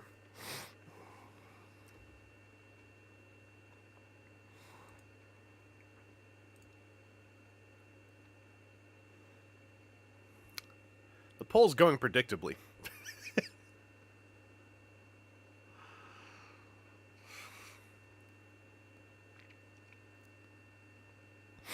Just making myself feel better, Eric. Just making myself feel better. Just improving my mentals. Just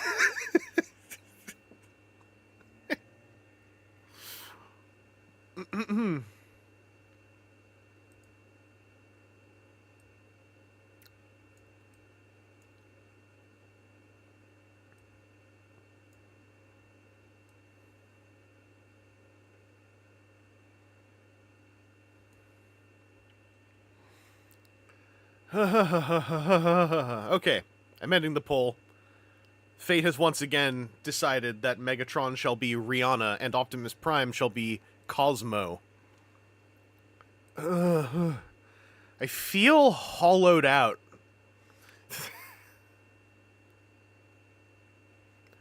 Okay. Alright. But I'm not hollowed out. I'm filled with charity cheer. So, so there. Here we go. So, Megatron. Let me get some of this in me. Get some of this carbonated acid drink.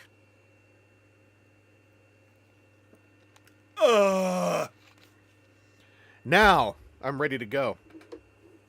Can I have a bowl of your finest oysters? From Vin Rogue. Rihanna and Cosmo are undergoing their usual banter toward one another in this Syria comedy scene from Vin Rogue. I just gotta clean my glasses for some reason.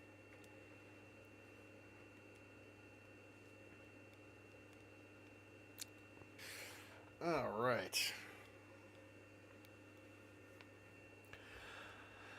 Let's put this down here. We're ready to go. We got this. All right. Megatron is Rihanna. Optimus Prime is Cosmo. I can't trust a man who is willing to allow his woman to leave. Isn't that what you desire? Yes. So, why complain? Because I want to fight. I don't want to fight. I'm tired of fighting. I don't care. Stop shouting. I don't give a frick. Let them hear. Then scream your head off until it explodes. Megatron begins to sulk as Optimus Prime tries to ignore her.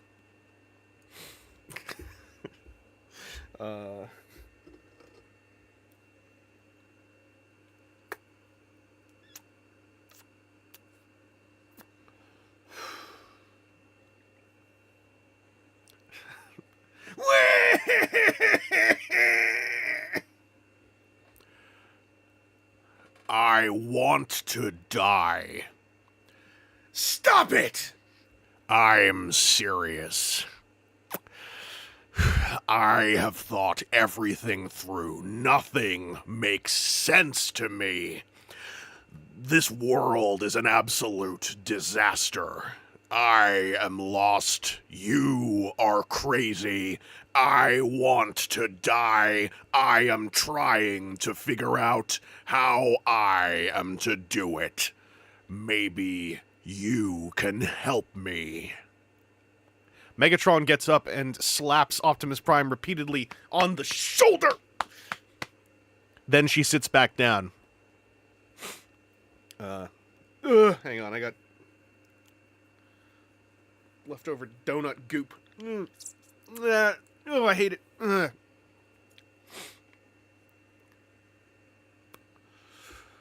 I am serious. So am I! Stop shouting! I cannot take the sound of your voice.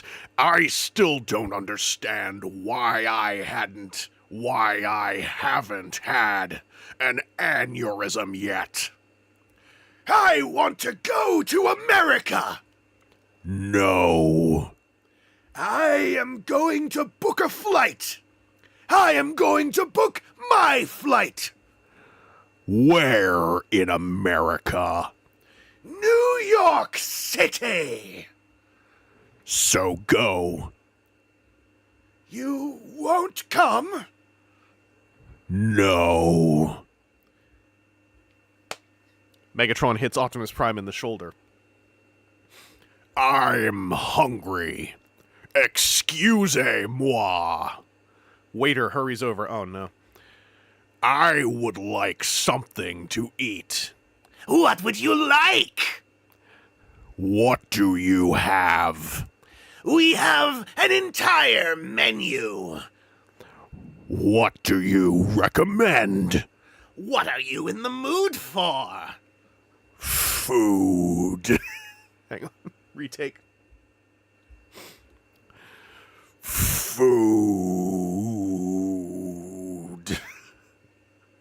We have oysters. More oysters? Yes. Can I have a bowl of your finest oysters? The waiter leaves. I am so fat.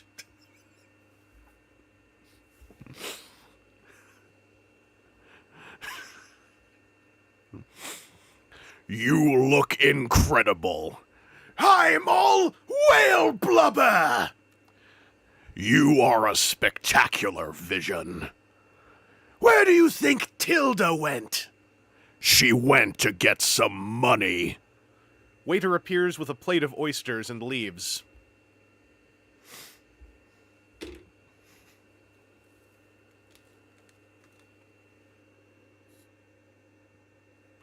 Have an oyster. Megatron eats an oyster.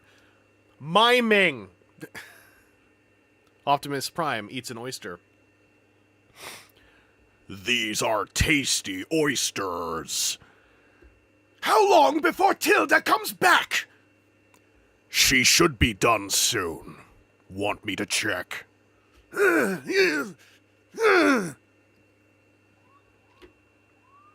Optimus Prime goes to a door in the back of the cafe and opens it. He looks and closes it. Optimus Prime sits back down. Soon. Scene.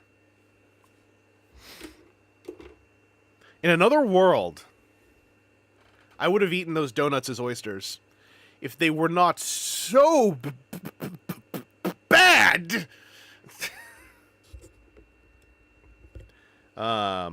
Anyway, that catches us up. Let's double check where we're at. Just in case something happened. Nope. Okay. So, milestones now owed. I have to begin with an expert lecture on a randomized topic. We will begin that randomization on the day. A scene reading. Hard karaoke number 1 has been unlocked, and there are some options. It's a good thing because that will need to be a separate stream, and it's likely that stream will get hardcore demonetized, because even the cover tracks I used last year got demonetized. Another scene reading, and we have already unlocked, in fact, by $3. By $3, we have unlocked Desktop Cookin' 2. So we're gonna have an adventure next time we do a catch up on these milestones. Oh, I really hope it's not as bad as donuts. Oh, I hope it's not as bad as donuts. No more donuts. We have done the donuts. The donuts are complete. Wow, we did it, gang. Hey guys. What's the YouTuber noises? How's it going, guy? What is the thing the YouTube people say? That phrase. What's up? No, it's the full thing. What's up, guys? It's your boy here. Yeah, that's the thing. We did it together. We did the donuts for charity. Thank goodness. Gang. Donuts so good. Donuts so good. So that'll be another stream. We'll just go over to here and we'll get all this into place. Yeah. Simeon Scott, hello. No worries, we're just closing up. It's late. You got a doctor thing in the morning. Best of luck with that. This is closing up, so your timing, unintentionally, is excellent for just dropping in. Ideally, this weekend, I'm going to stream my TFCon haul so I can get to cracking some toys. Couple updates. I know I need to eat. Actually, I'm just going to push some buttons. Hello. I am now ready to have my food, and I'm gonna... Alright. Anyway, what was the same? Little updates. So, gonna have a stream coming up. Next one is gonna be cracking open that Spike I got at TFCon and that Tasmania kit I bought before TFCon. And also looking through my TFCon haul. It's not very big. Should be just a fun, chill, crack some toys stream. I have other toys, but I am saving them as a reward for myself because I am striving to get another video done before the end of the month. So, ideally, if everything turns out well, I'll also get a review for Legacy United Windblade done before the month turns over. Just notifying for the patron folks to double check that you have your ceilings placed just in case this is relevant to you, because it would be one of those. That one is a maybe this month. I'm hoping I can get it out, though, because I also have something I've been working on that's been taking up some of my time this week that will be going up at the start of the month, and should be pretty fun. So I will say it is not going to be some kind of thing that is annoying in the rote kind of way, so I will guarantee you all... I saw a post about this flying around because it's the thing now that people do need to post about. There will on April number 1, there will be no false death statements. There will be no false retirements. There will be no false marriages. I don't know. Anyway, I'm not gonna go for any of that cheap stuff. Don't worry about it. You know me and April 1st. Either I don't do something or I do something that I think is funny. That is usually just weird, strange. So I had an idea, with some help from a couple of folks giving me some input, and it's very, very simple, but it should be kind of fun. And so I'm trying to get that done. That's a priority, but I'm wanting to fit in getting the Windblade video done around that. So that's what's up right now. And for streaming, that next one will be TFCon haul. Then after that, I would like to crack open some stuff I got. That will be my little reward to myself for finishing all of this. And also, starting next week, I'm going to get back. I'm going to figure out how to fit things together. I want my Thursdays to be Elden Ring till I feel satisfied playing Elden Ring. So, the next Milestone catch-up, I would like to do before then, but it's a little tight. It's getting tight. I have all this stream ideas. So, I don't know. I might, if you guys, because y'all are the ones who have donated this stuff, if y'all are okay with me taking my time on the next Milestone catch-up, and we do another little Elden Ring run on Thursday. If I can fit it in around it, I would like to still. But I hope no one minds if I return to some local area Elden Ringing, even with some milestones unfinished. We do out the whole year, but I want to catch them like within like a month of them happening. Anyway, these are absolute first world problems,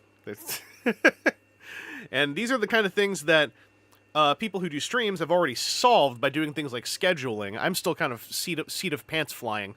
So we'll figure it out. But that's my little set of updates. I just want to also line up a few things on here.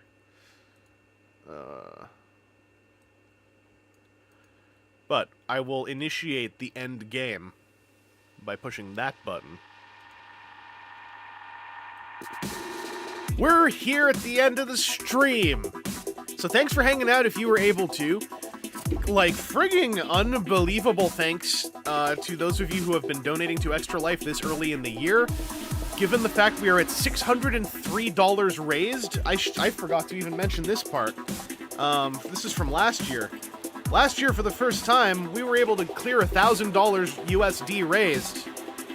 So I got a gold medal. Look at me. That's the back of it.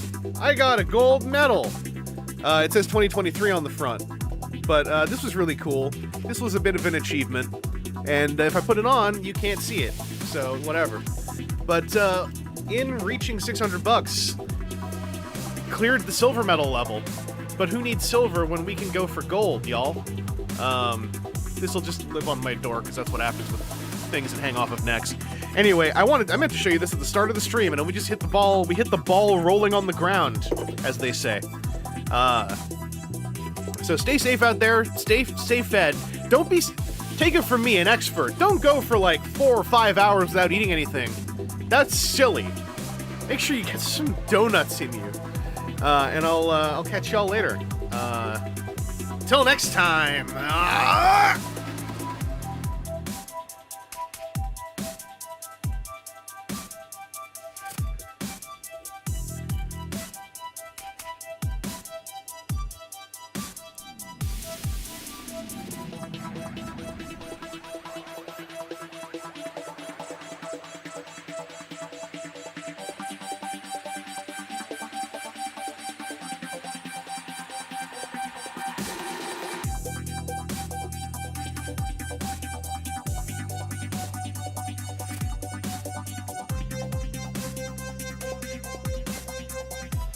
I'm the one.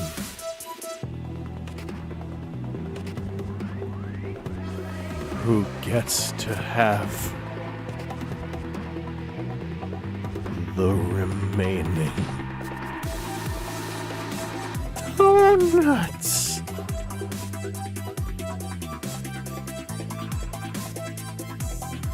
Yum, yum, yum, yum, yum.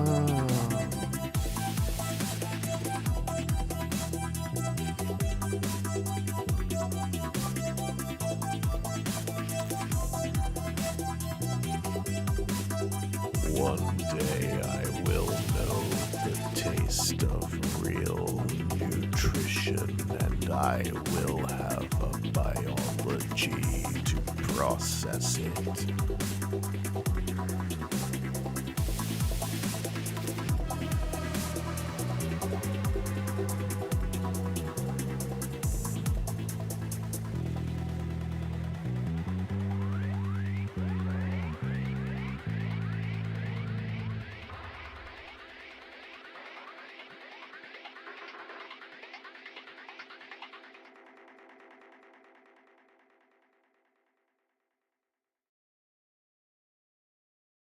Let them come.